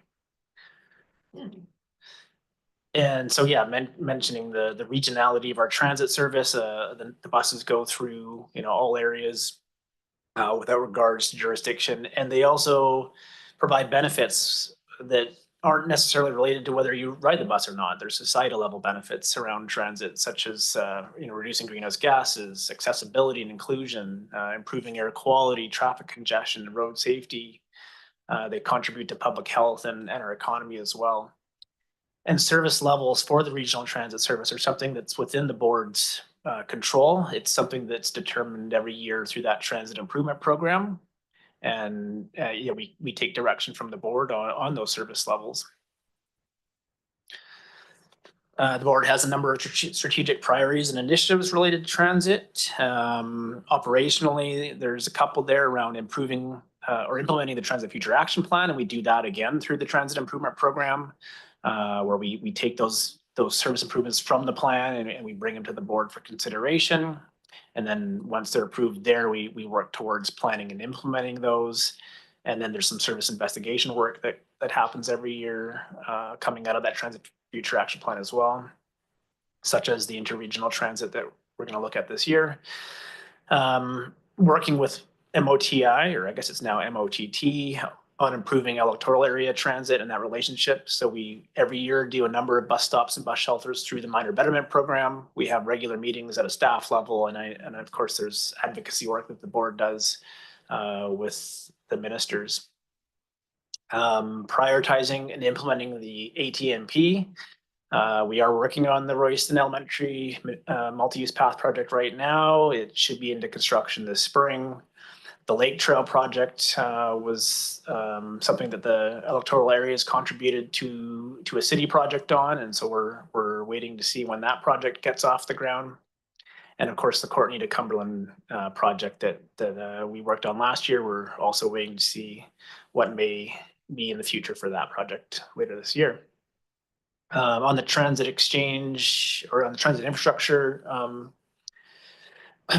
priority there, we have the transit exchanges that I mentioned, the queue jumpers. Those are moving along very well, and then the operations facility is moving along not as well, very slowly. Now into some of the budget numbers. On the human resource side, it's the same as last year and forecasted to be the same for the next couple of years. On the expense side, there's a couple of big changes year over year here. The big one you're probably most interested in is the increase of about $276,000 under contracts and general services, and that's primarily transit industry inflation. So that's really maintaining the existing level of service, but just seeing an increase in the cost of labor, fuel, parts, repairs and maintenance, those kinds of things. There also is a little bit of expansion in there. The expansions that were approved last year are we're seeing the full year of cost this year. They came in September last year, so minor hit last year, bigger hit this year. The other one I just wanted to point out there is the transfer to reserves. We haven't finished year end, so the surpluses that we expect this year will be potentially brought forward and contributed into that reserve. On the revenue side, taxation is going up to continue providing the current level of service as well as the expansions. There's a large change in the other revenue line item there, and that's because of some different ways of kind of the budgeting and accounting that we're doing with our revenue. We had a number of credits that we received from BC Transit previously. They just came as a reduction to our operating cost, whereas now we're showing them as a revenue. So we were getting advertising revenue from BC Transit as a credit, for example. And so now that's just showing as a pure revenue. That's why that's up. And then the surplus there, like I mentioned, we haven't brought that forward yet. So that will be reflected in the final budget.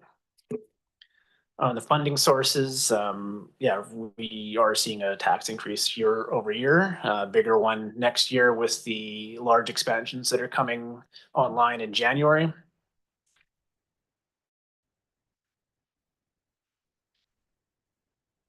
And then this is the kind of the bus fare revenue that we have, and it was a tricky year to do the budget this year with the transition to UMO. We have a number of new bus fare products that we didn't have last year, and so it was tricky to kind of separate out some of the revenue cash flow and whether it would be people buying bus passes or putting stored value on their UMO card or purchasing different products that we didn't have. So we're being conservative with the bus fare revenue forecast and essentially forecasting the same as last year, just to see how things unfold. Moving into the future, yeah, fare revenue is going up because of some expansions that we're doing next year, but we're also seeing obviously the increase in operating costs with those expansions year over year. On the capital side, we don't currently own any transit capital. We are working with BC Transit to look at who owns the transit exchanges and a transit operations facility. So that could change in the future. Right now, we don't own any, but we contribute to capital through our annual lease fees to BC Transit. And the reserve looks fairly healthy for now. And in summary, some of the same things that Alana mentioned here, the private automobile is the second highest annual household expense. So public transit could provide a very good option for fiscal responsibility at the household level. Similarly, greenhouse gas emissions, number one source is private automobile transportation. And so public transit can be a great way to reduce that. On the community partnership side, we work with a number of partners in the community, including our member municipalities, the Ministry of Transportation and Infrastructure, the school district, some local organizations on Hormy Dam as well. Indigenous relations, we have a number of bus routes that go through IR1. And on the accessibility, diversity, equity, inclusion front, public transit is an excellent, accessible transportation option for all residents to get around the community. And so the recommendation is to approve the proposed financial plan, and I'm happy to answer any questions. Great, thanks so much, Mike. And I see a question already from Director Hardy. Yeah, thanks, Chair. Before we get to recommendations, I'm just kind of, again, trying to figure out the math here with regards to Area B and Service 780, and maybe Lucy can help me out with regards to what Area B pays or will be paying into the 2025 service in comparison to the city of Courtenay. I get and understand, I think at $100,000, it's $12.53 for Area B, and the same for the city of Courtenay. But when we look at the assessed values again of the average house in the city of Courtenay is $731,000, and the value for Area B is $974,000. There's in my opinion, there's a considerable difference between what Area B residents pay versus what the city of Courtenay residents pay.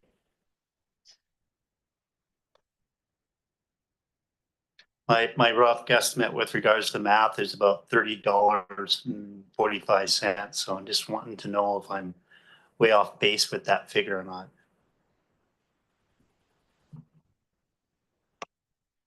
Ask Lucy or Kelly, one of you to weigh in, but I will say that the tax rate for all of the participating jurisdictions is the same as you noted. So at the $100,000 in assessed value, it's the exact same regardless of the jurisdiction that you're in. But what are the residents paying?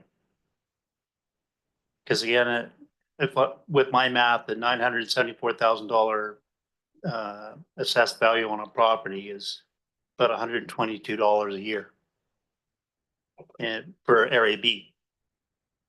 And with areas, or the city of Courtney has just over $91 and I think 59 cents. So there's a difference there of $30.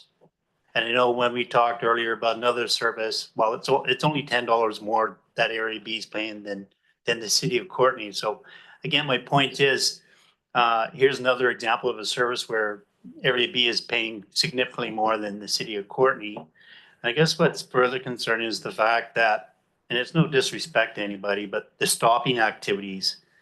We have the city of Courtney with, I think, based upon the presentation, 530,246 stopping activities versus Area B that had 4,130 stopping activities. So again, I know it's probably difficult to compare apples to apples and oranges to oranges, but when I speak with constituents in Area B and they're going, what the heck, we're paying this amount for this service and the city of Courtney's paying this amount.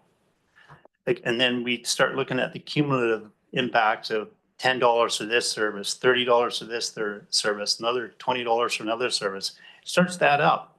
So again, I'm just trying to, I just flag these concerns and issues with regards to what Area B is paying for some of these services and how are they benefiting from those services at the end of the day. Thanks.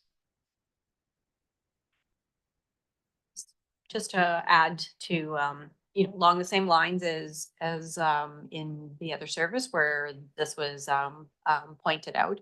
And one thing that I've thought about since the earlier conversation, I mean, generally speaking, and when we provide the information where we're trying to give an idea what's the effect on the household, and this was done overall on the total increase for requisition, we can see that there is an impact that's higher to Area B, and this is all partly driven by the fact of where the assessed values are at, right? So you are going to find this, and I know in this service, the other piece that you think about and the households in your area think about is the value that comes from transit. So in relation to that piece, we've provided some additional information that's related to the type of activity that's happening in the rural areas, and from a transit service perspective, just not going to get the same type of number of stops, etc., as we would in urban areas. It's just the way that transit is, and it's not. I don't believe that it's something that's affordable to be able to increase those kinds of stops in a rural area with transit. Transit is a service at a local government area that's really meets more of a social need in the community. It is a standard service that's offered out there that overall is paid for by everyone. It's partly, I think, part of the story here is the nature of this service and how it's usually put in a community and how it's paid for by everyone. And secondly, it's this piece where you're saying that with higher assessed values, this is funded by taxation, then this is what's naturally going to happen with people in area B, and that's we have a little control over that. And in some further conversations that I've just mentioned earlier, that we can talk a bit more about how to slice and dice this data. We can have a look at if there are buckets of dollars that are coming from each one of your communities. In our typical slide, that's up in every single one of these presentations when we do the funding sources, and you can see the total bucket that's coming from the participants. it can be looked at in a different way. And if we take the total amount coming from electoral area B, for example, and divide it by your households and do that type of comparison, then the spread isn't so much. So it's it's multiple ways to actually look to see what is the effect on each one of those households. I'm not sure if that's helped more. I understand what you're what you're saying with the ridership stats, trying to get some better information provided that does let your area see the value that's also coming to their community as well. All right, thanks, Lucy. And I'll go now to Director Kerr. Thank you, Chair. If you mind, I just have a couple of quick questions for Lucy, just to maybe help clarify this assessed value confusion. So if a house in Comox was assessed higher than a house in Area B, would that resident in Comox be paying more for transit than Area B? Yeah, yes, they would. Okay, so the reason Area B residents are paying more dollar-wise is because their assessed values are higher. In fact, we could say that, would it be correct to say that Area B, Courtenay, Comox, Area A residents pay the exact same for transit based on the assessed value of their house? That's correct. Thank you. All right, so essentially a $700,000 house in any of those communities would pay the exact same amount. It's just some people are fortunate to have, I guess, homes that are more valuable. All right, I'm not seeing any questions online. I appreciate the discussion there. So there is a recommendation on the screen if anyone cares to move it.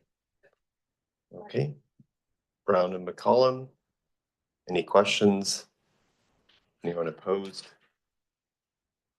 And that carries, and we'll move on to the next, which is recreation and course services. And give a second for staff to make the switch, and I'll pass it over to James. Thank you, Chair. Yeah, Doug DeMarzo, General Manager of Community Services, will be presenting first on recreation as a core service. Again, an overview, and most of those individual services will be considered at the Recreation Commission. And then secondly, Doug will be presenting on regional emergency services as a core service, and then get into a few specifics. So Doug, over to you on recreation as a core service. Thank you. And through the chair, I'm here to present on the recreation core services today. All right, lots of use on this button. Pointing that shit harder. Getting weaker. Maybe I need to go to our rec facilities a little more. Of which we own the aquatic center, the sports center, curling club, and exhibition grounds. We also have agreements for many of the fields and administer rec grants and operation oversight of the facilities and programs. We're still building on our strategic planning session that we undertook in 2023. Some of the key service outcomes you will see before you here. And it should be noted that we're bursting at the seams in lots of areas, which is a good and bad news story. Good news, our facilities are well used and our programs are subscribed to, and our partners are also having great registration success. The bad news is perhaps we've not kept up with the growth, change in activity patterns and standards that you tend to see in other communities our size. But that being said, we'll continue to strive to meet these key service outcomes, and this board through the Rec Commission as well as place the strategic plan components to be pieced together to better serve our citizens. Which leads us to some of our key initiatives, which include completing and implementing the CVRD Recreation Strategic Plan, developing a playing fields use frameworks and amenity improvements. This will help look at both amenities and where we can improve them, as well as the allotment of fields throughout the regional district is our hope at the end of that. We continue to analyze our capital climate aspects, including the Arena 3 feasibility study that's currently underway, which will help you make a decision on the amount of seating you may want in that arena and other location and type questions as we continue along with our Arena 3 business case analysis. And lastly, we're in the AAP process to consider the new artificial turf field.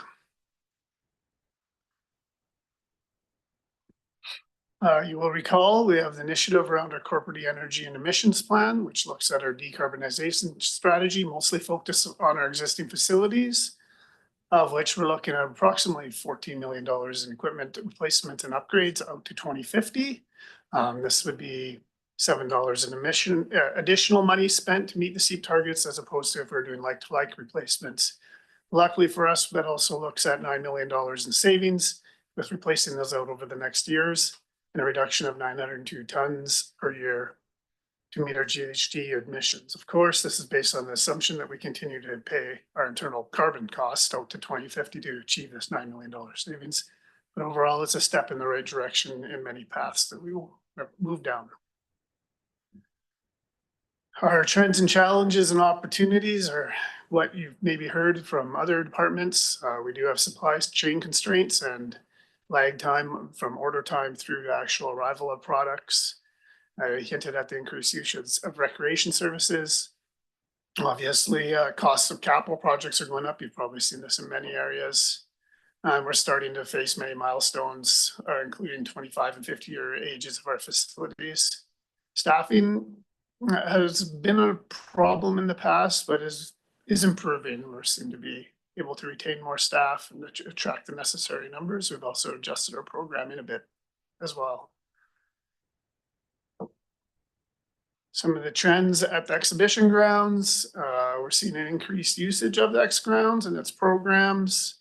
And again, some of the challenges include increasing requirements to obtain non-farm use designation, as well as costs of capital projects going up. We do have future upgrades planned to the facilities, and these may increase opportunities for use, revenue, and partnership. As I'm sure you're aware, one of the major users of the summer, the Music Fest is not happening this year, so that's a loss to the community as well as the use to the X grounds. Here you see our expenses, personnel costs being the main portion of that. Obviously, we deliver a lot of programs. Facilities are basically open from 5 to midnight-ish every day. So you see that reflected in the personnel costs. Looking at transfers to reserves, as I alluded to earlier, with our aging facilities. And then there's other various components that you see in our expenses here. From the revenue side, most of it's based on taxation, with a good portion of around 15 to 18% on sales of services. Each year we seem to see that increase our sales of services, but at the same time, we also see the demands on the asset management of the facilities increasing as well. So I don't expect to see this trend change anytime soon with the taxation portion versus the sales of services portion. In summary, we try to meet the strategic drivers through asset inventory, our decarbonization plan, many of the partnerships we have with both schools, right down to school pool programming, all the way through to user agreements for facilities. And we continue to look for partnerships with the Weiche Friendship Center and look at cultural camp opportunities with any programming that comes our way. And being accessible, diverse, equitable, inclusive facility operator, as well as agricultural grounds operator, is what we strive to be, and it's really an essential part to our programming. And I think we've seen this in programs such as LEAP and other financial assistance programs that this board and Rec Commission has led over the last few years. With that, I can leave you with any questions you may have. Great, thanks very much, Doug. And we'll go to Director Hillian to start. Thanks, Chair. Doug, I'm mindful of the some of the dialogue we've had over the past couple of years about the location of our rec facilities and the challenges for some residents to get to them, and perhaps less willingness to support expansion and such as a result. And I'm just wondering if we have any way of collecting data and documenting our users, where they come from, and getting a sense of the extent to which particularly rural residents of the valley do make use of our recreation facilities. Yeah, at this stage, we don't have any easy confirmation of data. We could present a survey. It's not easily captured in our Perfect Mind, which is our registration software.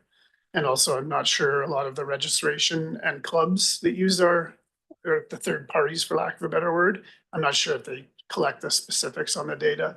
One piece we did note when we're looking at the field study was one of the clubs was able to provide us that proportionately Cumberland was a higher user than the rest of the areas for sports fields, for example, than some of the other cities based on their proportional populations. But we have not gone down that path. And oddly enough, I did ask my staff for this yesterday if we had something in Perfect Mind anticipating this question, so I can confidently answer that we could get it, but it's not easy at this stage the way we're set up. Yeah.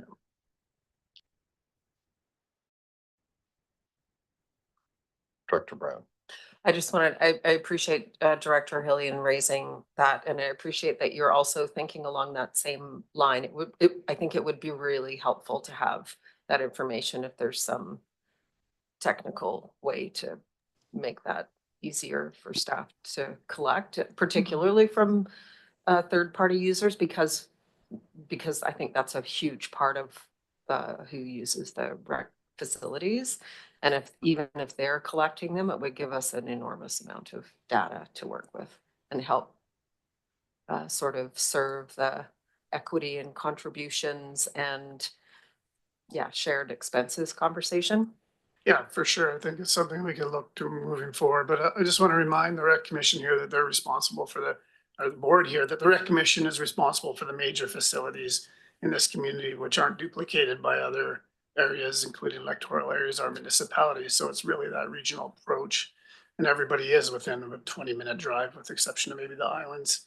So it is important. And anecdotally, in my spare time coaching and other things, I can say that it's almost proportionally the amount of kids on my team, including coaches, are from electoral areas and other areas. So it's worthwhile data, and we are looking to collect it, and maybe it'll be a survey, a point in time survey or something. So we'll bring that back to you hopefully for the next round of budget discussions or some point to the Rec Commission.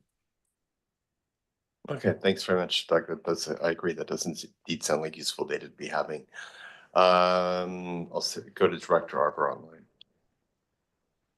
Yeah, thanks. I guess if we're going to do that kind of data search around recreation, we should also do it for our parks and see who are the main users of Seal Bay and Nim Falls and otherwise, which the municipalities don't contribute to.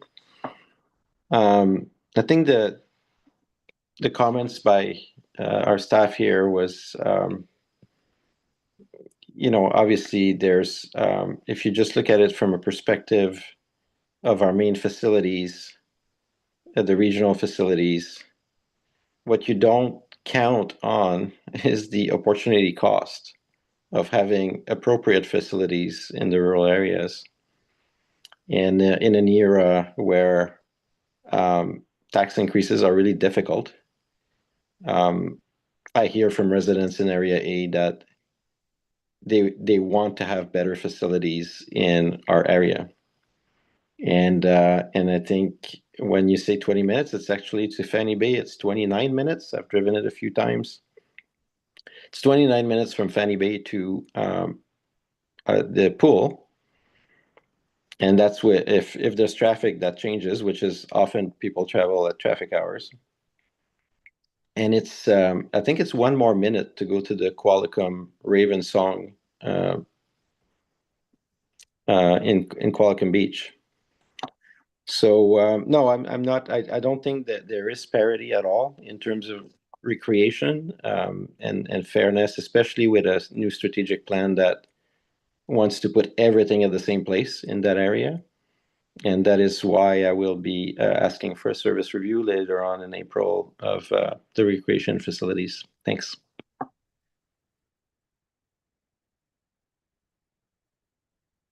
All right, well, useful to know that. Director McCollum, did you want to? I guess because I'm not chairing, I get the opportunity to respond to some of these comments in terms of fairness and who's using what in the region. I do think there is a point at which, you know, collecting data to create an argument that you've already decided on isn't necessarily an excellent use of staff time. The municipalities have parks, and we also fund recreation centers that are not contributed to from outside of our municipal boundaries, which is just a fact that is accepted, and we don't try and find methods to collect on these facilities. We just recognize that there's a benefit. Lewis Center is bursting at the seams, and it's going to be a major cost to address future demand. And I'm confident that many people that use and enjoy Lewis Center live in Royston, and I don't see a lot of value in trying to collect that data to make a point to say that, hey, you know, Courtney's doing these things for the areas. This is just kind of the way the world works. We also maintain all the roads in Courtney, and I'm certain that people outside our boundaries use them. And, you know, there is a value to having recreation services in local areas, and there's a structure to providing those services. It doesn't need to be done as a region, which is why we have all kinds of parks and services that are done in the municipality that we actually don't fund as a region. So I just think we can go around in circles with this endlessly. And I don't know that there's a ton of value in collecting more and more information just to create arguments that don't look at things from a regional perspective. We're not going to construct more than one pool in the Comox Valley. We can hardly afford the facilities that we have. So I don't see the value of trying to endlessly bring up these points.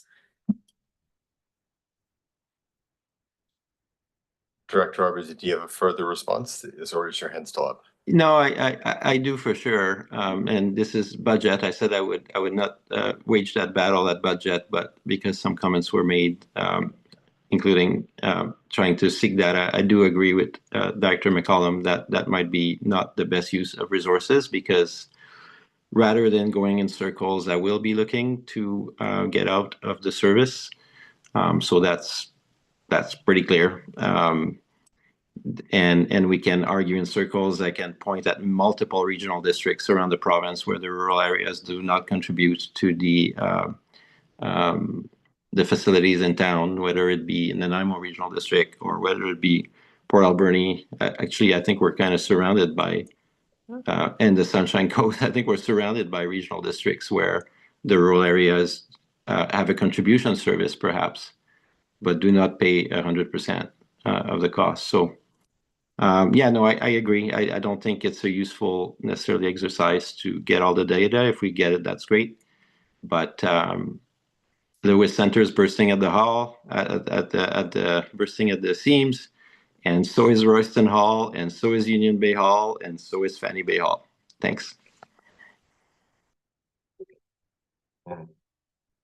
Well, thanks for those comments, Director Arbor. And I think one useful thing might be to note that we are also geographically the smallest regional district in the entire province, which tends to make our ability to provide things that are usable regionally, it's more effective than, say, in Alberni Clackwood, where you might be considerable distance. But anyway, we've all got data which we will bring to the table on this particular issue. Is there any further weighing in before we move to the recommendation? Okay, sorry, there's not a recommendation. Anything further before we move on? All right, seeing none, I'll pass it back to Yeah, thanks. And Doug, I think you'll be introducing the Regional Emergency Services core service, and then some specific services underneath that. So, Doug. Yes, thank you through the chair. As we look outside at the snow globe around us, just a quick introduction to let you know that part of Comox Valley Emergency Management and the Regional Emergency Services is we will have warming centers open in Comox, Courtney, Cumberland, Hornby, and Denman Island for the next couple of days in some portion or another, as well as our municipal fire departments helping with check-in and aid. So it's truly a collaborative approach amongst all jurisdictions as we move to this regional core service. Again, much of this core service does, remembering here that this also includes our rural fire halls as I speak, that works under sort of the community municipal fire halls under the volunteer fire hall model, sorry for the mouthful, and really looks to be our regional emergency management under the 4 pillars of emergency management, including mitigation, prevention, preparedness, response, and recovery. 3 of which we're really focusing on moving into under the EDNA, which is the Emergency Disaster Management Act legislation recently introduced by the province. We look to support ourselves, BNCVEM, and our other organizations, related equipment, and other core funding to this service. Looking at the key service outcomes presented by the board, you see them here in front of you.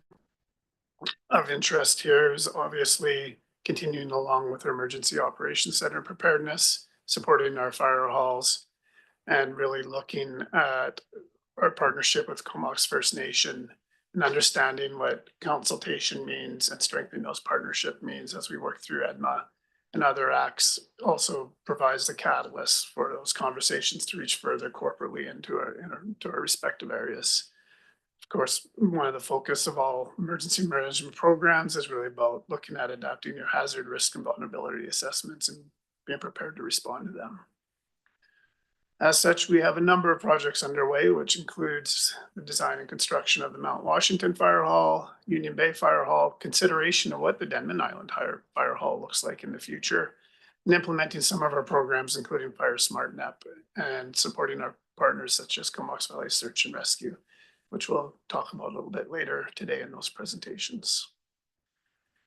Some of the trends is understanding those key new provincial regulations. You've seen some letters go to the ICC regarding some of the comments both from Fire Safety Act as well as EDNA, and understanding how we should be interpreting either those acts without regulations or those acts within the regulations.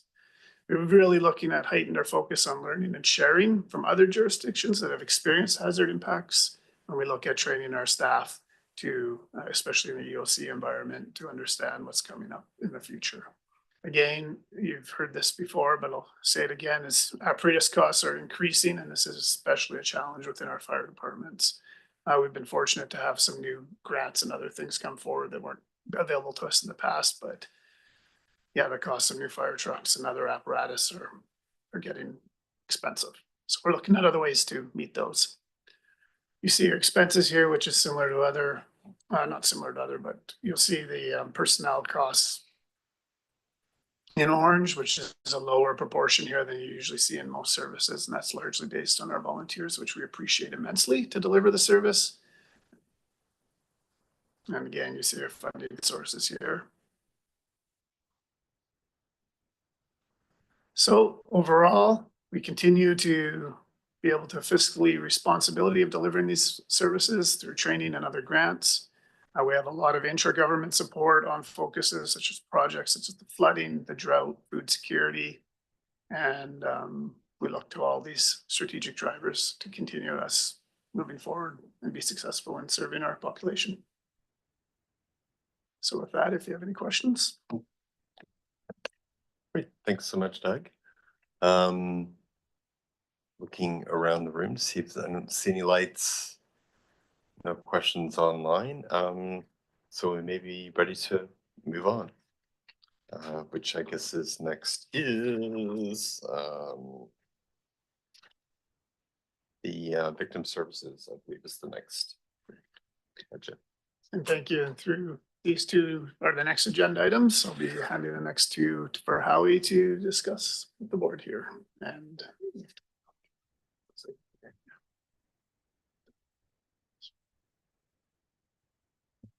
Great, thank you, Doug, and thank you, James, and to the chair and the directors. Thanks for the opportunity to present on Service 200. I'm just going to check to make sure it changes for me because I know Doug is younger than I am. So, okay, good. Okay, all good.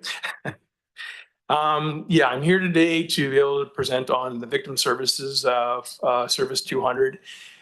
This service, though it is entitled Victim Services, does support two other initiatives. One is the Victim Services through the Comox Valley Transition Society, as well as the Comox Valley Crime Stoppers Initiative. The accomplishments they have going forward with them is really delivering important services to the community. Their partnership with the Comox Emergency Management Service is really they're our sort of our front line with the community to be able to provide some of those services and supports when we get into times of crisis. They already are working with a large population that might be coming to our reception centers or needing assistance in a recovery aspect of our emergency management. So they're vital services to us. Crime Stoppers is a program that provides the opportunities for regular people to be a part of fighting back in crime. They work very closely with the RCMP. Their members, all their members are volunteers on their board. They just play a critical piece in the infrastructure based on just community policing and sort of reporting, helping community members report crime to make a safe environment. So trends and challenges, as I've heard through listening this morning and just recently here now, the challenge that we have is a lot of these, our programs, our services that we support under the regional core service is a lot of them are feeling the pressures of cost for operationals increasing drastically, as well as actually the increase on their services to provide to those community members that are in crisis or needing support. So that is a trend. The challenges is that a lot of them are now trying to compete for the same amount of community grant funding that's out there that they're eligible for. And so they're really looking for the opportunities for us to continue our support from the board to keep them operational and providing those services. So just to touch on, the only thing really changing in the expense that this has been provided is the Comox Valley Transition Society put forward a request for at least $2,000 for this year to get them through 2025 as we look at furthering their service agreement to look at what the projections will be for further years. So that's really the only real change, other than the drop in the contract and general fees as a part of that service as well. Again, I've already talked about this. So these are the CUNY partners that are under this service. Again, the Comox Valley Transition Center is looking for that $2,000 or $2,000 increase. The revenues and taxes will increase this year approximately $2,000 just to, again, to support that what we know and we see is the increase that will be put on these organizations as we go forward into 2025 and beyond. And this is just a breakdown for yourselves of what where the area is the cost requisition comes from. And just to provide that basically for per thousand assessed value, it's 0.0037 for 2025. And just the projections of the operational costs from 2026 to 2029, numbers there for you, not much of a change. And then the recommendation is just to move forward, the proposed budget be approved by the board. I'll take any questions. Great, thanks, Howie. Okay. Do we see the recommendation? Is the next slide? Okay, thank you. All right, that's the recommendation. Any further discussion on that? Anyone opposed? And that carries. And we'll move on next to community justice. And just while you're getting that set up, I don't know if anyone knows, but there's been a 30-day pause on the tariffs after Trudeau's conversation with Trump. So it's just in, 30-day pause. 30-day pause. Yeah, go. And it's just just news continues to fall like snow over the course of the day, and we'll see where we end up. Anyway, back to you, Howie. Thank you. Okay, thank you. Good transition.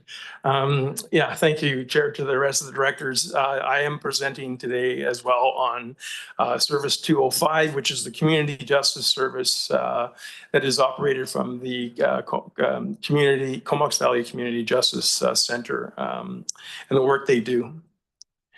So just a quick overview is the service actually provides the contributions for operations for the Comox Valley Community Justice Service. They provide services and the funding goes to them to deliver that based under a service agreement. That service agreement right now is under review, and I'm just looking for the outcome of what the budget report, where the budget goes, so that we can actually add the numbers into that new agreement that's being signed. So the trends, challenges, and opportunities. This one, as a new portfolio for me, was a really a good opportunity for me to really learn more about this organization, as well as the managing director, Karen McKinnon, very dynamic lady, and the work that she does to create basically the opportunities to ensure that everybody's treated equally and with no harm in the Comox Valley. So the trends and challenges that are headed is basically many of the, as I've already said, they're facing as a support and service community organization is there steep increases in operating their facility and trying to deliver programs and ensuring facilitators that aren't always doing it for free. So the cost of being able to provide those services and programs to continue. This is basically the mission that they have right now is to ensure that there's a safe, inclusive, resilient, peaceful community and a community committed to respectful dialogue, compassion, and accountability and positive transition. And the opportunity continuing funding to them will allow them to do this and provide place to go for community members that has hold strong, humane, dignity to humans, reducing and repairing the harm of individuals, and the opportunity to provide growth for resilience and strong communications for members in the community to be able to share and actually see justice.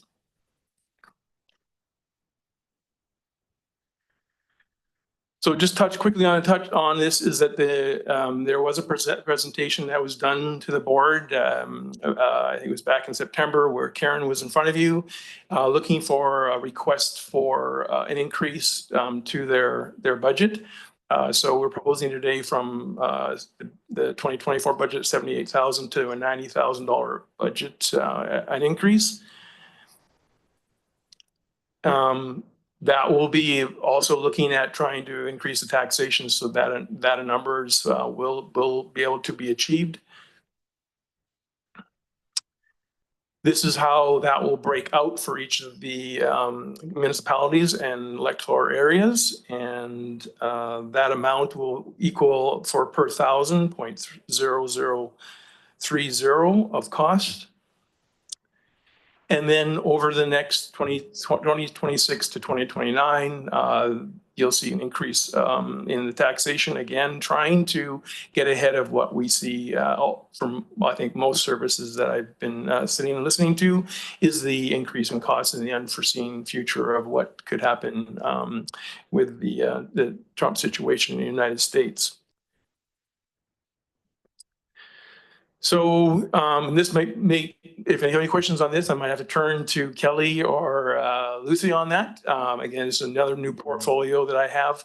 And really looking at, there's not a lot of contribution to reserves on this. And I know that has been an initiative from the board is trying to build those reserves. This is one of the services that hasn't had that at this point. And so their options and recommendations right now is to really to allow this organization to continue the great work it does by approving the proposed budget. And I'll take any questions.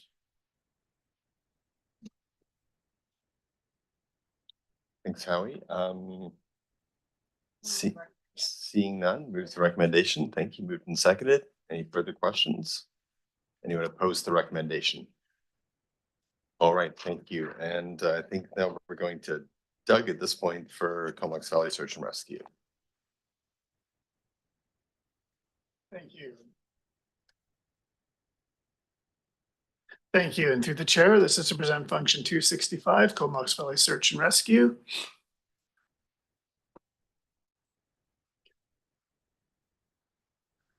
I don't know, man. There we go. Anyway, sorry. The purpose of this is to make grants and aids for search and rescue coordination and assist in the acquisition of equipment as well as assist in those groups that carry out this work for us in our community. It's largely focused on the search and rescue vehicles that work outside of our or work through all our jurisdictional boundaries, as well as the Comox Valley Search and Rescue organization, which does a lot of rescue operations and searches within the rural areas and outlying areas and hard to get to areas that maybe aren't necessarily served by our first responders.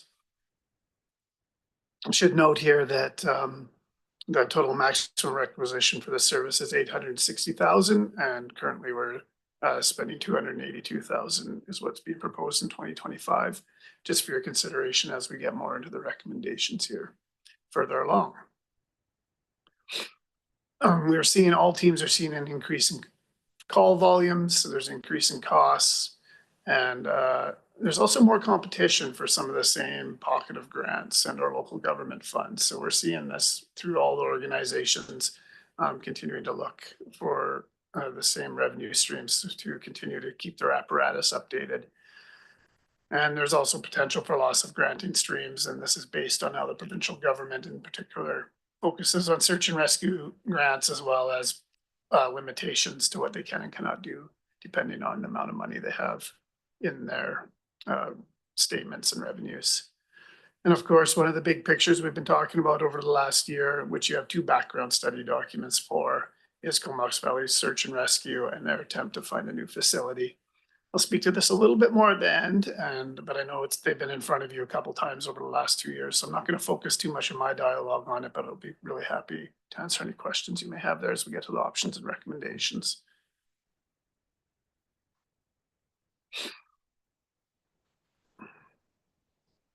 Let's leave that there for a second for you to view. And as we look to our expenses, we're looking at an increase here of about $20,000. This is partly because a request from Cumberland Fire and Courtney have been increasing, but also since the adoption of the Merville Fire Hall, there's a 48 vehicle that works out of its jurisdiction boundaries there as well. So that's the main driver for this, is being consistent with the way other emergency vehicles are used. We've added this one to this service.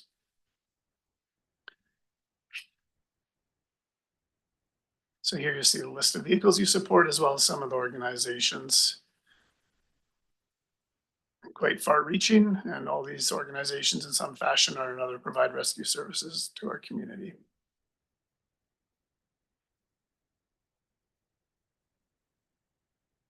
Director Grieve, did you have a question you wanted to ask? Director Grieve, was there a question you wanted?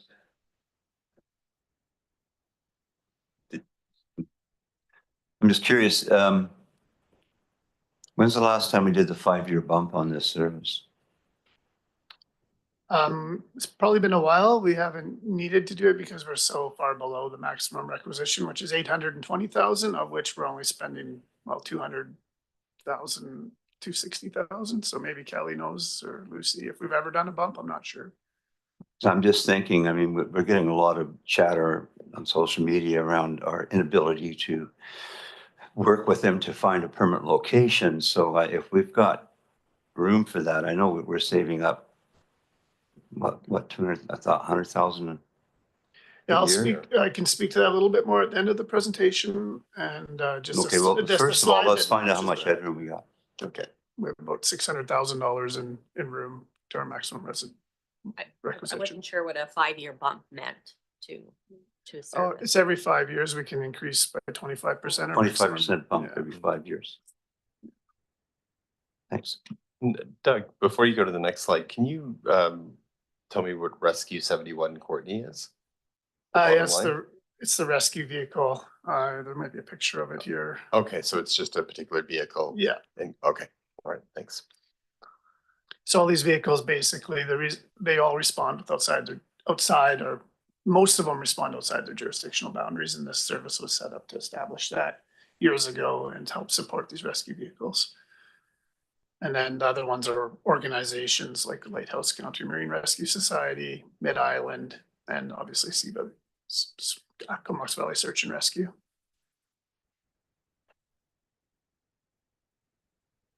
So I think there's a taxing. Here's your funding requisitions broken down by area.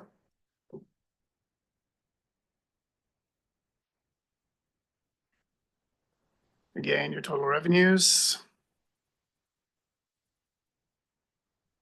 Again, your reserve balances here. So this one's important because in the last couple of years, you've added an additional $100,000 to help support Comox Valley Search and Rescue, and they're looking for a new location. So up to the end of 2027, 500,000. Was it 5 years? Yeah, 500,000 of this would be to help with the purchase of a new facility and or land, would be the way to look at it. And then also continuing to add additional money to those reserves for the other vehicles as well. So this is where we kind of get into what Director Grieve was alluding to around the contribution. So we've worked hard with search and rescue over the last couple of years, specifically over the last year, trying to identify a shared site or a publicly held site that can help house their building, which would obviously bring down their cost substantially. You know, we're looking upwards of $2 million now for a new SAR facility. And then obviously with land costs, we're looking up to $1 million, looking to consider that they need over, you know, half an acre to even consider, or 1.3 acres to even consider moving forward with. So after a thorough review of public lands, there was none available or readily available for the facility use required by search and rescue. So at this time, and understanding, as we've alluded to in many other presentations, the cost of rising construction costs and other things, we're putting forward here an additional 100,000 into reserves, which would mean it'd be 200,000 per year instead of 100,000 until the end of 2027, is what staff are proposing to help support SAR in hopes that they find a site or a site becomes a shared site becomes available. I think at this point, it's more the latter, that they'll have to purchase their own site. So in front of you, the recommendation has changed from our proposed budget and is reflected here being $800,000 into reserves in total up to the end of 2027, and then revisiting at the end of 2027 when that original contribution agreement is kind of set aside. We believe it's best to hold it in our reserve fund because if need be, if nothing, well, let's hope that's not the case, but if nothing comes forward for SAR in 10 years or 5 years, then, you know, you'll be able to reallocate if that's the case, or find other avenues to move forward. But I think earmarking it for SAR till the end of 2027 is important at this stage. Yeah, I'm happy to answer any more questions about your backgrounder. It was unfortunate that a shared site couldn't have been found within the regional boundaries, for lack of a better word. Okay, great. Thanks for that, Doug. And I see a light in the room, but at first, before that, I think Director Arbor had his online. So go ahead. Yeah, thanks. I think when I read the report, it seems like, did I dream that, or there is no maximum requisition on this service? I think there's a maximum of 800. Maybe Kelly can chime in with the exact amount. I know it's just over 800,000. Lucy, would you be able to confirm that? Yeah, Kelly just has that. Okay, detail for perfect. you. More.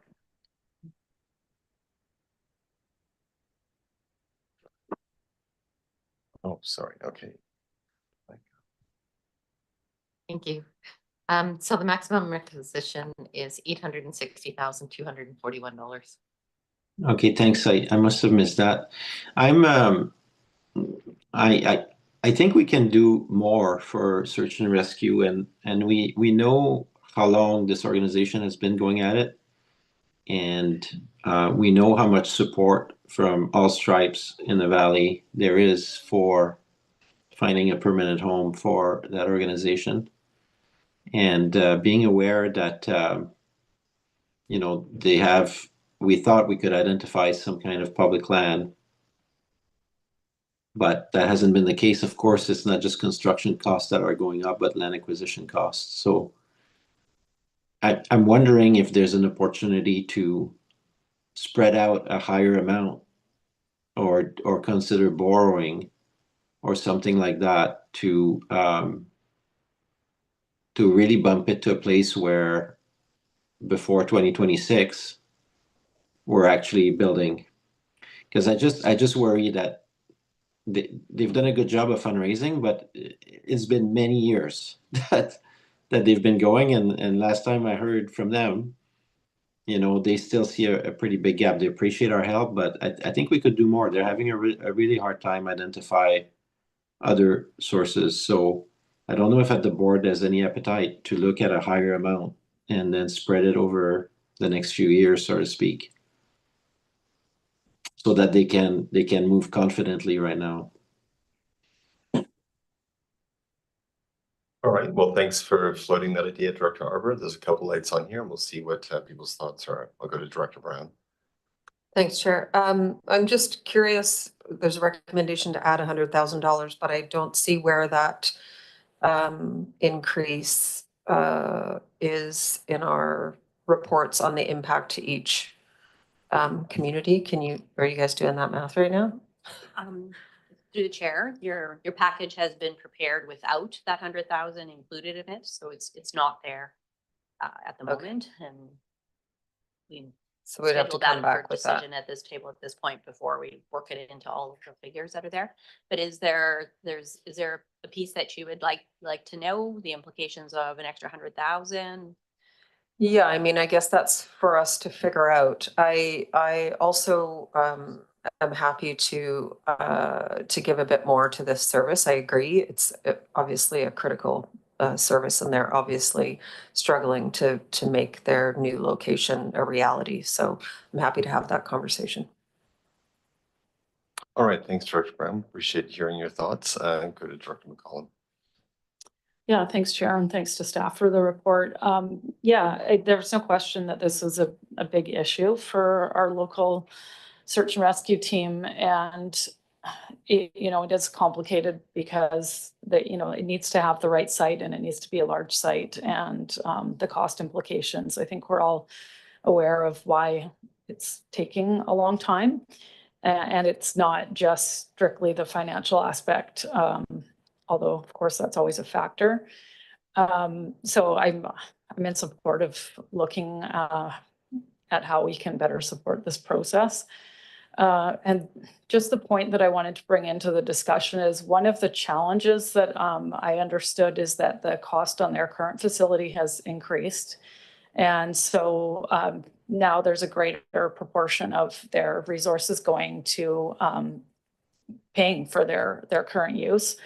So I do wonder if we're going to increase the requisition, I don't know if 100,000 or less or more, but maybe part of that shouldn't actually go to reserves, but looking to help them with their current facility costs. Because from what I understand, there's equipment that they're not doing replacement on, and they're using older trucks, and it reverberates through more than just their bottom line at the end of the month, because they have a bigger burden on their facility use than maybe other search and rescue teams in the province. So I would want a little bit more information about just the best way to support, because I mean, even if a piece of land was identified this year, it would still be probably a few years before we would see them be able to move into another facility.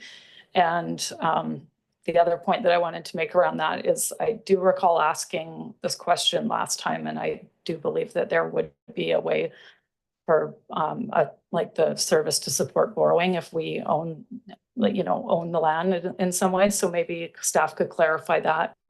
Because if borrowing is a possibility for us to assist them with, then maybe it's not so important that we have like reserve money on hand, but maybe those funds could be allocated in a different way to make sure that they're getting their best use. So I can speak to the borrowing question and encourage Lucy or Kelly to jump in if I miss the point, but my understanding is it's we'd have to own the building or land in order to borrow. And, you know, there's a number of conversations around leasing and everything that would come with that. If they were able to find a site, say tomorrow, and come to us and ask for a contribution, we just have our reserves to rely on. We wouldn't be able to enact a quick borrowing bylaw out to help with that purchase. Yeah, that's correct. I'm only just going to comment on your last point there, that reacting quickly with a borrowing bylaw, we wouldn't be able to do that. So as Doug's saying, part of the reason why building more dollars in the savings so that we can react more quickly to their needs should something come up to the future. And I suppose as another option, just still keeping our eyes open for situations where, you know, potentially if there's opportunity where it makes sense that we're partnering in some way, and borrowing can be leveraged, then we can look at it then. Right now we have no certainty around that.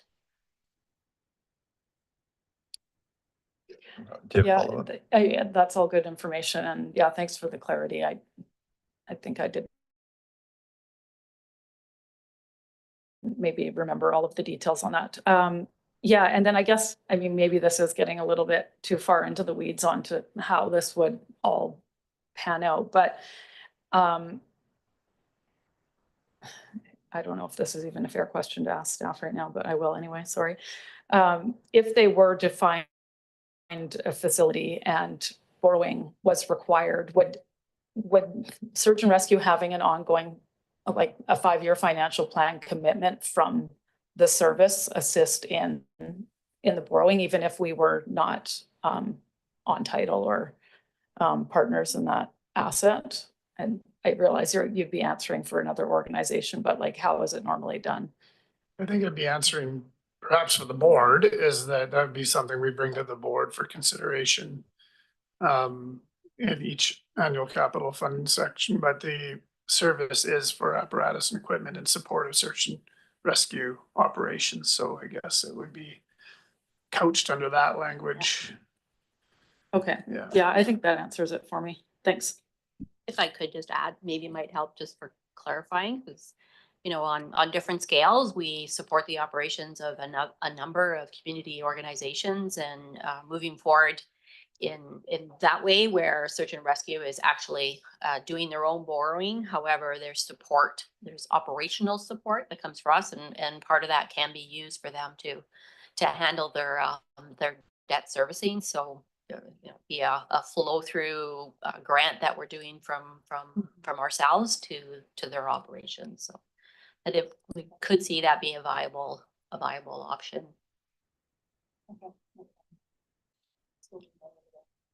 Okay, thanks so much, Lucy. And go to Director Grieve. Okay, the way I see it right now, there's a lot of options. Everything up to and including, I guess, much like our rural fire departments, where we actually cover them and get them on the Municipal Insurance Association and all the good stuff that comes with being part of a public body, right down to a private standalone organization. So there's too many questions here, but I think the intent is right. I think we all agree that we want to support them, because talk about driving around in older trucks. Well, we're all going to be driving around in older trucks for a long time to come if the geopolitical thing pans out that's happening right now. So I would think the best thing on this issue is to keep our powder dry and direct staff, refer it back to staff to engage with the organization and see what is palatable. I mean, we have a huge amount of headroom there when it comes to maximum borrowing. Whether or not we could possibly own the building and lease it back to them. You know, like I say, there's a whole bunch of different options there. But you know, right now, I don't think the general public's aware of how supportive we are on this, and the fact that it's been taking so long is so. If we get to a point I would think the best thing would be to defer it back to staff, or refer it back to staff and bring it back later in the budget cycle with some options. Would that be agreeable to the board? Are you making that as a motion? Like we don't, there isn't, we're not doing receipt and there is an option there, but obviously you're proposing a differing one. Okay. Okay, so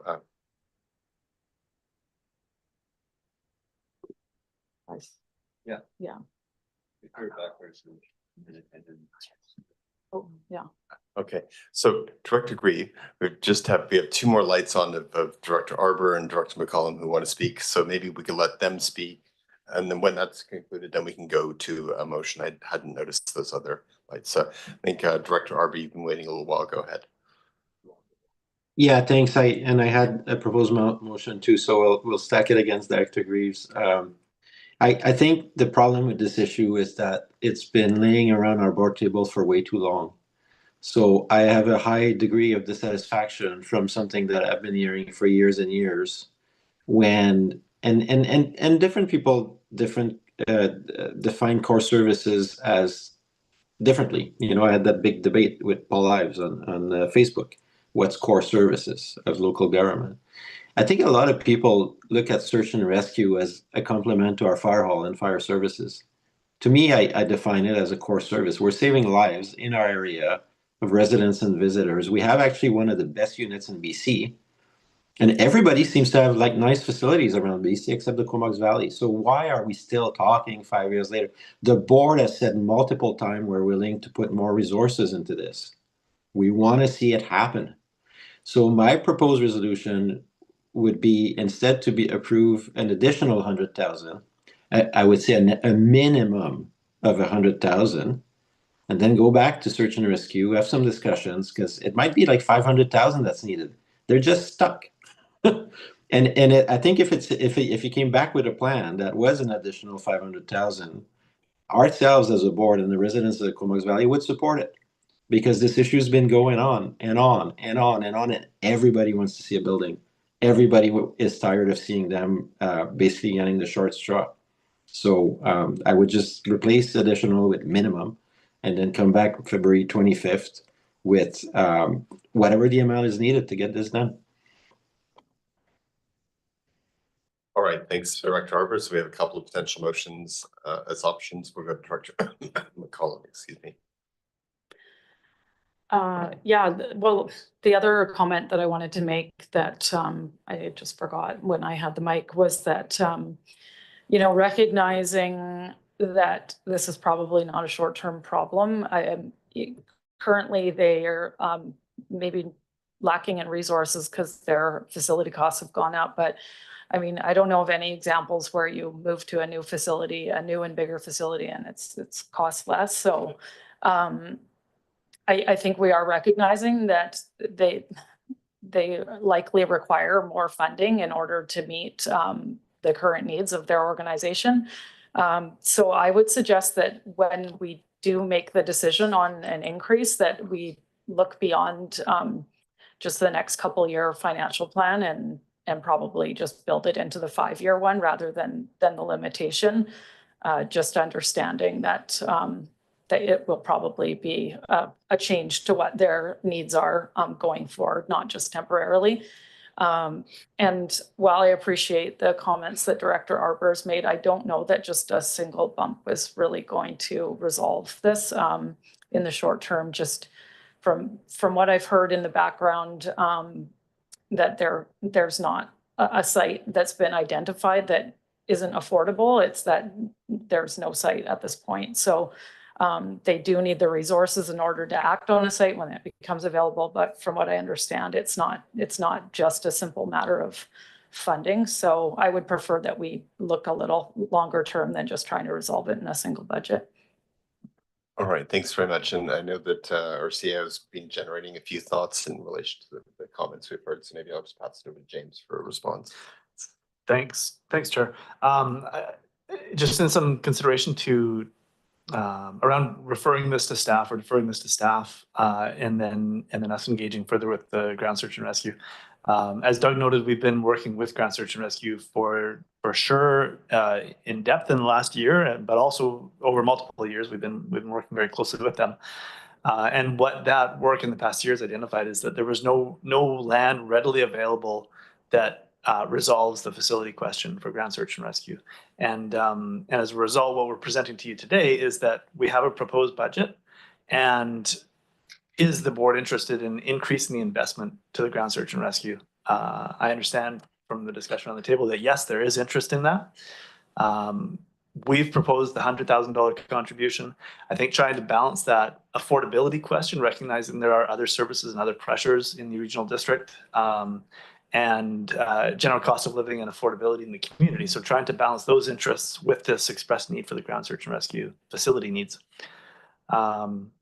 I do appreciate some of the comments also about this a bigger picture with respect to ongoing operating expenses and effects such as that. I think it does come down to the board's decision around what that additional contribution would look like. And I guess I'm not sure that we see a lot of specificity in going back to ground search and rescue with a minimum contribution and looking for that upper maximum. That might be that might not result in an affordable level for the board. So we're trying to find that balance here between an affordability level that is appropriate and supporting the ground search and rescue.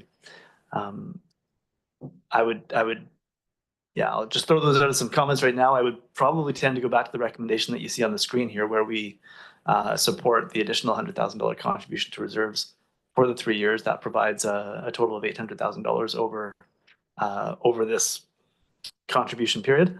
And then, as both Doug and Lucy said, as specific scenarios arise, we can take a further look at, is there potential for borrowing?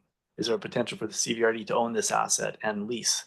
My understanding is that the search and rescue is certainly not opposed to a lease arrangement, so that is a possibility. But until we get those specifics, it's hard to put any kind of detail to that. So, yeah, Mr. Chair. Can I just add one point of clarification that maybe we may need? And part of the conversation that I'm hearing is about the operational level of support that we provide. So we hadn't contemplated that as staff going forward, that there would be this increased level of ongoing annual support from an operational perspective. Yes, maybe tied to a building, but not to their regular operations. And I totally, and having looked at their financials, understand where Director McCollum's coming from and the challenges that they may have. So, potentially in this particular budget, we are sticking with the level of operational dollars going to them as defined. But I am hearing in conversations around that this being one of our core services, and maybe further direction from the board to the future around to what level for this particular emergency service that's part of the whole realm of in our community. To what level is this? What does the board want to be supporting this community? So we can come back to that to the future. My only, as long as that's okay with the board. And my only other comment is coming back later in the month, February 25th, with some further information on what's needed to get it done. Just re-saying again that an option right now is there's no viable option out there right now. So I'm not sure what we can come back with. And the recommendations here, as James has mentioned, is just about building more savings in our reserves so that we can react and be able to support them as things come up. And we'll continue to work with them to be able to flush out options out in the community, and then get to all of these details about the how and options on how we actually can finance thing or not finance it, or potentially having to come back and look for some additional funding. Okay, thanks, Lucy. And I'm wondering that when a resolution does potentially come onto the floor, whether it could contemplate that an increase of 100,000 could be perhaps 75,000 towards reserves for purchase of land and perhaps 25,000 towards operational. If we're going to increase it, there's a way of of dividing those resources. I wasn't aware until Director McCollum brought it up, but it makes sense that there would be immediate cash needs, and if they're deferring equipment purchases. Anyway, not my place to make a motion, but is this in the mix of comments that the motion will reflect. That's one of the ones I'd like to share. Director Grieve, I'm going to go actually to Director Kerr first because he's not spoken yet on this. Thank you, Chair. I just, this has been a very cost-conscious discussion, in recent weeks, very cost-conscious board. I'm just trying to figure out, like, in context of, I kind of sit back, we want to maybe potentially cut back on the housing service allocation.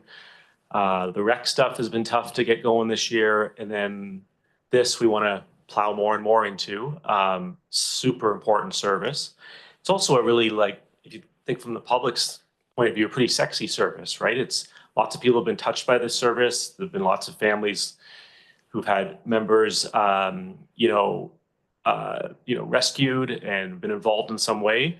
So to me, this is a really untapped area for private fundraising, corporate donations, legacy giving, and I'm not sure why we need to go full on tax reserves or reserves here with increased taxes. I kind of like option 2 there, and especially if you look at some of the other projects like a new transit bus depot, we need land for that. Can we provide some land off to the side of that piece to have a search and rescue station? I think I'd like to go more that route than just increase reserve funds.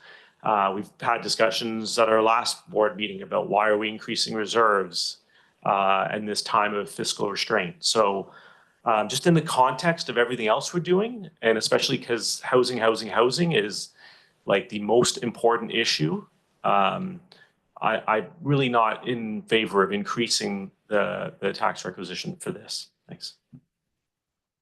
All right, thanks for that viewpoint. And we'll go back to Director Grieve again.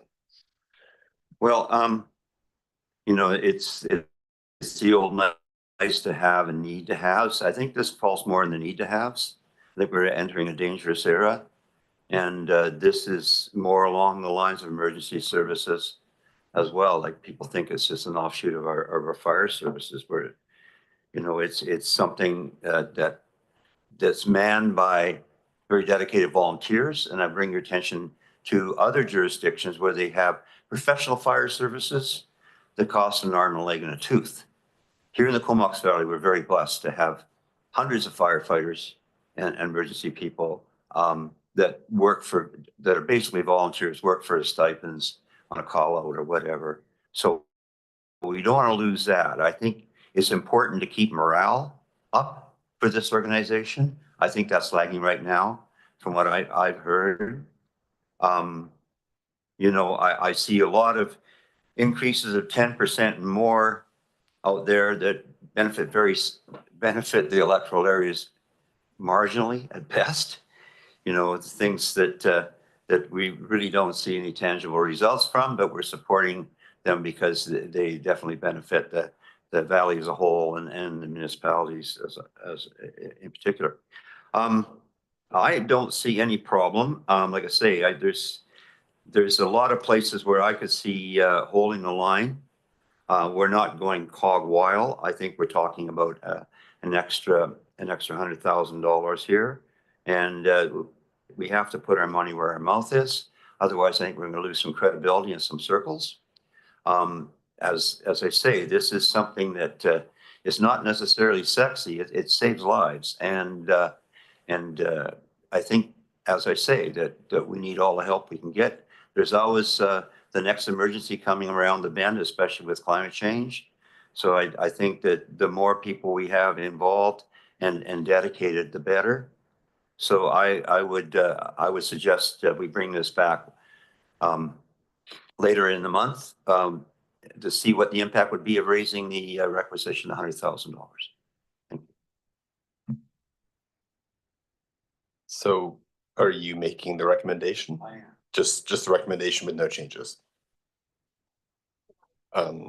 Okay, and suggestion of amendment? Yeah. Oh. Right, Director Arbor, sorry, you had your hand up and it was up prior to Director McCollum. So why don't we go to you if you're ready?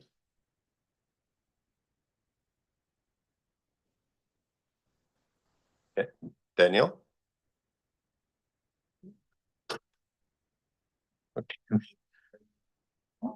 Okay, maybe we'll go to Director McCollum. Oh, you're unmuted, or your hand is down. Okay. Yeah, no, it's, I did want Or to you speak. want to say something? Yeah, I did.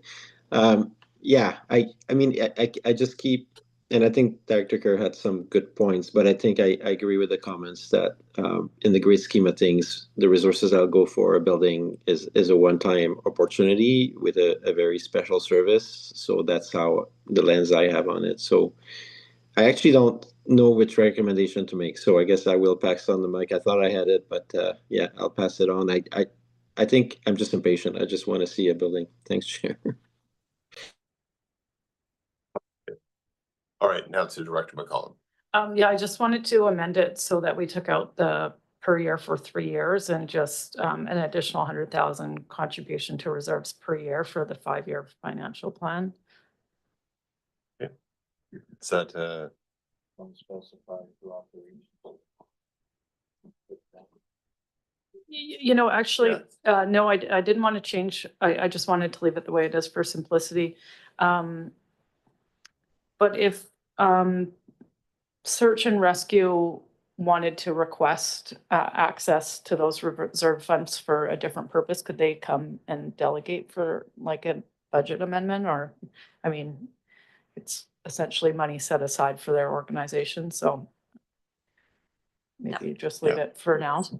I would suspect so. We did have conversations with them about other capital needs and if they wanted to ask for additional, but you know, partly with our direction, we thought this was a good approach. I'm not gonna speak that they wouldn't take more if they could get more, but yeah.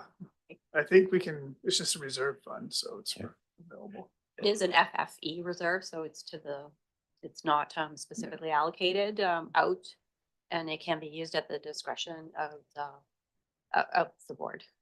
So if they're having real significant operational type challenges, then I definitely would suggest that they come forward and bring those requests for additional funding in that space. Okay, great. Thanks. Then we can leave it as is. And I guess I just pointed out that Director agrees resolution actually didn't find a seconder. So if you wanted to, so there's nothing on the floor. So if you just want to create it, like rather than amending something. Okay, then I'll move the recommendation as it's written, but remove 2 reserves and just have it as an additional 100,000 contribution per year for the 2025 to 2030 financial plan for further support to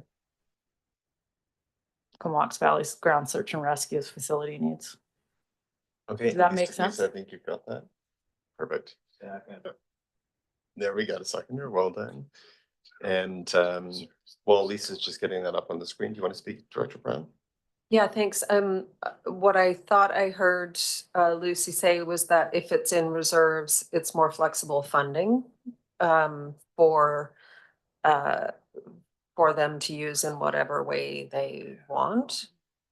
And is that not what we're looking for? Just for clarity, Mm-hmm. dollars directed to a reserve is a board decision, and its use is a board decision as well. So releasing funds from it, we would have to have a specific resolution here. So we wouldn't flow that right now. Those dollars going in that reserve is specific for a facility. So we'd be challenged to flow that out and say, oh, use this as you want. We wouldn't do that. We would be looking for, it's such a large dollar amount that we would be looking for verification that it was used as this board directed it to be used. So if there's some operational real significant challenges that is happening there and they need some support, that would have to come back to this table and have another resolution. Okay, but if we just put it into the service, they can use it in whatever way they want. Can I, and I'm sorry, and I got a little bit lost, and maybe I follow, maybe. Yeah, if I can understand the resolution. I'll proceed. Director McCollum's comment might be the same as mine, so. Okay, Go ahead, Director. let's give it a If you shot. don't, Here's sorry. hoping. My comment was just that I left the 2 reserves out of the resolution so staff can make a decision about this when it comes back at the next board meeting, and then it can be determined outside of this dialogue exactly if we want to leave it as 100,000 strictly to reserves, or if there is a split that could be used in the short term. But that I just thought it would make more sense for staff to have that dialogue than for us to try and guess at it. So that was my intention. Thanks for clarifying your thinking. And Doug, does that have covered what you were thinking? I don't, maybe, but I'm not completely Go sure. for it. Sorry. Currently how it reads right now, if we were to bring this back at recommended, it would look like it's passed over as a grant per year to Comox Valley Search and Rescue as opposed to the reserve funding. So right now it reads that there's an additional 100,000 contribution per year. And prior to that, it says Comox Valley Search and Rescue. So without the benefit of this conversation, I don't know if that was your intention. Okay. I'll leave it to finance My to comment determine. would be that for the time being in this resolution, for it to say going to reserve, I have no comfort level at this moment of directing funds to operations until we have those further conversations with the organization, understand that better.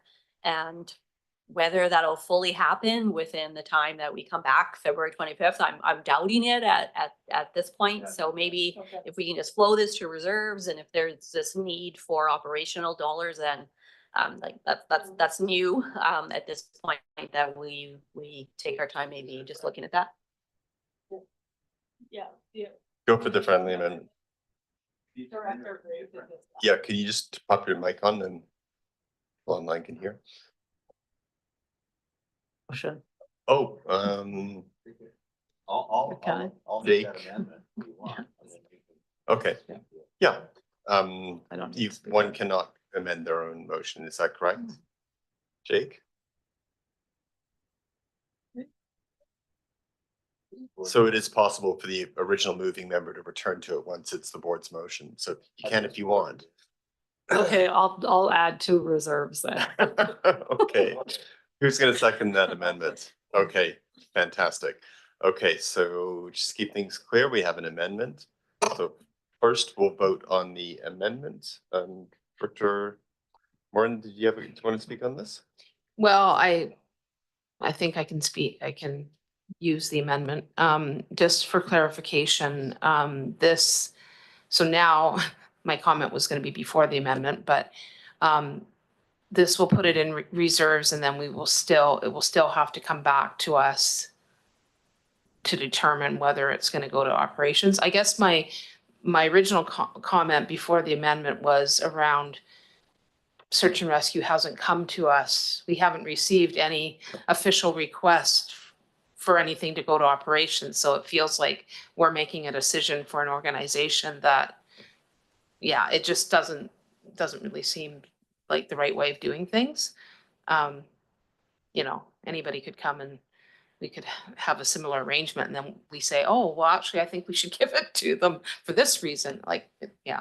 I imagine most organizations would be just fine with that if we wanted to unbidden provide operational support, but we're not changing the amount, but we're saying that they can have it for operations. But now we've switched back to the original. Okay. Yeah, I mean, originally the decision was not around operations, and they haven't come to ask us for that. So I don't think that we should just do that. All right.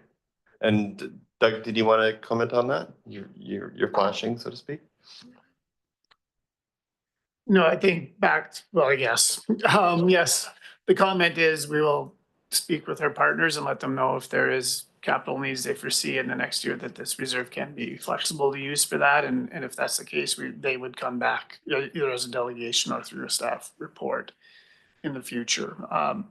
Just noting that, you know, they're nonprofits, so it's not beneficial for nonprofits to have huge savings accounts when they're applying for grants and other things. So we would stress that it should be capital specific and probably spent within that year that they're requesting, and we can dialogue with our partners for that. And that choice can become yours, and maybe it's discussed in the next year's budgets in 26 and 27 and beyond as well. So we'll pass that information along to them. All right, thanks very much. So we're on the amendment. It's on the table. Does anyone not support the amendment? Anyone opposed to the amendment? Not seeing anyone, that carries. And the motion as amended. Any comments on that? Anyone opposed to the resolution as amended? See Director Kerr. All right, and that carries.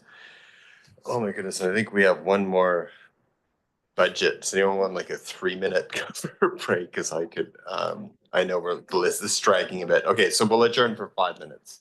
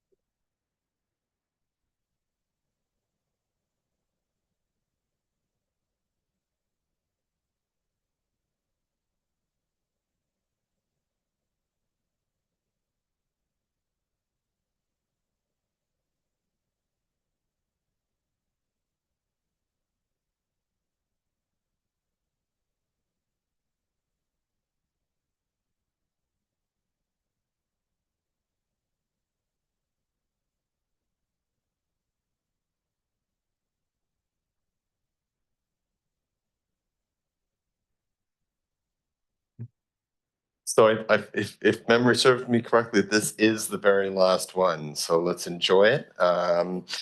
It's going to be fun. So I'll pass it. Nice to see you, Carrie, joining the presentation team, and I'll just pass this over to Howie to get things started. Thanks very much. Great, thank you, Chair. To the rest of the directors, yeah, Carrie and I will be tag teaming through this presentation. Let's get started. Last one of the, oh, Doug, I need your help on pushing the button again. Oh, okay, there we go. So this is Service 270, which is the now called the Comox Valley Emergency Management Service. Probably, I think it was back in October 2023, the service bylaw was opened and amended with the support of the city of Courtenay, town of Comox, and the village of Cumberland to become direct participants in the service. Along with electoral areas. And at that time, we also identified that we would have a strong partnership with the Comox First Nations. This service is to look at really addressing the provincial implementation of the emergency disaster management legislation and the regulations that are still slowly trying to come out of there somewhere that we're trying to get some guidance on. So just over all the accomplishments, I would have taken probably 10 slides from the team that I work with to all the things that we've been doing. But as you probably, as I think Doug alluded to in his regional emergency services core presentation, is that part of that is really the response component of what we do. And right now it's really looking at the severe weather and supporting our regional approach to emergency warming centers and cooling services, which we'll probably all look forward to when we have to actually get into the cooling again. And then looking at just the emergency management climate readiness, the funding that went into that to support all those initiatives with working with all of our regional partners. Also the success that the team had with grants, and part of those grants are all regional in nature, and it does take a partnership from all our local governments and our Comox First Nations to put them together and provide those resolutions. So in 2023 and 2024, well, we did over $680,000 brought in to support our operational costs. And then in 2025, 2026, we have applications going forward that could bring in over $2 million worth of funding to, again, support the work that we do regionally. A part of our success is the amount of regional training and joint exercises that we've been doing. So one of the largest one we had that had a long after action report was the 2024 air show, which really identified a lot of information. And I think a report came to you last week about the advocacy piece of just looking at mass events like that and having the province, the emergency management climate readiness help looking at those kinds of events for communities that really don't have the capacity to address those in a response mode for communities. And then just looking at our continued work and strength with working with our agencies and community partners has been really where we have lots of organizations and communities looking at us is how we're building that model of collaboration and trust. So I'm going to ask Carrie to take on this slide for us and present some of the trends and challenges and opportunities that we have. Thanks, Howie. So I think it's probably obvious to all of you that the trend is an increased response role and operational complexity, and that's happening, of course, across the country and across the world, really. But here, that has provided us with the challenge to strengthen regional collaboration. And I would just like to just acknowledge, just in relation to this slide, how much people have risen to the task here in the Comox Valley for that collaborative, cooperative and engaged approach to how we do emergency management in this valley. Recognizing that we don't have regulations, we've worked together to not only find ways to work with the legislation the way it is now, but also to do some advocacy at the staff to staff level back to the province on how we can be cooperating around these hazards that we all share, given we share the same landscape. And one in particular is around the governance process. So working with those Indigenous engagement requirements that EDMA has provided for us to ensure that we're taking an equitable approach to emergency management practices and service delivery here in the Comox Valley and with our neighboring partners as well. Great, thanks, Carrie. Oops, this one. So our strategic priorities, this slide is not quite accurate by the time I got to in front of you today, but basically we have completed the regionalization of the Comox Valley Emergency Program. We've moved it actually into the Comox Valley Emergency Management Service. So that's just that will be an ongoing effort as we work to define what that new governance and that looks like under the EDMA, as Carrie has stated.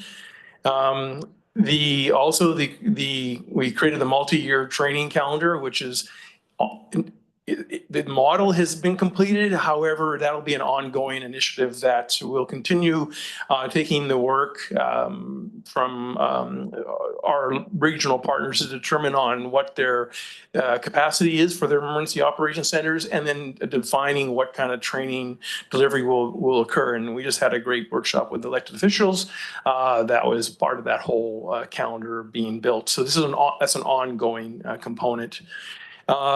Also, part of the initiatives that we have forward is the Community Resilient Investment Grant, which really funds a lot of our fire smart initiatives in the community.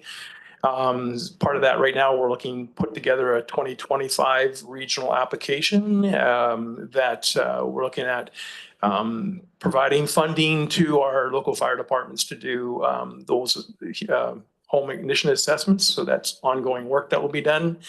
And then part of the governance model is looking at the funding that was successful through the Indigenous engagement requirement funding stream, and then working with the Comox First Nations and Solana facilitator to be able to come out what kind of governance or policies or procedures we might have to be able to be working better together. And I'll throw it back to Carrie for providing us the outlook for the 2025 projects and initiatives. Sure, thanks, Howie. So this pie chart was intentional. It's sometimes it's hard for us to explain to you how much we rely on grants to do the work that we do. And by grants, I mean externally funded grants, as well as response funding that we get from the province. So you can see that the tax requisition is represented in green, and the rest is all external funding. So that tax requisition that we're talking about today, and essentially is what funds staff and some of our equipment and resources that we use to support emergency management in the Valley for all of our 5 government partners to do all of the work that's assigned to that 65 to 75% of the rest of the pie chart there in blue and purple. And I mean, overall, we're pretty proud of what we've been able to accomplish in the last year and before that as well. But considering that work that's been externally funded is equivalent to the 170 something home ignition zone assessments and 30 regional training sessions and exercises annually, and certainly the wildfire and watershed forum that we just had in Cumberland the other day, that was a huge success for bringing in some of our partners from engineering and planning to do that collaborative engagement as we start to look at things beyond just the response lens. And that's something that we're all learning to do with the new legislation in place. And so, yeah, just that how the requisitions that we speak about today supports that external funding for us to do all of that work together is pretty amazing. And we're one of the few local emergency management services that do that in the province as that I know of right now. Great, thanks, Carrie. So this slide is our human resources one, and as you'll see reflected on the screen is that in 2025 we are adding a position that is a term position for position we're calling right now is the emergency management technician. This position was really created to help us focus at START, and its design concept was to look at researching and analyzing the Emergency and Disaster Management Act, and then interpreting what those regulations and legislation would mean, and how it would impact all of us in a regional, multi-jurisdictional emergency management service. So, and part of that was funded through the Community Resilient Investment Grant, which is our Fire Smart grant, for only up to 20%. The challenge that we have is that this position is funded through a grant process. Grants are always not successful. So in 2026, you'll see that position will be lost. And along with that position, a lot of the work plans that Carrie has shown that we're wanting to do as a team will be, a lot of it will be going to the side or being prioritized, but still limited amount of work we're going to do. If we can't get approval for the 2026 in through the 270 budget or through grants, in 2027 we are asking for a branch support assistant to be added, so that at least some of the administrative, which a lot of that grant component is, and delivering and supporting our partners is administration. And so we're hoping that that position would be already forecasted as approved, so that we know we can get some of that administration work done. For the expenses, so what you'll see here is the main increase for these is the staffing position. The grants that we were successful in 2024 is the difference. So basically over $1 million in grants that we achieved. 74,000 is going towards the emergency management tech position. Again, as I said, 20% funded for the grant.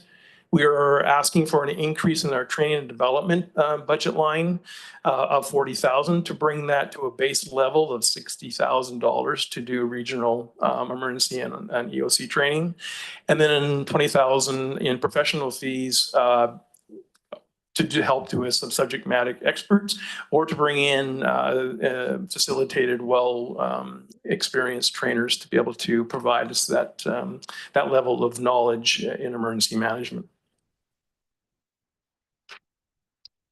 You'll see reflected from the funding source of tax requisition, so it looks like an increase of about just over 196,000. And then you'll see a drop of the government grants is because we are still, I hope this is the right word, Lucy is carrying it forward from some of the work grants that we haven't completed yet. And then just waiting for the new grants that are coming in to be approved and submitted, or for grants that we are still just doing final writing on. The challenge that we have with our grants is that they usually get approved after our work plans have been sort of set in stone. And so if we don't get the funding, we have to go back to the drawing board and readjust a lot of that work that we do. And this is just a breakout for each of the municipalities and electoral areas of what you'll be contributing to the service the way it stands. And that will reflect for per thousand, it would be 0.0246 of that cost. And just the forecast over the 2026 to 2029 forecasting the budget.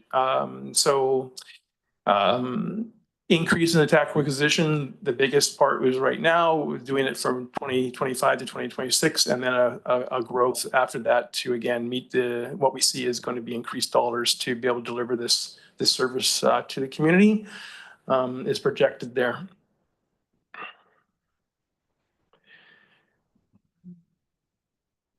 Yeah, the annual increases that you'll see over there is for forecasting, as we've heard, supplier and contractor costs, equipment costs, because we do not always get full cost coverage for the grants or for generators or supplies we need to run our reception centers or power our warming centers. So it'll be, those increases are in there as well. Also to be able to support what we see as forecasting our partners for the multi-jurisdictional collaboration approach. So a lot of that is workshops and tabletop exercises as a part of that. And then one of the initiatives we want to really try to bring home is the creating the safe spaces within our emergency operations center. So looking at more of that training, that specialized training coming forward in the following years as a standing delivery for our service. So yeah. So just so in our capital projects, we don't have a lot of capital in our service at this point, but we do have assets that we are looking at to manage.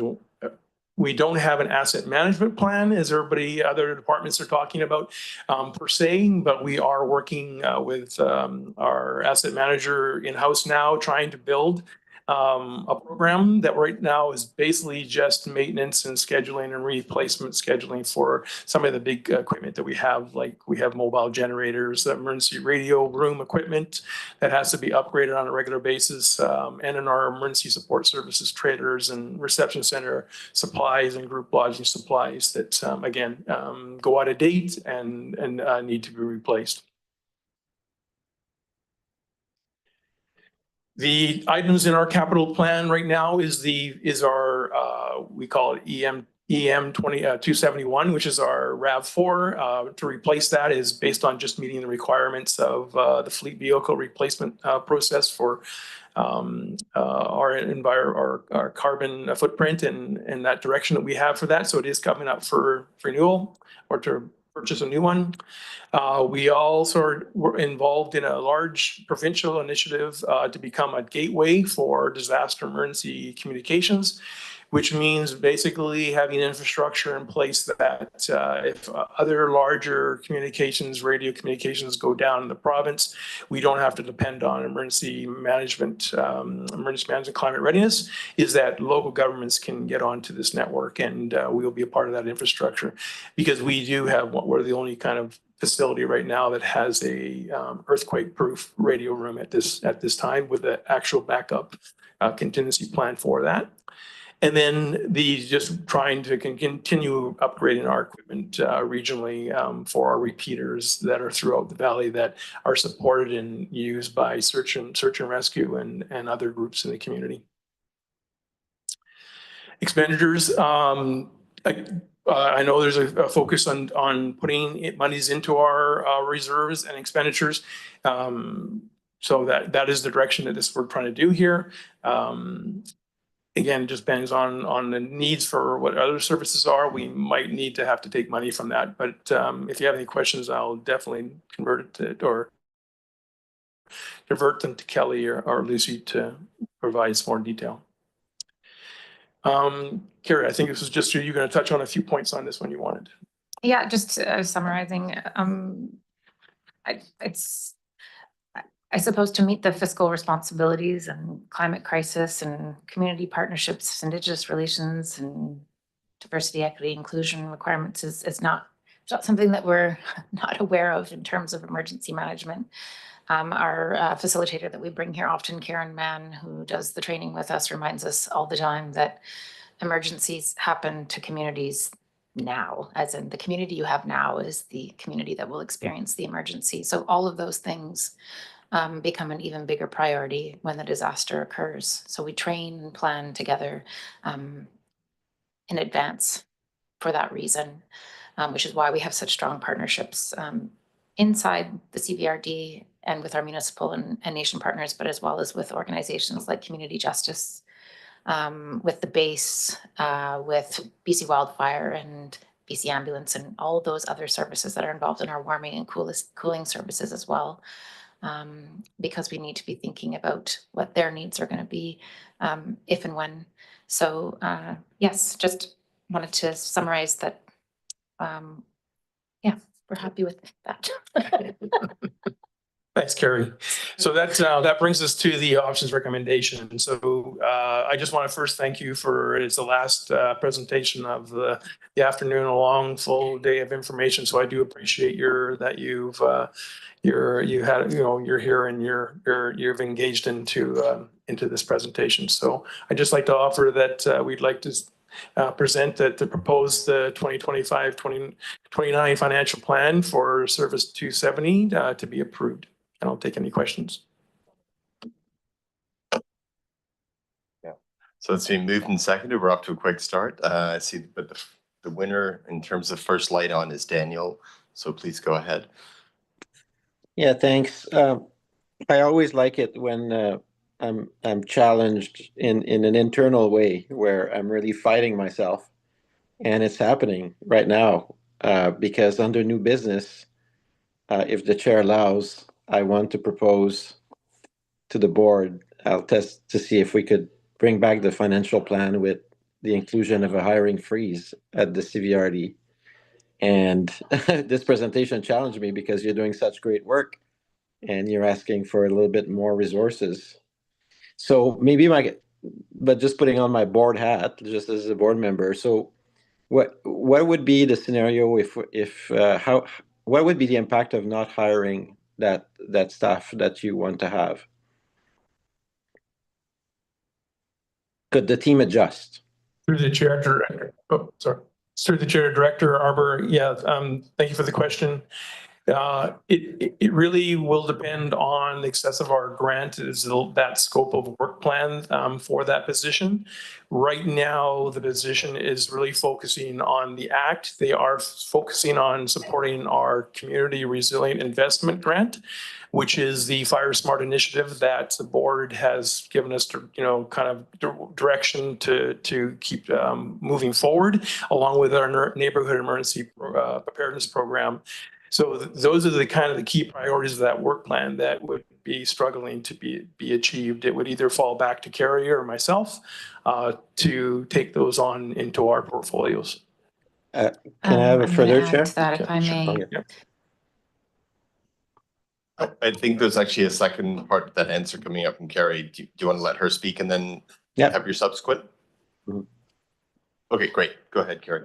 I'm going to give a bit of context, which is probably why I sound tired, is because between Howie and I, and mostly me, we've been on call for 3 years. There is no backup staff without the staff that we have. And when we say we're on call for all 5 governments. And we're also on call for mutual aid to our neighboring partners. And we're pretty dedicated, but we're tired. So that would be a consideration from my perspective, is for us to be able to meet our legislative requirements from a response perspective and still do preparedness, mitigation, and recovery and resilience planning. It's paramount that we have the staff to do it. Can I have my further, Thank you. Chair? I would just add to that. You may indeed, yes. Yeah, Go so ahead. I still believe like that at some point we need to be sensitive to what's happening out there. And I'm just wondering, my further is this, would there be a possibility to bring in somebody that's more like a consultant type rather than to add to the salary ban at the CVRD? Through the chair to the director, we've actually tried that from a few grant initiatives. One was our Fire Smart coordinator. What we found is that they don't have a lot of inner working knowledge of what we do under the Emergency Act, as well as just the inner workings of local governments and what goes with that. So understanding our partners and what our partners need when it comes to interpreting legislation and actually committing to the 4 pillars of emergency management. A lot of them have field experience, but not able to come in and actually work very closely with a lot of the local government representatives that we work with. So, and a lot of it is building the strengths of the partnerships, and I think that's what I have to see my partner here in Carrie and bringing her on board. I think that's the strength that we brought to the program, is that her time and the energy our team has taken to build trust in our partners has taken time. It's taken a couple of years, getting there, but we're seeing the light, and we're hearing the praise that it's the relationship that we've built that's really strengthened how we deliver this service.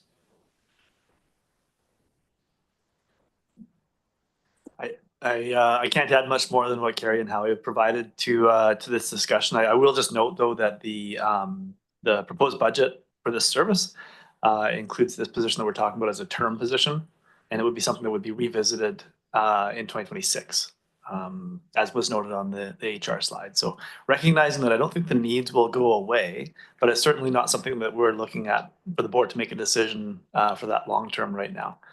We are looking at this position as a term position for 2025.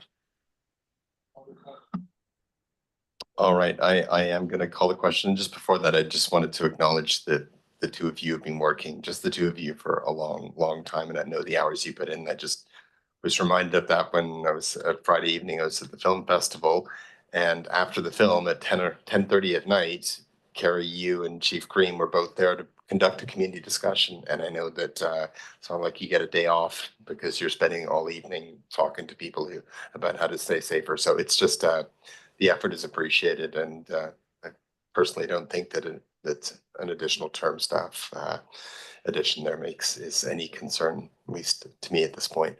So I'm going to call the question. The recommendations on the screen. Director Arbor, okay, your hands down. Are there any further comments? Did you want to make a further comment? Yeah, just because you added your own commentary, I guess I'll vote against the item. That's probably the cleanest way to go, because if new business is allowed, I'll have further points to raise. So thanks. My commentary caused you to vote against it. Okay, well, all right. So any opposed? That'd be Director Arbor. Is there anyone else opposed? Seeing none, that carries. And you had new business you wanted to introduce, Director Arbor. Yeah, thanks. I'd like to test the waters, and that's great. That was a good internal struggle with that last presentation, but I'd like to test the board's appetite to consider hiring freeze, which is being implemented by multiple levels of government right now, both prior to the trade war. We're in a tough place. And I think residents are really noticing that local government, the CVRD, I hear lots of comments on the streets that we just keep growing and growing and growing. And I don't think that's very sustainable. My concern, I guess, around the emergency management, which is perfect because, like the chair said, like it's hard to say no. But at the same time, to me, if staff is going above and beyond every day and every week, that's also a problem. It means that from a management perspective, our management team is not ensuring that our staff, is working an appropriate amount of hours and stuff like that, right? And those issues maybe need to be addressed in a different way. And maybe we're just having a hard time making difficult decisions and just keep adding and adding, right?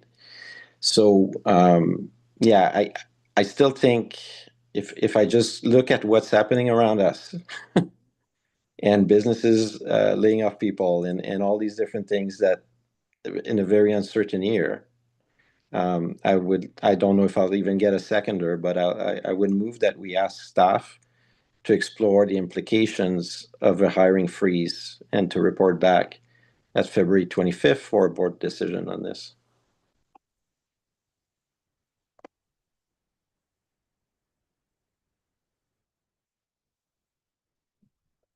I didn't hear a seconder for that motion, but there are a couple of lights on. I guess we don't really have a motion on the floor at this point, but